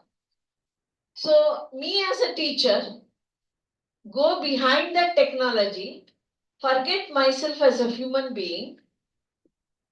Is it right for a teacher to be only technically advanced, not catering to my own personality, because I'm a role model to my students. Like we had a professor in library science. My friends were studying there when I was doing MEd. They used to tell about their famed professor who was known for his intellect and also subject knowledge. They used to wish him in the morning. That person used to go ignoring them. They were saying he was not ignoring us, but he was in his own world, so he could not recognize that we wished him. So next day what the students did, they did not wish him. But I think he did not have anything regarding the content in his mind at that moment. He stopped and asked the students, why are people not wishing me? So they were saying, his behavior is unpredictable. We do not know when to wish him, not to wish him, when to go him for clearing the doubt, go to him for clearing the doubts, or when not to go. So this shows that on one aspect, I'm growing technically. On the other side, I'm ignoring my personality. I'm not able to make up my emotions. I do not know how to behave. And there is uncertainty in the behavior. That is also wrong, because no machine, even if it is AI, can't replace a teacher who is a human being. That's why once when maybe this is an instance 40 years ago, in US, at that time, the tape recorders were invented. The teacher felt very happy.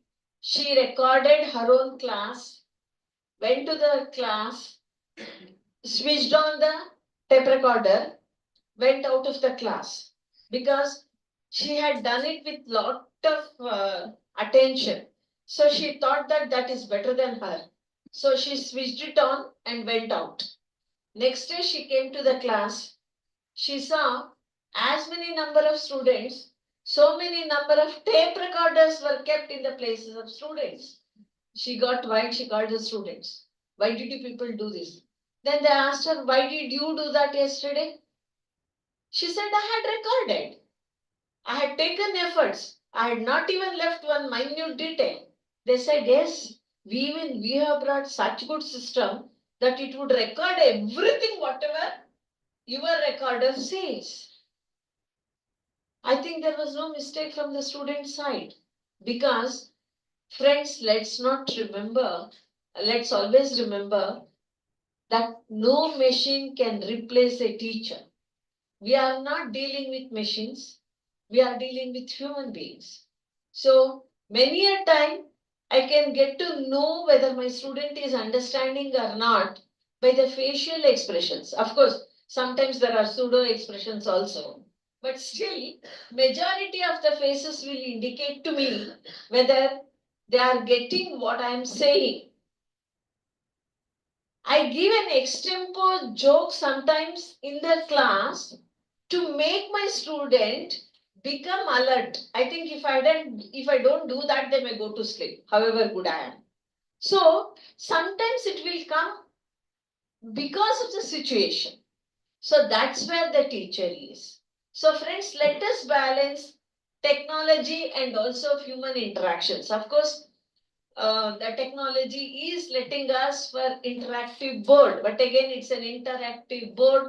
It's not an interactive body. Let us remember, it's only an interactive board. So I think, and one more I want to say that, again, it's also, I am 59 years old, so all my jokes are 45, 50 years old instances only. One person will be having the meals, ಊಟ ಮಾಡ್ತಾ ಇರ್ತಾನೆ. ಅದು ಅನ್ನದಿಂದ ಸಾರು ಹಂಗೆ ಕೆಳಗಡೆ ಹೋಗ್ತಾ ಇರುತ್ತೆ. ಪಕ್ಕದಲ್ಲಿ ಇದ್ದವ್ರು ಕೇಳ್ತಾರೆ, ಅಲ್ವೋ ಈ ಸಾರ್ಗೆ ನಿನ್ಗೊಂದು ಕಟ್ಟಕ್ಕಾಗ್ಲಿಲ್ಲ, ಈ ನೀನೆಂತ ಬ್ರಿಡ್ಜ್ ಕಟ್ತೀಯೋ ಅಂತ. ಅಯ್ಯೋ, ಅನ್ನಕ್ಕೆ ಕಟ್ಟಕ್ಕಾಗದೆ ಇದ್ರೆ ಏನಾಯ್ತು, ಬ್ರಿಡ್ಜಿಗೆ ನಾನು ಕಟ್ತೀನಿ. But again, it shows that we are not practical. I was just sharing my thoughts with the dignitaries on the dais before coming here. Many students get 90, 95 out of, that is the famous dialogue nowadays, out of in mathematics. Ask them the fundamentals, they don't know. They don't know the difference between a two-dimensional object and a three-dimensional object. Sorry to say, I have seen in the coordination board visits, I'm not commenting on any one of my colleagues, but I feel sorry for the wrong understanding. Their polygons like rectangles, triangles will be made out of thermocol. Very sorry to say that this is shown as a rectangle and a triangle, but it's not a rectangle, it's a solid. The teacher herself or himself shows such models, then the students cannot get the fundamental concepts. So even if he becomes an engineer, either a mechanical or a civil engineer tomorrow, he or she doesn't know the difference between a two-dimensional object and a three-dimensional object. Then you cannot expect the student to know what is the projection of a line. Friends, let me be very frank with you. I feel I learned the basics better when I started teaching mathematics than when I studied mathematics till PG. That was my experience. So we will have to keep these things also in the mind. So my technology should help the students to understand the basics first. It's not just a machine I'm using, but how my machine is helping the students to understand even the basic things. That is the question. Of course, and one more thing I want to caution you also. You are all studying in B.Ed. From next 7th of this month, we are going to have the workshop on digital pedagogy and AI tools for research in education. And I am coordinating that workshop. So I was trying to get people who are technically advanced to be the resource person. And friends, I found some 60 to 70% of these people are basically software engineers. The very first session by one person called Kushal, he is he is a software engineer, worked as software engineer for some time, then did MA education from Azim Premji University, and now he is working as a consultant in an international firm and writing the proposal for UNICEF. I found one person called Gurraj also like that, Shambhulingai also like that. So these engineers are not leaving even our field. They are entering. So please remember, friends, if you don't learn technology, all our jobs will be taken away by engineers. Already we have allowed BE people to do B.Ed. They have slowly stepped in. And as I told you, some of them, software engineers are doing masters in education. So maybe after 10 years, in our places, engineers will be sitting. So let's not allow those engineers. They are spreading their tentacles everywhere. They are in education, they are in banks. Tarkari market ಅಲ್ಲಿ ಒಂದ್ ಕಡೆ ಇಲ್ಲ ಅನ್ಸುತ್ತೆ. ಗಾಣದ ಎಣ್ಣೆಗೂ ಅವ್ರು ಕೈ ಹಾಕಿದ್ದಾರೆ. ತರಕಾರಿ market ಅಲ್ಲೂ ಇದಾರಾ? ಆಯ್ತು ಸರ್. ಈಗ ನಮ್ಮ ಮೈಸೂರಲ್ಲಿ ಗಾಣದ ಎಣ್ಣೆ ಹಾಕಿರೋರು ಇಂಜಿನಿಯರ್ಸ್. ಕಾಫಿ ಶಾಪ್ ನಡೆಸೋರು ಇಂಜಿನಿಯರ್, ಬಜ್ಜಿ ಮಾಡೋರು ಇಂಜಿನಿಯರ್. ಆ ಇಂಜಿನಿಯರ್ಸ್ ಎಲ್ಲ ಏನೋ ನಮ್ಮ ಕ್ಷೇತ್ರ ಒಂದ್ ಸ್ವಲ್ಪ ಬಿಟ್ಟಿದ್ದಾರೆ ಅಂತ ನಂಗೆ ಸಮಾಧಾನ ಇತ್ತು. ಬಟ್ ಮೊನ್ನೆ ನನ್ಗೆ it was heart breaking when I started consulting people. ನಂಗೆ ಎಷ್ಟು ಸಿಟ್ಟು ಬಂದ್ಬಿಡ್ತು ಅಂದ್ರೆ ಇನ್ ನೆಕ್ಸ್ಟ್ ಇವ್ರನ್ನ ಯಾರನ್ನು ಕರಿಬಾರ್ದು. ಯಾಕೆ ಅಂದ್ರೆ ಅವ್ರಿಗೆ ಈಗ ನಮ್ದೆಲ್ಲ ಇನ್ನೂ ಪೂರ್ತಿ ಗೊತ್ತಾಗ್ಬಿಟ್ಟು ಇನ್ನೊಂದು ಕೋರ್ಸ್ ಮಾಡ್ಕೊಂಡ್ ಬಂದ್ಬಿಟ್ಟು ನಮ್ಮ ಹುಡುಗರಿಗೆ ಜಾಗ ಕೊಡಲ್ಲ. ಅವ್ರು ಬೆರಳು ತೋರ್ಸಿದ್ರೆ ಹಸ್ತ ನುಗ್ತಾ ಇದ್ದಾರೆ. ಬ್ಯಾಂಕ್ ಅಲ್ಲಿ ಹೋಗ್ಲಿ ಅವರೇ ಇದ್ದಾರೆ, ಗಾಣದ ಎಣ್ಣೆಗೂ ಇಳಿದಿದ್ದಾರೆ ಅಂದ್ಮೇಲೆ ಮುಗೀತು. ಸೊ NGO ನಡ್ಸೋರು ಅವ್ರೆ, ಫರ್ಮ್ ನಡ್ಸೋರು ಅವ್ರೆ, ಎಲ್ಲಾ ನಡ್ಸೋರು ಇಂಜಿನಿಯರ್ಸೇ. ಅದಕ್ಕೆ ನಾವು ಟೆಕ್ನಾಲಜಿ ಕಲಿದೇ ಇದ್ರೆ ಫ್ರೆಂಡ್ಸ್, ನಾಳೆ ಟೀಚರ್ಸು ಅವರೇ ಆಗ್ಬಿಡ್ತಾರೆ, ನಮಗೇನು ದಾರಿ ಉಳಿಯೋದಿಲ್ಲ. Adukadru, let us try to see how we can use technology to make our classrooms effective. I think since yesterday you have been dwelling upon this. So with interactive whiteboards, ICT labs, multimedia centers, educational games, classroom activities, of course, we have to agree the research studies have shown it has increased learning retention. And through this, we can customize. Okay, we can customize. One is a slow learner, another is a fast learner, the other is an average learner. So I can cater to their needs. And also, and I can try the experiments very easily. Because in a classroom, I cannot conduct the experiments by dividing them according to their abilities, but I can try this through online instruction. So it has helped us. And through technology, we can tailor our instruction to meet the needs of all levels of students and also students with various abilities in various capacities. Because nowadays we are using adaptive learning software where that will adapt depending upon the level the child is. So we can adapt our learning software, and friends, we can use data analytics. Through data analytics, we can identify the mistakes of the students and we can cater to. All these days, data analytics was only for the market.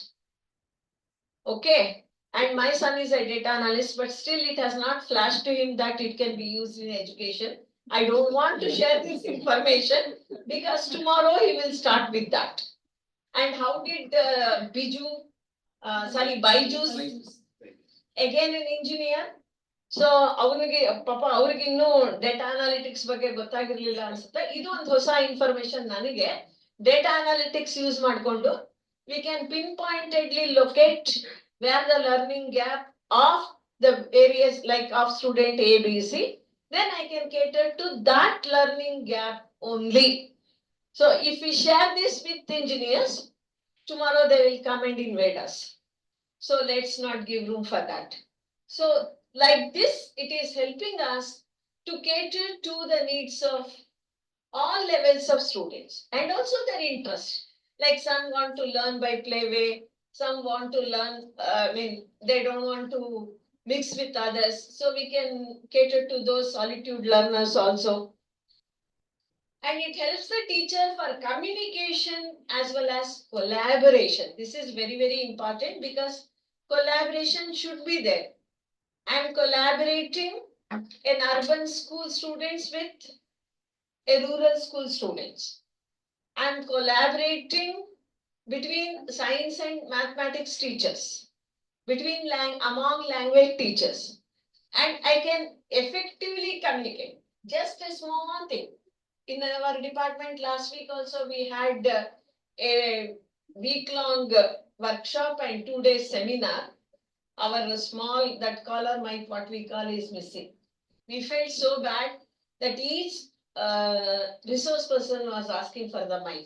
So this time I told my HOD that I myself will buy a collar mic because I'm the coordinator. Because resource persons, especially who are in their 60s, can't speak loudly. So it starts from there. It starts with voice, amplifying our voice. So from there we start using technology. So we want it for communication. Sorry. And we want technology for collaboration. So we can, I think today you had, thank you. Today you had online presentations.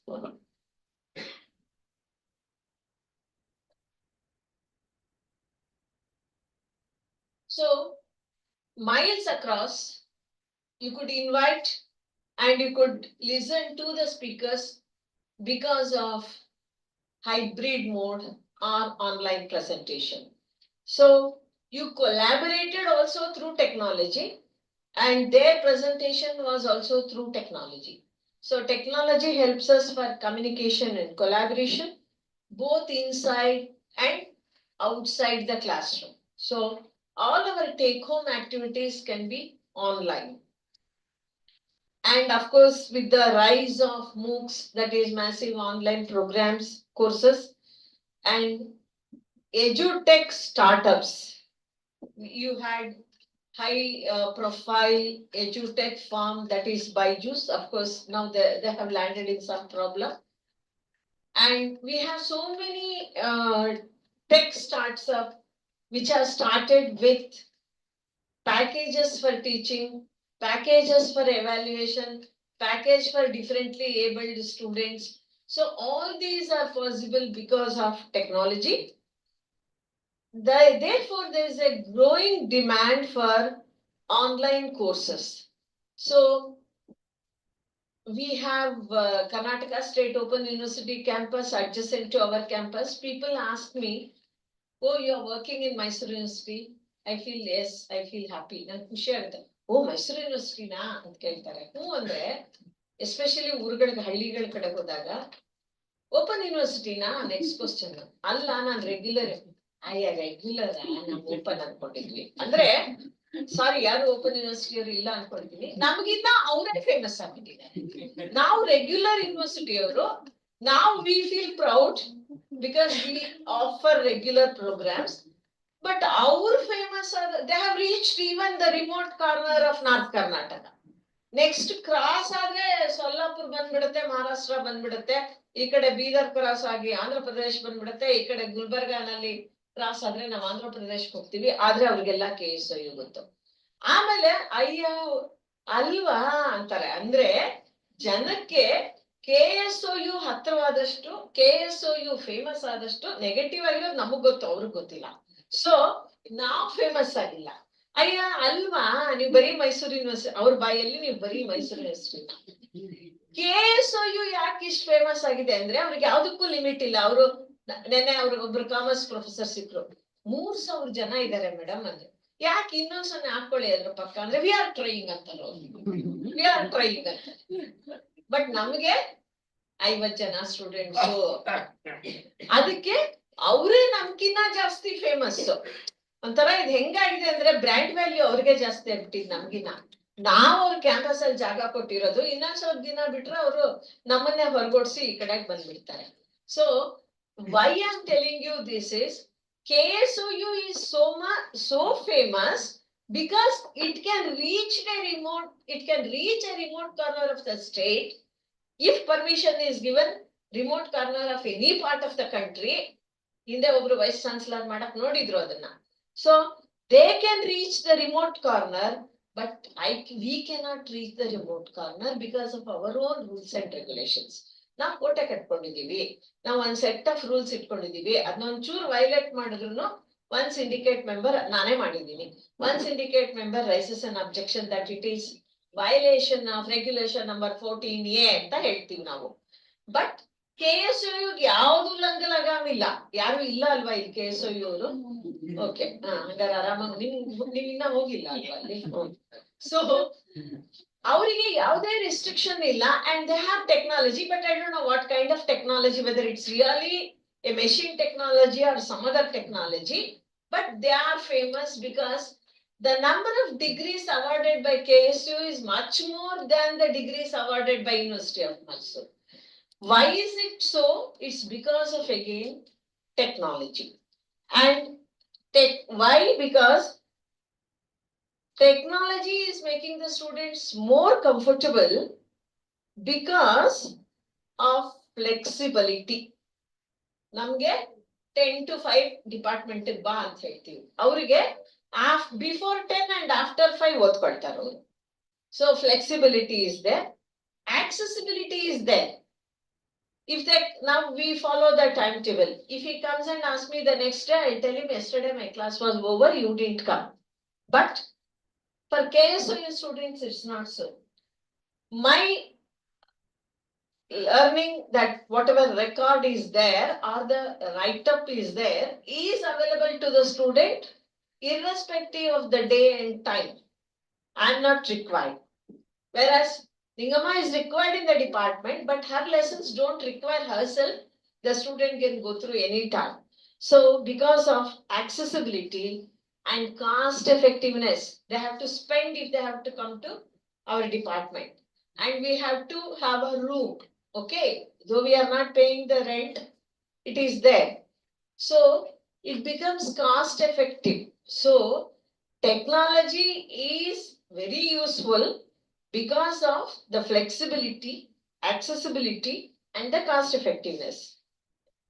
With all this, we can say the opportunities are, or the benefits are, we can have a digital classroom. We can have an interactive board in the class. I mean, there's a demand from the student regarding something that I can show immediately on my smart board. Whereas that is not possible now. And reaching the unreached, this is very, very important. And we can reach the mass together. That is not possible if technology was not there. And personalized learning, that is customized learning for each individual. It helps the teacher to be empowered. Many teachers, like how that old teacher was using the lessons, written lessons, some teachers are using the PPTs. They don't even update.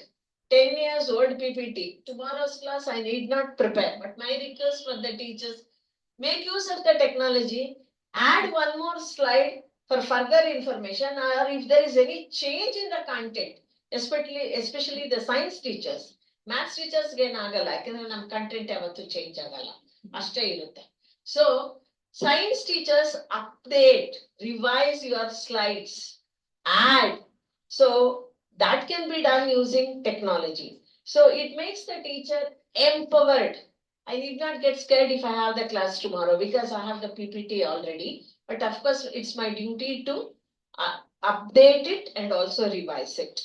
So it helps the teacher for empowering herself or himself and for the professional development.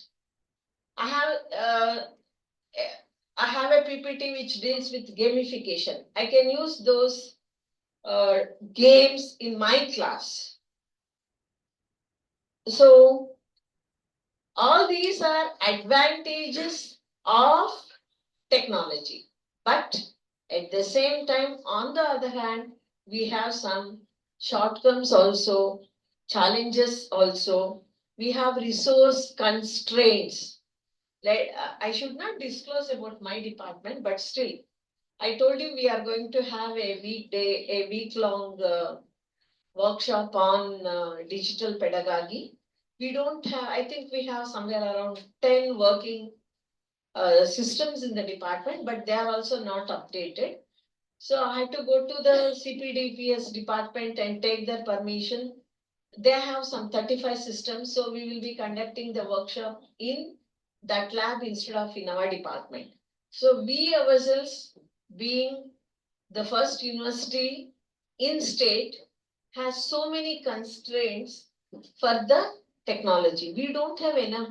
35 systems is not a big figure, but still we don't have. But when I go to affiliation visit, I demand. That's a different story. So, because ನಮಗಲ್ದೇ ಇದ್ರು ಪಾಪ ಯಾರೋ ನಿಮ್ಮ ಹತ್ರ institution ಅವರು ಮನ್ಸಿರೋರು ದುಡ್ಡಿರೋರು ವಿದ್ಯಾರ್ಥಿಗಳಿಗೆ ಅನುಕೂಲ ಮಾಡ್ಕೊಡ್ತೀರಾ. ನಮ್ಮವ್ರಿಗೆ ನಮ್ಮದೇ ಆದ ಕನ್ಸ್ಟ್ರೆಂಟ್ಸ್ ಇದೆ. ಮಿನಿಸ್ಟ್ರು ಅವರು ಇವರೆಲ್ಲ ಕೇಳ್ತಾರೆ, ಕೊಡಕ್ಕಾಗಲ್ಲ ಮೇಡಮ್ ಅಂತಾರೆ ಅವರು.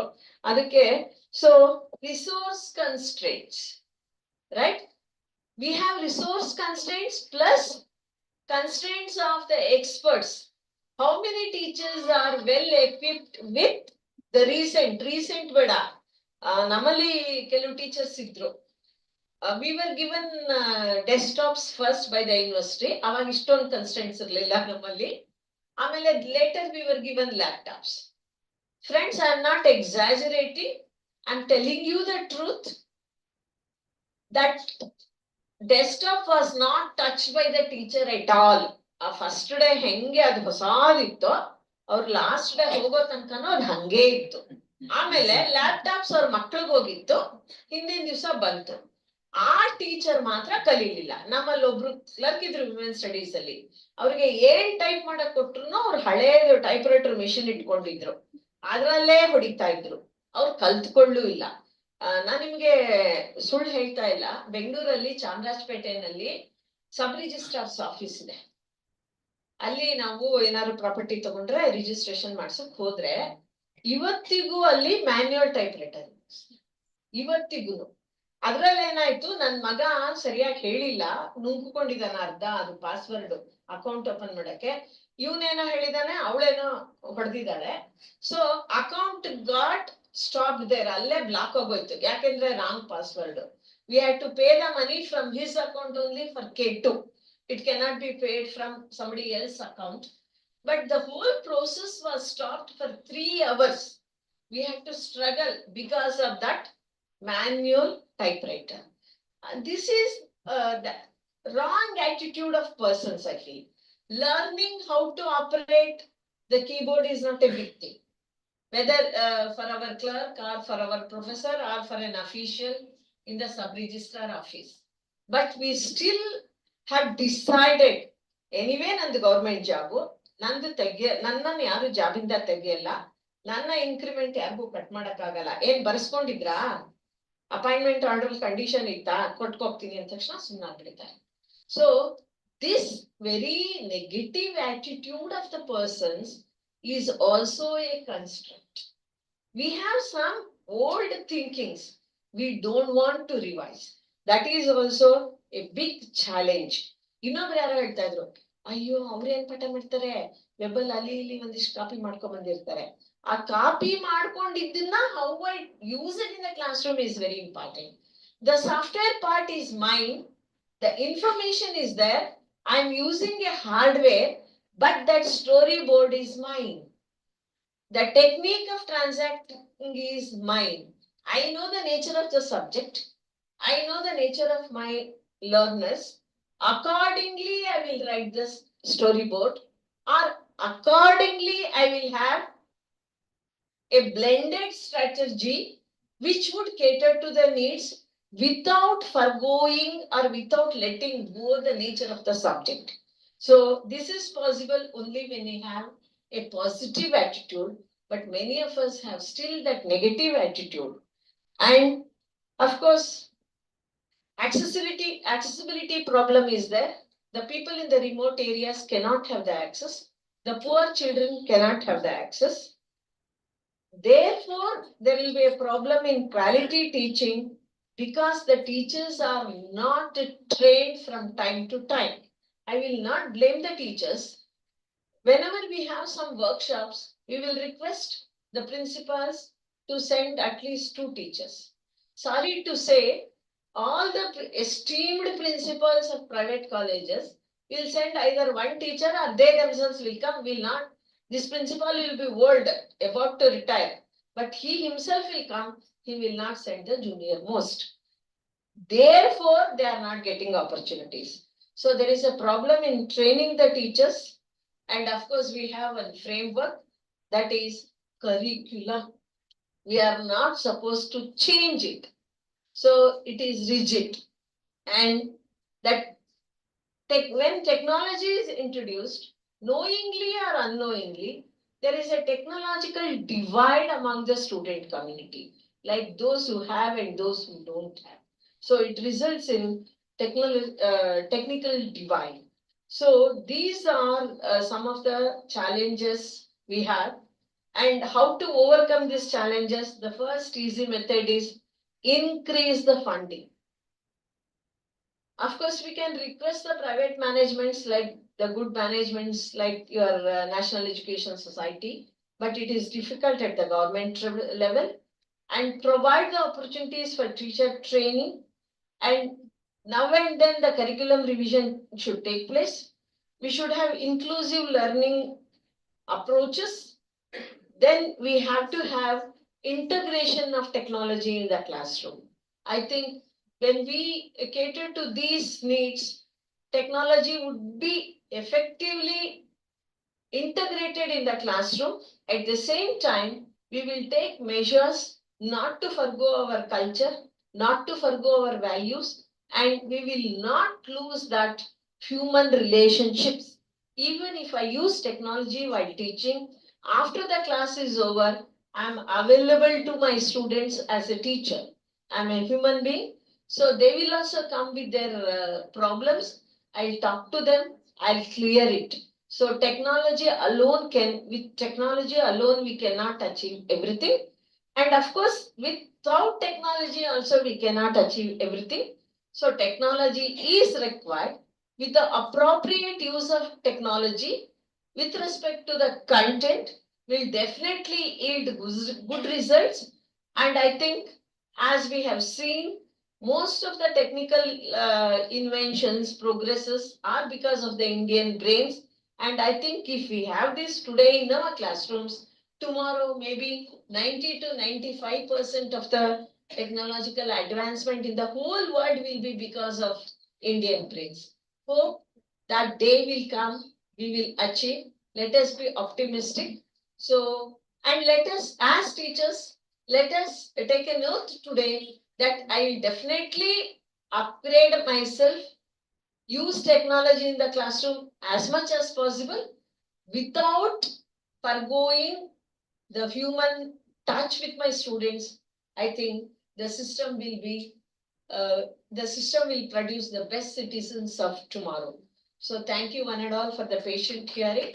And I thank the organizers, and I thank especially Dr. Chidananda and Dr. Manju, who have brought me here and for allowing me to share some of my thoughts. And I really like the college because the way the whole campus is maintained and the way you people work as a group, really it's good. So keep doing that, and I wish all the best to the college. Thank you. Thank you. Thank you, ma'am.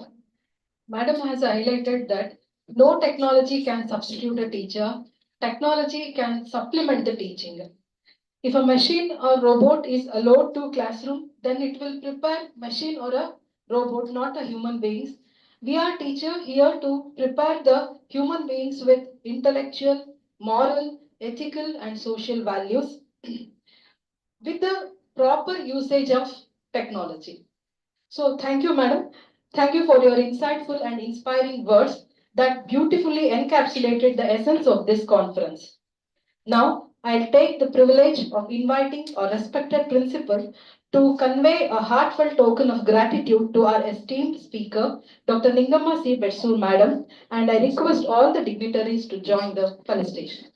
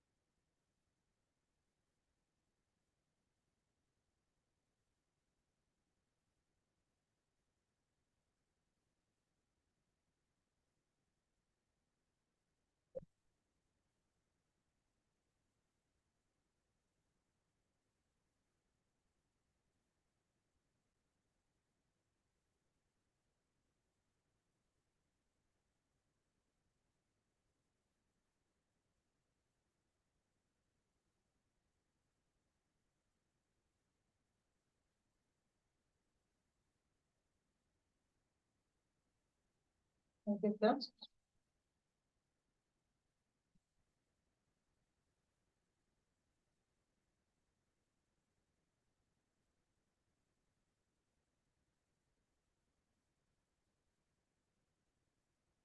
Now, I invite one of our delegates, Dr. Bala Yogi, sir, Assistant Professor and Vice Principal, Unity College of Education, Nagaland, to share his experience with us.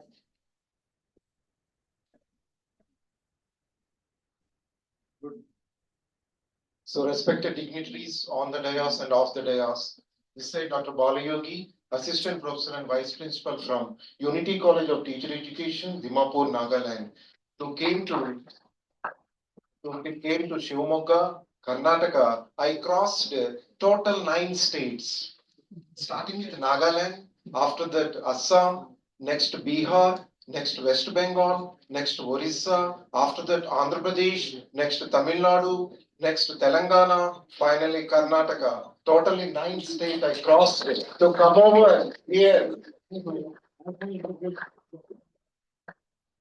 So this will be a great opportunity for me to stand in front of you, one of the fine, best brains of Karnataka, best academicians, best, what we can say, these are the people given best for the community, best for the society. My dear students, my dear faculty members, my dear colleagues, January 2nd, Thursday, and January 3rd, Friday, 2025. These two are unforgettable, memorable days in the history of National College of Education. 2025. This is the first international, you check it anywhere. This is the first international conference conducted throughout India. So we are given this opportunity. We have to be thankful and grateful to the management. Can we clap all together for the management for giving this such a wonderful platform, such a wonderful opportunity to come over here, to stand and deliver, to give our presentations. Sir, madam, from last couple to 2 days, from 48 hours, lot of deliberations, lot of discussions, lot of presentations, lot of interactions are happened in the first floor, second floor, and ground floor. On this occasion, I can say proudly that whatever the discussions are happened, whatever the conversations are taken care, I hope all the audiences, all the researchers, on behalf of paper presenters, I can proudly say that I will go back to my college and I will share all this, what is happened here, all the discussions, what is happened here. I will say to my colleagues, my staff members proudly that this is the day I came over here and I will take him back these golden memories to my college, to my state, to my students. My dear faculty members, this is an opportunity for us. These 2 days, lot of things we shared, we see, we hear, and we taken care. Some of the students, they take in the pictures also. What we have to do, we go back and teach the same thing to your students. Then only this conference will be whole success. That is the gift we are giving to the respected organizers and IQC coordinator, Dr. Manju sir. From last couple of 3 months on the dynamic leadership, on the supervision of our super principal. He is giving the guidance and coaching and mentoring, how to conduct this, how to planning on all these things. So when this conference will be success, so if you see the brochure, objectives are written, sub-themes are written, concept note is written. So why they written all those things? What is the purpose? Why these presentations are going on? Why they given the speech for us? What they are expecting from us? What they are looking for us? Some of the student teachers are sitting here, maths pedagogy, English pedagogy, social studies pedagogy, and some of the students are standing outside, and some of the research scholars are sitting over here, and some of the junior faculty members are here. What you are looking for, what you want, what you are gaining for this international conference? What's happening? Are you taking back anything for this conference? Are you giving something to this conference? Are you practicing anything? Do you give any pledge on this platform? That we need to check it out. Are the objectives are fulfilled about this international conference? We need to check it out. Are the goals which is written on the brochure is completed successfully? We need to check it out. It's a lot of hard work, dedication to prepare this platform of international conference. When this will success, you go back to your college, your university, your school, and taking care the presentations which is given on artificial intelligence, the recommendations, suggestions given on digital technology, the recommendations given to the teachers. Okay, the recommendations given, recommendation 1, suggestion 2. Now, my duty, my responsibility, I have to go to my class. Students, this is the use of artificial intelligence. Students, this is the aim of artificial intelligence. I have to tell and I have to share these experiences to my colleagues, to my father, to my mother, to my neighborhood people, to my relatives, then only this program, this international conference will be success. If you are not sharing anyone, if you don't have any practice, what is the use for all these things? We need to check it out. Students, when we are sitting, those are sitting over here, next 2026, you have to come over here and present the paper. Are you ready, students? That is the main mode. That is the objective. That is the aim. That is the vision of this international conference. You have to motivate yourself. Research scholars, they have to integrate their thoughts in their final thesis, in their results, in their analysis, in their recommendations, in their conclusions, what they learned in this presentation. So many for Dr. Manju sir given a lot of presentations are given. So we are noting down. So you have to chart it out. Okay, this is presentation 1. This is presentation 2. Can I incorporate in my research? Research scholars has to check it out. Can I take these objectives or the presentations, concept note, findings to inside the classroom? We need to check it out. Then only these presentations will be more successful. Really, this is a great platform. Those are sitting, you are all fortunate. We are all fortunate in the 4 rooms, those who are sitting over here. This is a good opportunity for you to listen, to watch, to see. See, outside so many things are happening. They don't allow you. Only National College of Education give an opportunity to come over here and to check it out what's happening. So many students, teachers are there outside. Do they have any opportunity? They don't have. You have. You taken photos. Why you taken photos? Time pass? Not like that. You check it out. You open that mobile. When you go back to your home, you share, Father, I learned this one. You talk to your mother. You tell to your grandmother. You tell to your children. You talk to your husband. You tell to your wife. You tell to your students. You tell to your headmasters, principals. You discuss with my principal. I will discuss my principal definitely. I will tell to my faculty members, I learned this one. Can I implement artificial intelligence? Yesterday, one presentation is given by, PowerPoint presentation given by resource person. I have to go to my principal, sir, this is the thing I learned. Can I implement? Robotics, can we start? Projector classroom, can we start? Smart board, can we do it in our schools and colleges, in our universities? I need to check it out. Then only this international conference will be more successful. And behind it, so many scenes are happening. These are all the really great, fortunate, those who are come over here. And we should not forget the members, those who are here. First of all, I really happy in the first day, yesterday itself, they given the warm welcome. So we are so happy in the entrance itself, all the student teachers, especially the girls. This is the girls dominated college. This is the first year and second year, total 100 students. I hope 80 students are girls are there, only 10 students are boys. Don't worry, but boys also done excellent, and the infrastructure facilities, excellent infrastructure facilities. Even my college also don't have physics lab or psychology lab, Kannada lab. I went to Kannada. Sir, room also perfectly done. I really appreciate the faculty members, the love and affection they given. I really, it's heart touching. Especially Leela madam is there, Manjunath sir is there, Dr. Manju, whatever it may be. And one person, I should not forget, Prakash or Prasad. Prashant, he is an all-rounder. Can we give a clap to Prashant?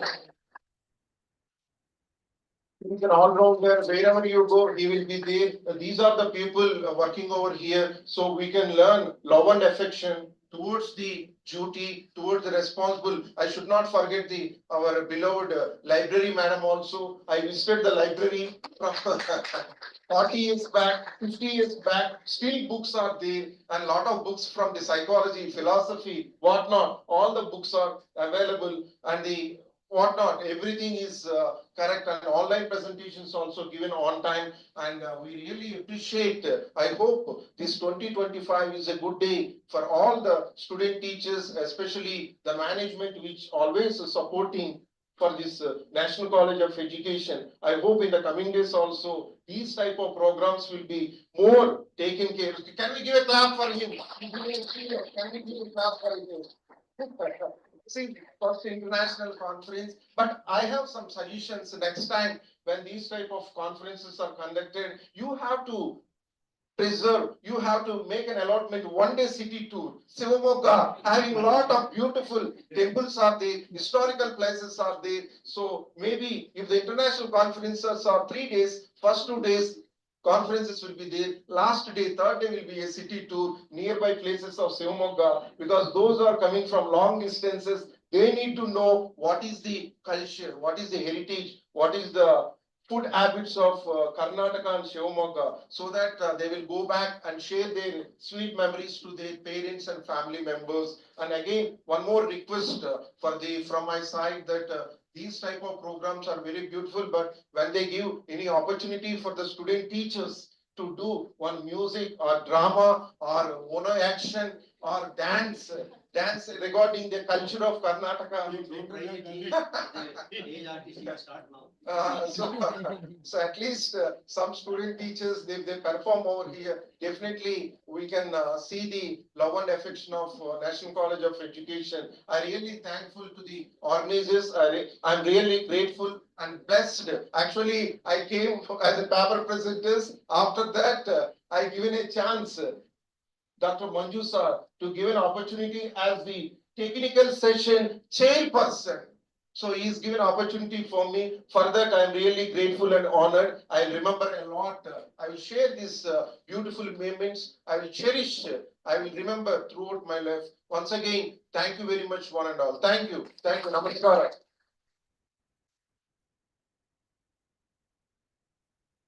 Thank you, sir. Thank you for sharing your experiences. We are truly honored to have with us today a panel of distinguished guests of honor whose presence adds immense value to this occasion. To begin with, I invite Dr. Narayan P. Sir, Joint Secretary, National Education Society, Shimoga, to address the gathering.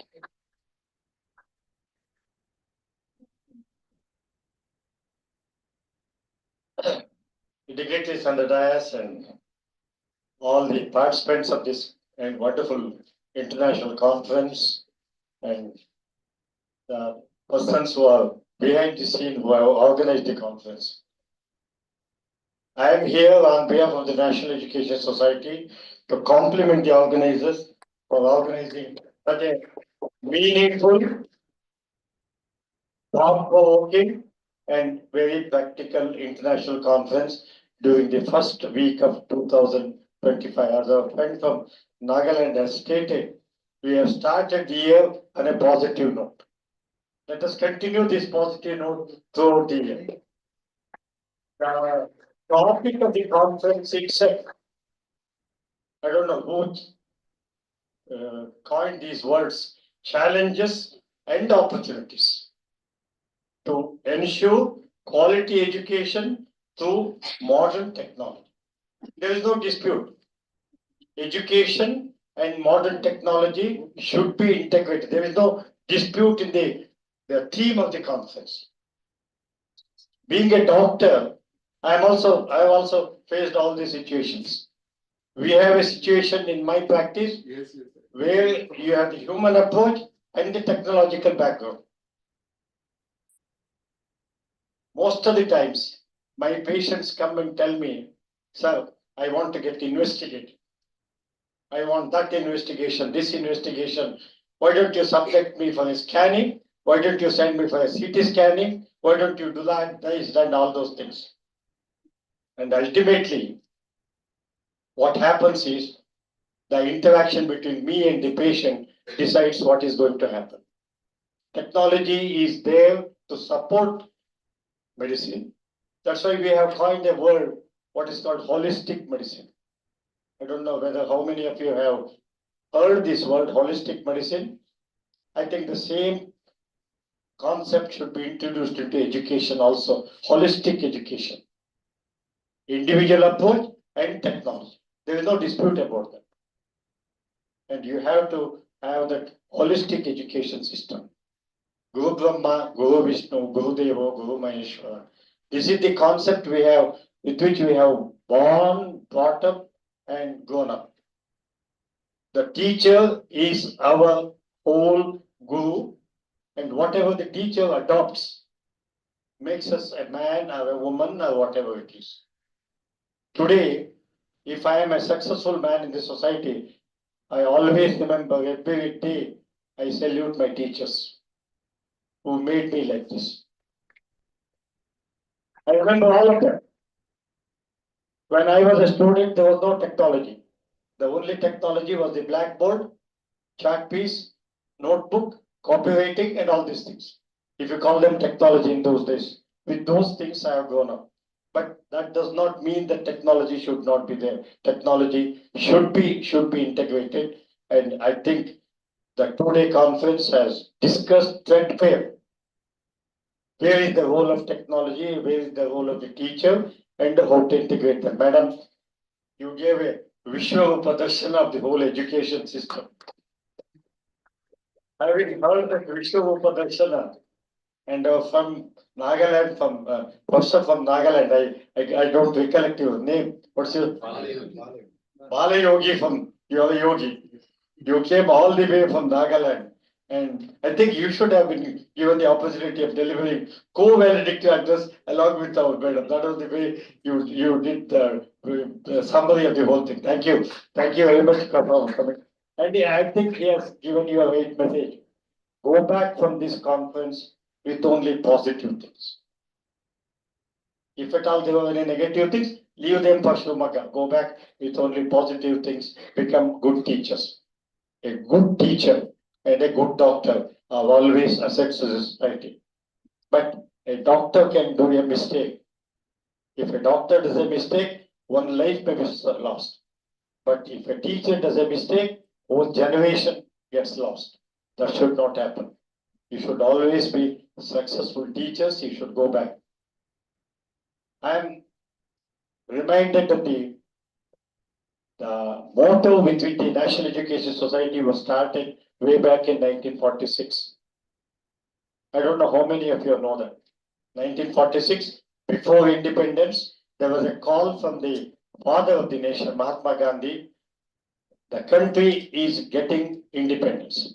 The only way to save this country is to educate people. And government may not be able to do everything in the field of education. So he gave a call to the private entrepreneurs to get into the field of education, and the National Education Society was one of the fruits of that call. Some people in Shumaga, some well-meaning people, freedom fighters in Shumaga, thought of starting an education institution with only one motive: providing quality education to all those who deserve to be educated at a nominal, at an affordable cost. That word quality education, over the last 78 years, we have continued in the National Education Society. And this conference, I think it reflects the message which our freedom fighters had in their mind to give education to all the deserving people, and the quality education. I'm sure you have done a good job. I must compliment Professor Chidanand, Manju, Prakash, and everybody, whoever is involved. People in the front stage, people in the background, everybody for having organized such a wonderful conference. You remember, you told about the entertainment. If only if you have given an opportunity, Chidanand would have taken the whole stage for himself. He's such a talented person. Everybody here. It is not just Professor Chidanand, everybody is talented, but probably they thought 2 days should be reserved for the whole concept of education and technology. I am sure we have done a good job. I compliment the National College of Education for a wonderful job, madam.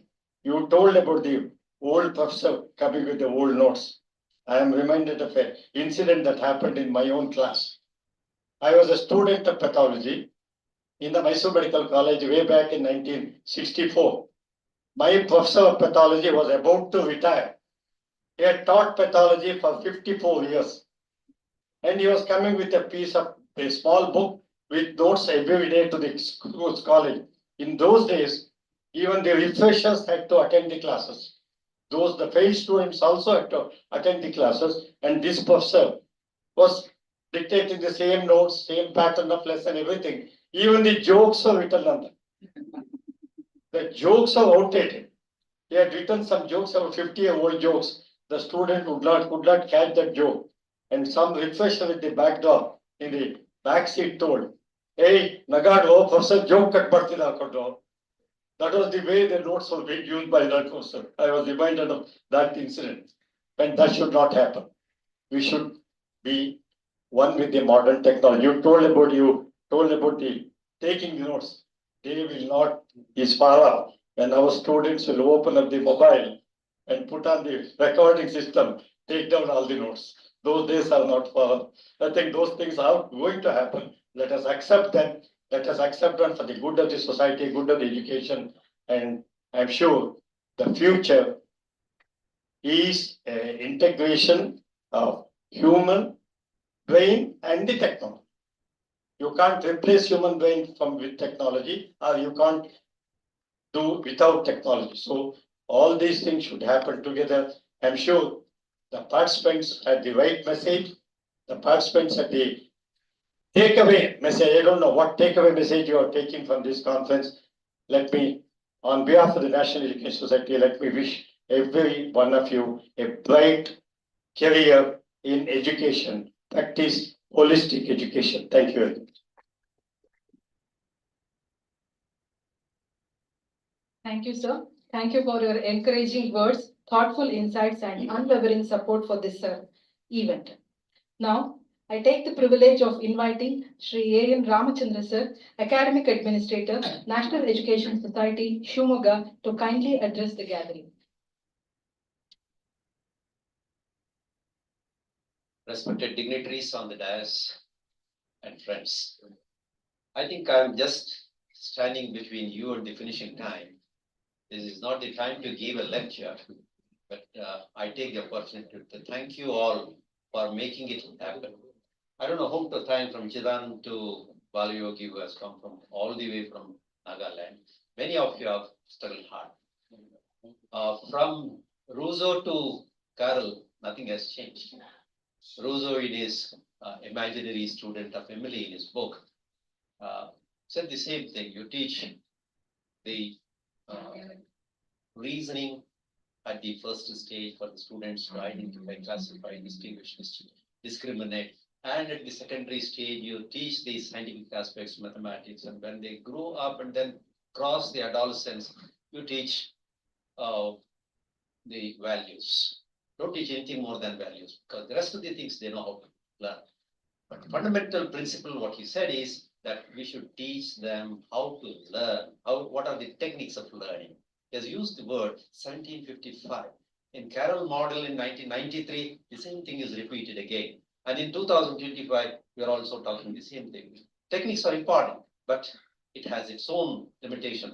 Madam has given a lot of ideas as to say where to use, where not to use, and how much to use, how to keep silent away from the technology. The third is students are making use of the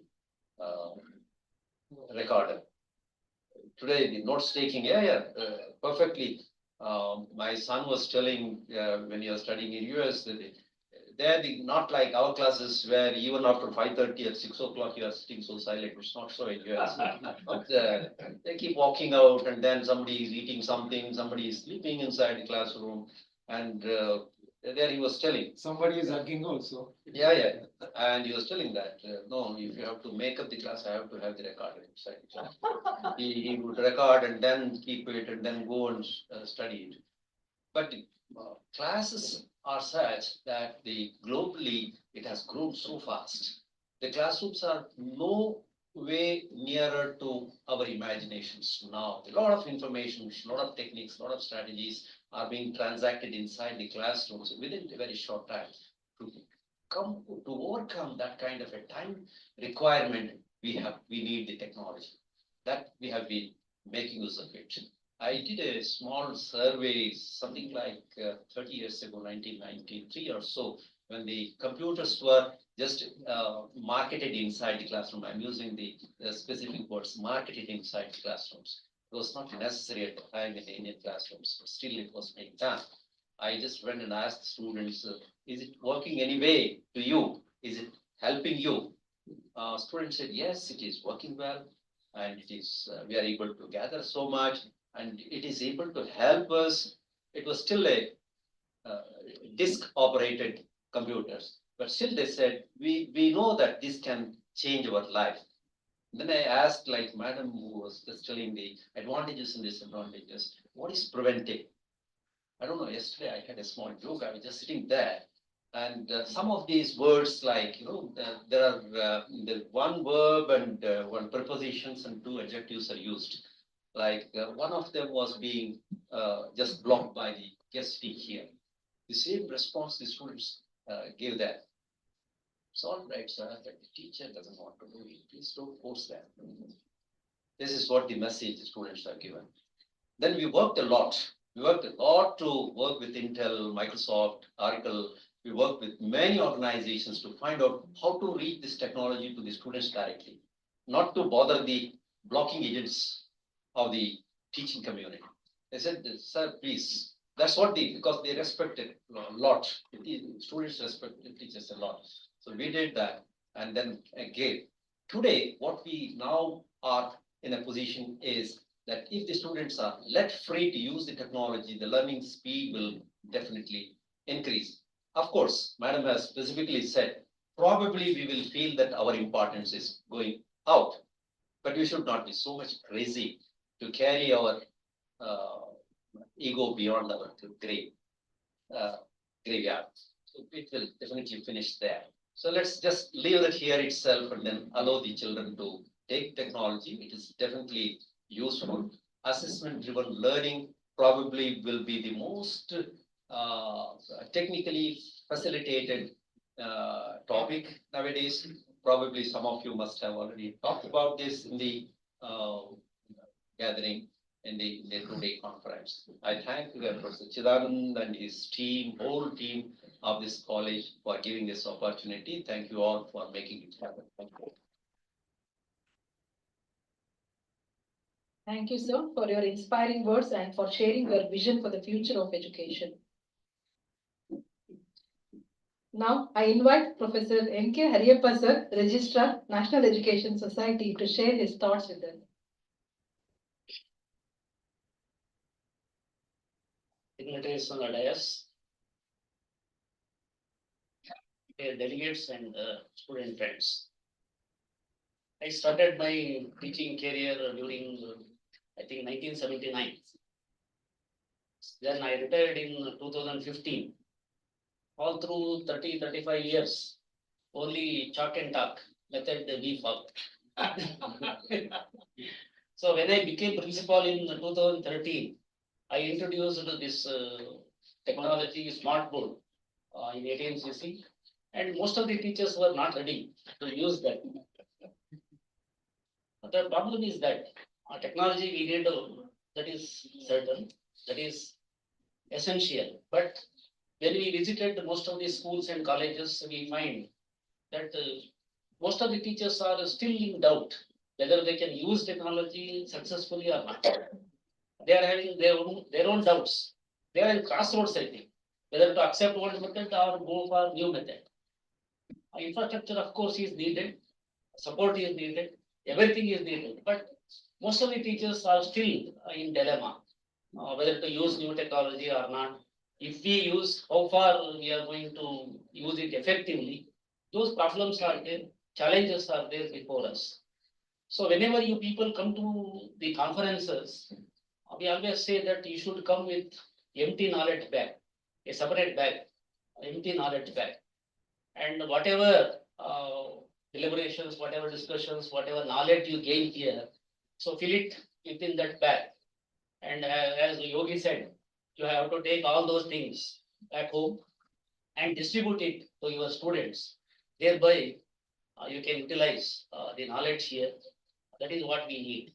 So challenges are there before us, no doubt. But how to use technology, how, if technology is used more, what about human touch, as Madam told, human interactions, what happens to that? Those challenges are there. With all these, we have to accept new things, new developments, new technology. That is the order of the day. So we cannot help. We have to adjust, we have to change our attitude. So then only our students, our society will benefit from us. I congratulate Dr. Chidananda and his team for successfully conducting this. For the first time, I think BM College has conducted really different thing they have done. So I wish you all the best for the coming years. Thank you very much. Thank you, sir. Thank you for your valuable contribution. Now, I invite Dr. Bhimappa Rangananavar, Assistant Professor, Central University of Tamil Nadu, to share his views.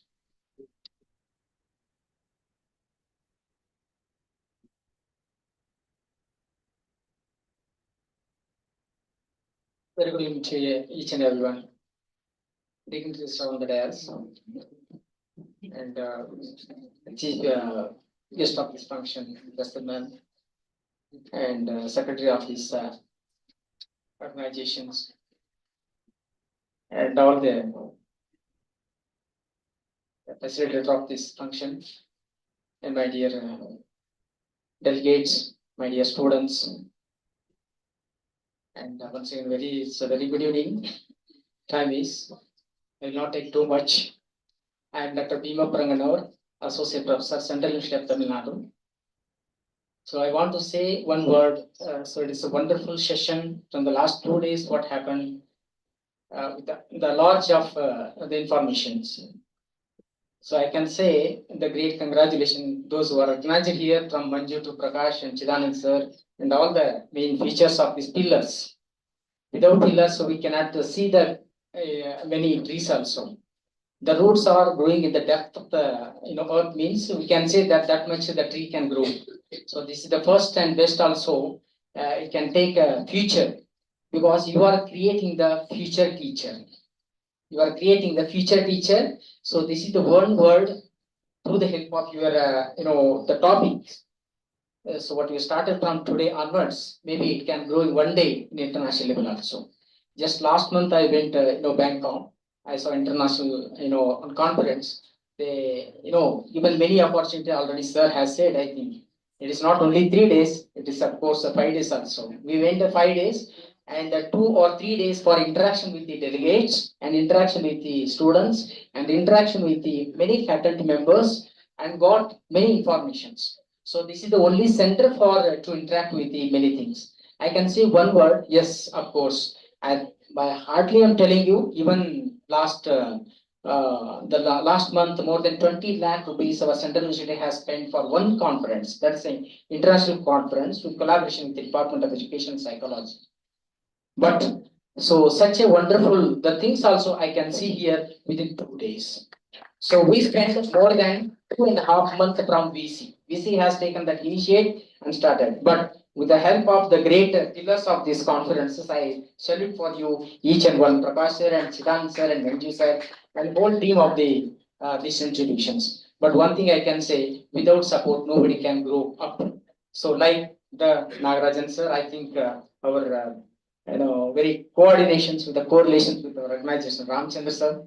So I'm very thankful to say that one word. So it's a very wonderful session for each and every one. And this session will start with different dimensions with the high technology. Already Madam has said, AI has taken the major role. Yes, of course. The AI has created by the human beings, like a teacher. The teacher can take them. Now already in India, so IIT has started the BEd process. Even the IISc also started. It means already sir has told, Madam, of course, there is a technology will take a role on the education, and you are the pillars to innovate the new dimensions of education field. Even in our universities, we are collaborating with the Malaysian students, and we are interacting with the country to country. The same thing here also, and also we are publishing what you have done, the best contribution to the organization and institution and nation, that will come into the global level as a publication in the Scopus or Web of Science. But we are not considering to the UGC care and net and set nothing. But our students' aim is to reach in the international level. So I think this is the platform you are given to all the students. I'm very thankful for you, those who are organizers here. And even as a students, you learn it and get it and practice it in future because you are a future teacher. You don't know right now, the 3 year the boy has commitment with the mobile now. Commitment with the mobile. Without mobile, he cannot survive. Now your generation is like that. Everything you should have be like a 24 hours into 7. Like that, you have to get knowledge from the different source, from the different methodologies. Teachers are there and different part of the words. Go and visit and get it information to make a successful event in your life as well as to the organization. Thank you so much for giving opportunity. Thank you, sir. Thank you, sir. Finally, to preside over this valedictory ceremony, I invite our principal, Dr. Chidananda NK, National College of Education, to deliver his presidential address.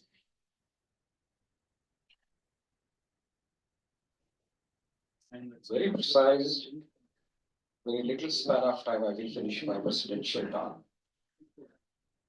Good evening to all, respected dignitaries on the dais and off the dais, and all the paper presenters, participants, media person, colleagues, and my dear student teachers and non-teaching faculties, a warm good evening to all.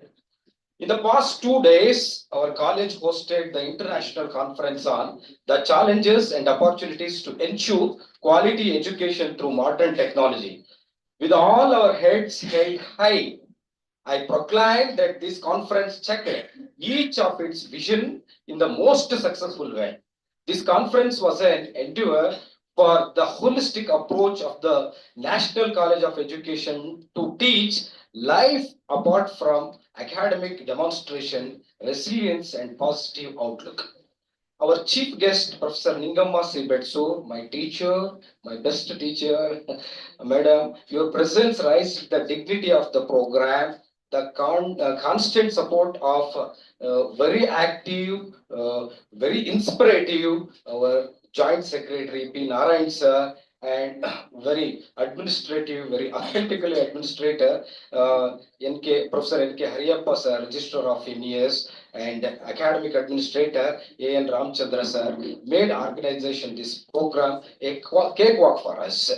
I special mentioned, I wholeheartedly I express my gratitude to this person in my mother tongue. ನಾನು ಹಾಗೆ ಮಾತಾಡಿದ್ರೆ ಸೂಕ್ತ ಅನ್ಸುತ್ತೆ instead of English. Okay, the whole conference within that span of they are appreciated me because it's nearly its take 3 to 4 months. But ನೀವು ನಂಬಲಿಕ್ಕಿಲ್ಲ ಈ span ಅನ್ನ ನಾವು organise ಮಾಡ್ಲಿಕ್ಕೆ ತೆಗೆದುಕೊಂಡಿರ್ತಕ್ಕಂಥ ಸಮಯ only sir Bheemappa sir, you believe it or not, within that span of 2 months. 2 months. Okay, before that, okay, when we are sending that advance of the amount to Dr. Manju ND, okay, it's only the 2 to 3 papers and 5 papers, it's more than 15 papers we expected, ಆಗ್ತದ ಏನು ಕತೆ ಅಂತ ಹೇಳಿ. Okay, within that duration of time, we reached 50 papers within that span of 15 to 20 days. 20 days. Okay, after one fine day, we are getting, okay, already ನಾವು ಶತಕ ಬಾರಿಸಿದೀವಿ ಅಂತ. Only ನಮಗೆ 1 ತಿಂಗಳು 20 ದಿನದ ಒಳಗಾಗಿ ನಾವು 140 ಪೇಪರ್ಗಳನ್ನ ಈ ಇಂಟರ್ನ್ಯಾಷನಲ್ ಕಾನ್ಫರೆನ್ಸ್ಗೆ 150 ಪೇಪರ್ಸ್ ಅನ್ನ ನಾವು ಇಂಟರ್ನ್ಯಾಷನಲ್ ಕಾನ್ಫರೆನ್ಸ್ಗೆ ತೆಗೆದುಕೊಂಡ್ವಿ. ಈ ಶಕ್ತಿಯ ಹಿಂದಿರ್ತಕ್ಕಂಥ ಒಬ್ಬ ವ್ಯಕ್ತಿ, ಏಕೈಕ ವ್ಯಕ್ತಿ, ನಮ್ಮ organising secretary doctor Manju MD. I whole heartly on behalf of my esteemed National Education Society, National College of Education, and okay, all my colleagues, okay, thank you very much. Okay, I congratulate you, thank you very much. Okay, ಅವರಿಗೆ ಈ ಒಂದು ಸಮಯದಲ್ಲಿ ಒಂದು honour ಮಾಡ್ತಕ್ಕಂಥ ಒಂದು ಸೌಭಾಗ್ಯವನ್ನು ನಾವೆಲ್ಲ ಕಲ್ಪಿಸ್ತಾ ಇದ್ದೇವೆ. ನಾವೆಲ್ಲರೂ ಕೂಡ ನಾನು ಅತಿಥಿಗಳಿಗೆ ಮತ್ತು ಡಿಗ್ನಿಟರೀಸ್ಗೆ ಹೇಳ್ತಾ ಇದ್ದೇನೆ, ಈ ಸಂದರ್ಭದಲ್ಲಿ ಗೌರವ ಸಮರ್ಪಣೆಗಾಗಿ ನಾವೆಲ್ಲ ಸೇರ್ಕೊಳ್ಳೋಣ ಅಂತ ಹೇಳಿ.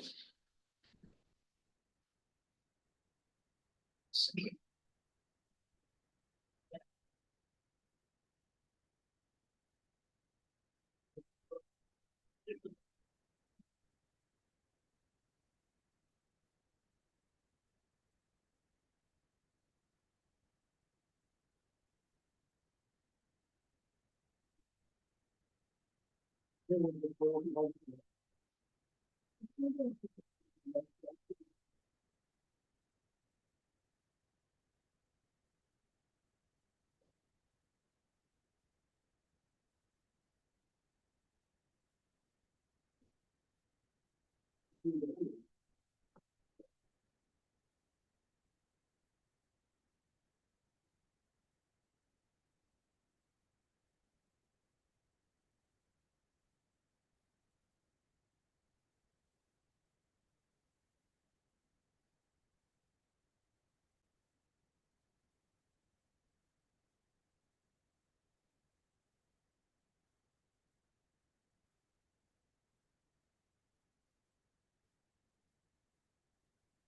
then I extend my gratitude.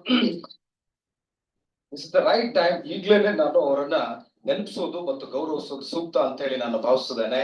Because of my colleagues, different areas ಅಲ್ಲಿ ಅವರು ನಮಗೆ ಸಪೋರ್ಟ್ ಮಾಡಿದ್ದಾರೆ. So ಹಾಗಾಗಿ I extend my gratitude to Dr. Prakash K, senior professor. ನಿಮ್ಮ ಗೈಡೆನ್ಸ್ ಮತ್ತೆ ನಿಮ್ಮ ಮಾರ್ಗದರ್ಶನ ಹೆಚ್ಚಿದೆ. ಟೋಕನ್ ಆಫ್ ಗ್ರಾಟಿಟ್ಯೂಡ್ ಗೆ ಇಲ್ಲೇನೆ ಅವರಿಗೆ ನಾವು ಬ್ಯಾಗ್ ಅನ್ನ ಕೊಡೋದ್ರ ಮುಖೇನ ಮತ್ತು ಸ್ಮರಣಿಕೆಯನ್ನ ಕೊಡೋದ್ರ ಮುಖೇನ ಅವರಿಗೆ ಗೌರವವನ್ನ ಸಮರ್ಪಿಸ್ತಾ ಇದ್ದಾರೆ. Thank you, Dr. Prakash sir. Thank you for your support and guidance for international conference.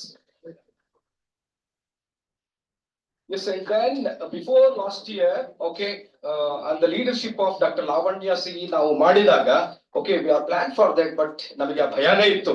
Okay, whether we are conducted international conference, what's the way, what's the strategies, and what are the perspectives ನಾವು ಇಟ್ಕೊಳ್ಳೋಣ ಅಂತ ಅನ್ಕೊಂಡಾಗ, ಅದು ತುಂಬಾ ಸಮರ್ಥವಾಗಿ ನಮ್ಮ staff ನಿಭಾವಣೆ ಮಾಡಿದೆ. ಇದಕ್ಕೆ ಎಲ್ಲ ನನ್ನ ಸ್ಟಾಫ್ ನ ಎಲ್ಲರೂ ಕೂಡ ಕಾರಣ ಅಂತ ಹೇಳಿ ಭಾವಿಸಿದ್ದೇನೆ. And then ನನ್ನ next senior professor Dr. Sharan, please come on to the stage. Please. Okay. And the gratitude ಅನ್ನ ನಮ್ಮ ಸ್ಮರಣಿಕೆಯೊಂದಿಗೆ ನೀವು ತೆಗೆದುಕೊಳ್ಬೇಕು ಅಂತ ಹೇಳಿ ಕೇಳ್ತಾ ಇದ್ದಾರೆ.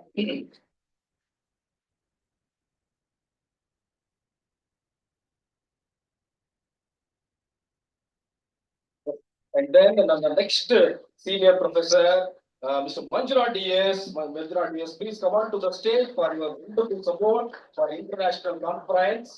Okay. With your support, I successfully completed this international conference. Next, I want that my gratitude goes to lady, and then she's only the lady, and then she comparing of this international conference. It's wonderful. Already I received that compliment also. Mind-blowing comparing to this. Comparing, it's nothing but what person?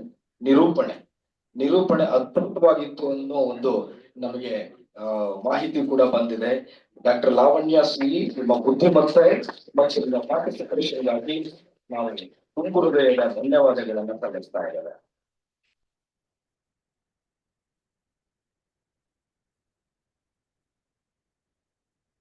And then I extend my gratitude to our technological assistants. ಎಲ್ಲದೂ ಕೂಡ ಒಂದು ತಾಂತ್ರಿಕವಾಗಿ ಒಂದು 20 ದಿನದಿಂದ ಎಲ್ಲ online ಅಲ್ಲಿ paper ಮಾಡ್ತಾ ಇದ್ದೇವೆ. ಎಲ್ಲೂ ಕೂಡ ಯಾವುದೇ ನಿಭಾವಣೆಗೂ ಧಕ್ಕೆ ಆಗ್ಬಾರ್ದು ಅಂತ ಹೇಳಿದ್ವಿ. ಯಾವುದೇ ರೀತಿಯ ಚ್ಯುತಿ ಕೂಡ ಇಲ್ಲಿ ತನಕಲೂ ಬರಲಿಲ್ಲ. ಕರೆಂಟು ಕೈ ಕೊಡ್ಲಿಲ್ಲ. Because completely 70 to 80% of the paper presenters on online. That's why ಈ ಟೆಕ್ನಿಕಲ್ ಎಲಿಮೆಂಟ್ಸ್ ಗೆ ಎಲ್ಲದಕ್ಕೂ ಸಪೋರ್ಟ್ ಮಾಡಿದ್ದು the lady Veena madam, senior most okay lecturer in our college. Yes sir.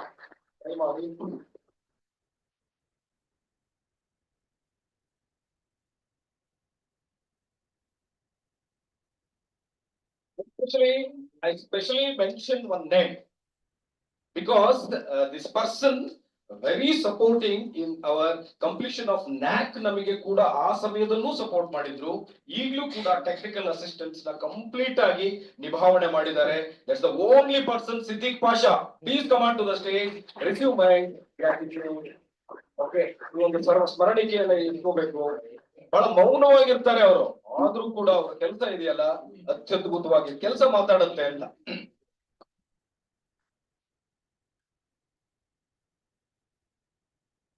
I extend my gratitude to Arundhati, okay, lecturer, National College of Education. Please come on to the stage.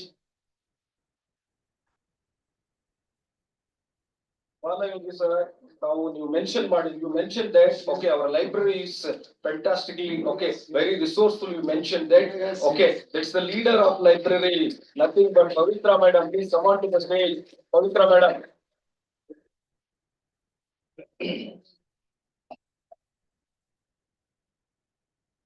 It's already you mentioned one name, okay, this is the all-rounder. Prashant, please come on to the stage, please.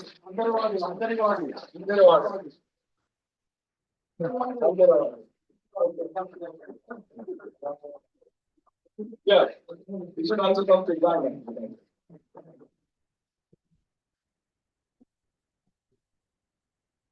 Non-teaching staff, okay, office all-rounder, okay, Janardhan Babu, Sunitama, Janardhan Babu sir, please come on to the stage.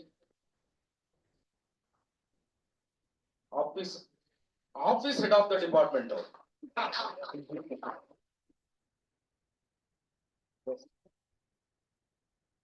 ಒಂದೇ ಒಂದು ಉದ್ದೇಶ ಇತ್ತು, after completion of this international conference ಎಲ್ಲರೂ ನಂತರ ಆಗಬೇಕು. Okay, at least you gained the weight 90 above kgs. Okay, that's behind Sunitama. Okay, Sunitama. ಧನ್ಯವಾದಗಳು ತಮಗೆ. ಊಟೋಪಚಾರಗಳಲ್ಲಿ ಎಲ್ಲ ನಿರ್ವಹಣೆ ಮಾಡಿ ತುಂಬಾ ಅಚ್ಚುಕಟ್ಟಾಗಿ, ಆಯ್ತಾ? ಸುನೀತಮ್ಮ ಮತ್ತೆ ಅಕ್ಕಮ್ಮ ಅಂತ ಇವರಿಬ್ರು ಅವಳಿ ಜವಳಿ, ಅವರ ಚೌಳಿನೂ ಕರೀತಾ ಇದ್ದೀನಿ ವೇದಿಕೆ ಮೇಲೆ. Akkamma, please come on to the stage. ಈ ಸಂದರ್ಭದಲ್ಲಿ ನಮ್ಮ ಇವ್ರು ಕೂಡ ಇಲ್ಲ, ಜಯಮ್ಮ ಇರಬೇಕಿತ್ತು, ಸ್ವೀಪರ್ ಅವರು ತುಂಬಾ ಅಚ್ಚುಕಟ್ಟಾಗಿ ಎಲ್ಲ ವಾಶ್ರೂಮ್ಸ್ ನೆಲ್ಲ ಇಟ್ಟಿದ್ರು.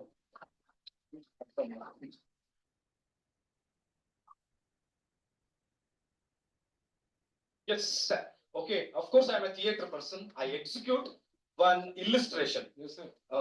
In the way of story, that's nothing but storytelling. Even heli anta idralla hage.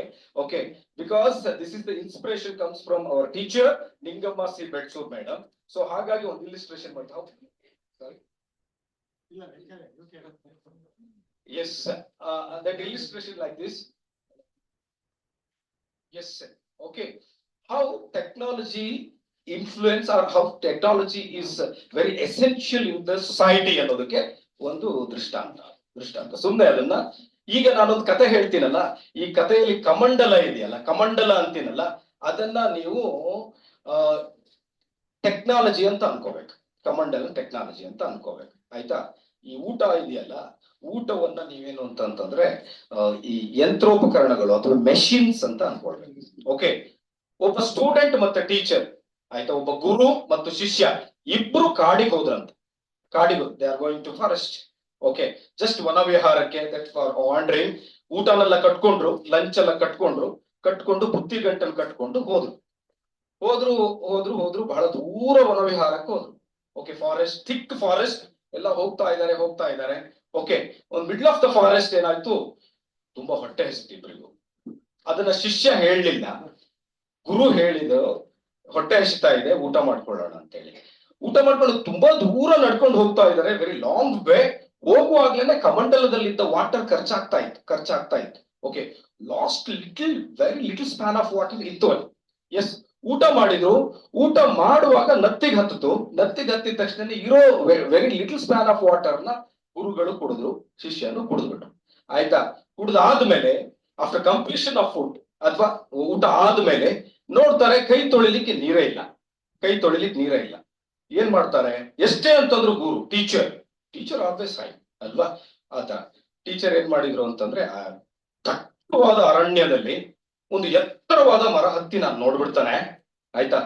ದೂರದಲ್ಲಿ ಏನಾದ್ರು ಕೆರೆ, ಲೇಕ್ ಏನಾದ್ರು ಕಂಡ್ರೆ ನನಗೆ ಸೂಕ್ತ ಆಗ್ತದೆ ಹೋಗ್ಲಿಕ್ಕೆ. ಯಾಕಂದ್ರೆ what is the distance behind that you don't know. ಆ distance, based on that distance ನಾವು ಹೋಗ್ಬೋದು, ಕ್ರಮಿಸ್ಬೋದು ಅಂತ. ಗುರುಗಳು ಎತ್ತರದ ಮರವನ್ನು ಹತ್ತಿದ ಕೂಡಲೇ ಗುರುಗಳು ಹತ್ತಾ ಇದ್ದಾರೆ, ಶಿಷ್ಯನು ಜೊತೆಗೆ ಹತ್ಬಿಟ್ಟ ಹಿಂದಿಂದಾನೆ. ಅವ್ರ ಹಿಂದೆ ಇದ್ದಾನೆ. ಆಯ್ತಾ? ನೋಡಿದ್ರು, approximately it's 8 to 10 miles. Okay, you know the difference between miles and kilometres. ಅಷ್ಟು ದೂರ ಇತ್ತು. ಊಟ ಈಗ ತಾನಾಗಿತ್ತು, ಉಂಡ ಆಯಾಸ ಇತ್ತ. ಸೊ ಹಾಗಾಗಿ 8 ಮೈಲ್ ನಡಿಲಿಕ್ಕೆ ಆಗಲ್ಲ ಅಂತ ದೂರದಿಂದಲೇ ಅದನ್ನ ನೋಡಿದ್ರಲ್ಲ, ಕೆರೆನ, ನೀರಿದು ಸಿಗ್ಲಿಕ್ಕೆ ಆಗಲ್ಲ ಅಂತ. ಅವಾಗ ತಕ್ಷಣದ ಮೇಲೆ ಏರಿದ ಗುರು ಹೇಳ್ತಾರಂತೆ, ದೂರದಿಂದ ನೀರ್ ಕಂಡೆ ಎನ ಕರವು ಶುದ್ಧ ಅಂತ. ದೂರದಿಂದ ನೀರ್ ಕಂಡೆ ಎನ ಕರವು ಶುದ್ಧ. Okay, translate it in English. Okay, very so for long too I saw this water. Okay, ನನ್ನ ಕರ ಶುದ್ಧ ಆಯ್ತು ಅಂತ. ತಕ್ಷಣ ಕೆಳಗಿದ್ದ ಶಿಷ್ಯ ಹೇಳ್ತಾನಂತೆ, ಆಯ್ತಾ, ಓ ಗುರು ಕರವ ನಾ ಕಂಡೆ ಎನ ಕರವು ಶುದ್ಧ ಅಂತ. ನಿಮಗೆ ಅರ್ಥ ಆಯ್ತು ಅನ್ಸುತ್ತೆ. ಅರ್ಥ ಆಗಿದ್ರೆ ಸಂಜೆ ನೀವು ತಲೆ ಖಾಲಿ ಇಟ್ಕೊಂಡಿಲ್ಲ ಅಂತ ಅರ್ಥ. Yes, this is the way. ಕಮಂಡಲದಲ್ಲಿ ನೀರ್ ಖರ್ಚಾದ್ರೆ that is nothing but technology. What are the machines we used? But the thing is my effort that depends upon only the teacher, only the teacher, only the teacher. We don't, okay, we don't quit the teacher, the value of teacher with the technology. This is my final words. Okay, of course, thank you one and all for your participation. Student teachers, what about student teachers? Oh, your wonderful participation of student teachers. Okay, still they have 2 months of time. Tumba thanks ಹೇಳ್ಬಿಟ್ರೆ they are not participating in that next okay academic event. Thank you. ನನ್ನ ಪ್ರೀತಿಯ ವಿದ್ಯಾರ್ಥಿನಿಯರಿಗೆ ಆಯ್ತಾ ನಾನು ತುಂಬ ಹೃದಯದ ಧನ್ಯವಾದಗಳನ್ನ ಸಲ್ಲಿಸ್ತಾ ಇದ್ದೇನೆ. ಇದೇ ರೀತಿ 2 ವರ್ಷನೂ ಕೂಡ ಹೀಗೆ ಇರಿ, ನಿಮ್ಮ ಪಾರ್ಟಿಸಿಪೇಷನ್ ಹೀಗೆ ಇರ್ಲಿ ಆಯ್ತಾ. ಪಾರ್ಟಿಸಿಪೆಂಟ್ಸ್ ಎಲ್ಲರಿಗೂ ಆಯ್ತಾ, ಮೀಡಿಯಾ ಪರ್ಸನ್ಗೆ special thanks to okay all my NAAC work ಕೂಡ ಡಾಕ್ಯುಮೆಂಟ್ ಮಾಡಿಟ್ಟಿರ್ತಕ್ಕಂಥ ನಮ್ಮ ವರ್ಮಾ ಸರ್ ಇದ್ದಾರೆ. Varma sir, thank you very much. ಇನ್ನು ಕೂಡ ತುಂಬಾ ದಾಖಲಾತಿಗಳನ್ನ ಮಾಡಿದ್ದಾರೆ. Thank you one and all. Here with I concluding my presidential talk. Thank you. Thank you, Chidanand sir. Thank you for your words of encouragement and leadership that have guided us throughout the conference. Now it is the time to extend our gesture of gratitude to our principal. I request all the dignitaries to join me.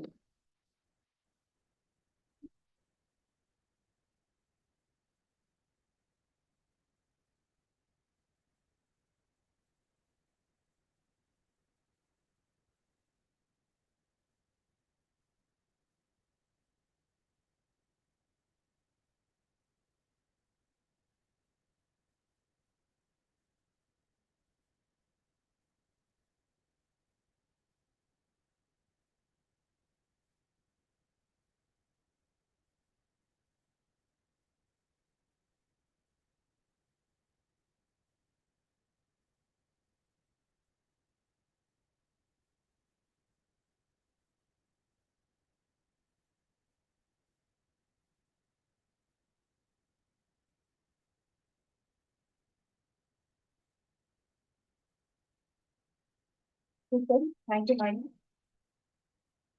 As we near the conclusion of this event, it is time to extend our heartfelt gratitude to all those who made this conference a success. For the words of thanks, I invite Ms. Pavitra SM, Librarian, National College of Education.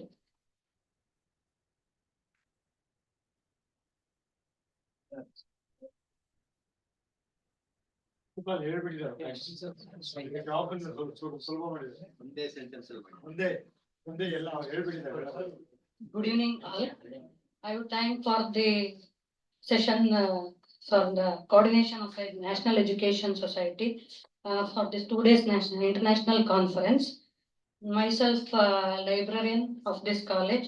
First, on behalf of all the faculty, I would thank to Ramchandra sir and Hariyappa sir and General Secretary sir Narayan P sir and our beloved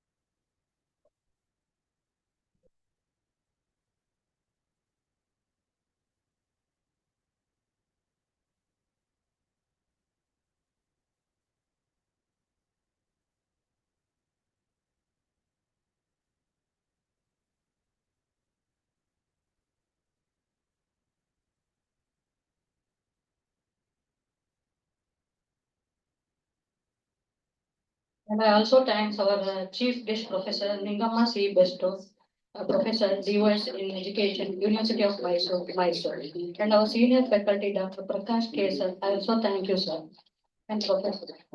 And I also thank you for our organizing secretary, Dr. Manju Indi, sir, for organizing such a great event and making this a great successful. And I also thank the media persons, students, teaching and non-teaching faculties, this conference making a grand success and giving a beautiful support. Thank you, sir. I also thank for Lavanya madam for giving me an opportunity. Thank you, madam.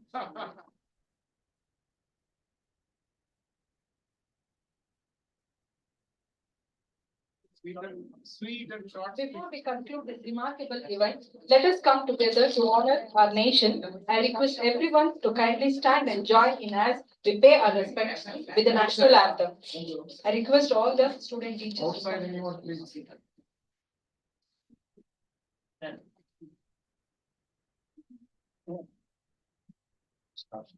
Start my job.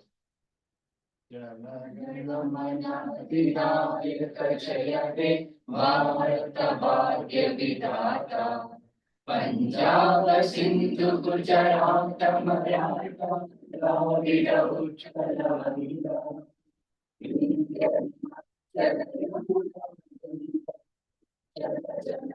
Vanga, Shubhana pe jage, Tava Shubha Shishamage, Gave Tava Jaya Gata.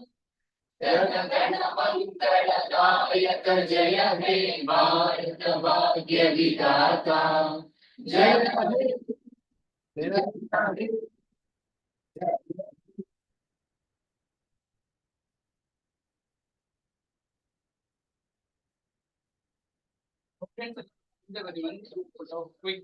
Thank you.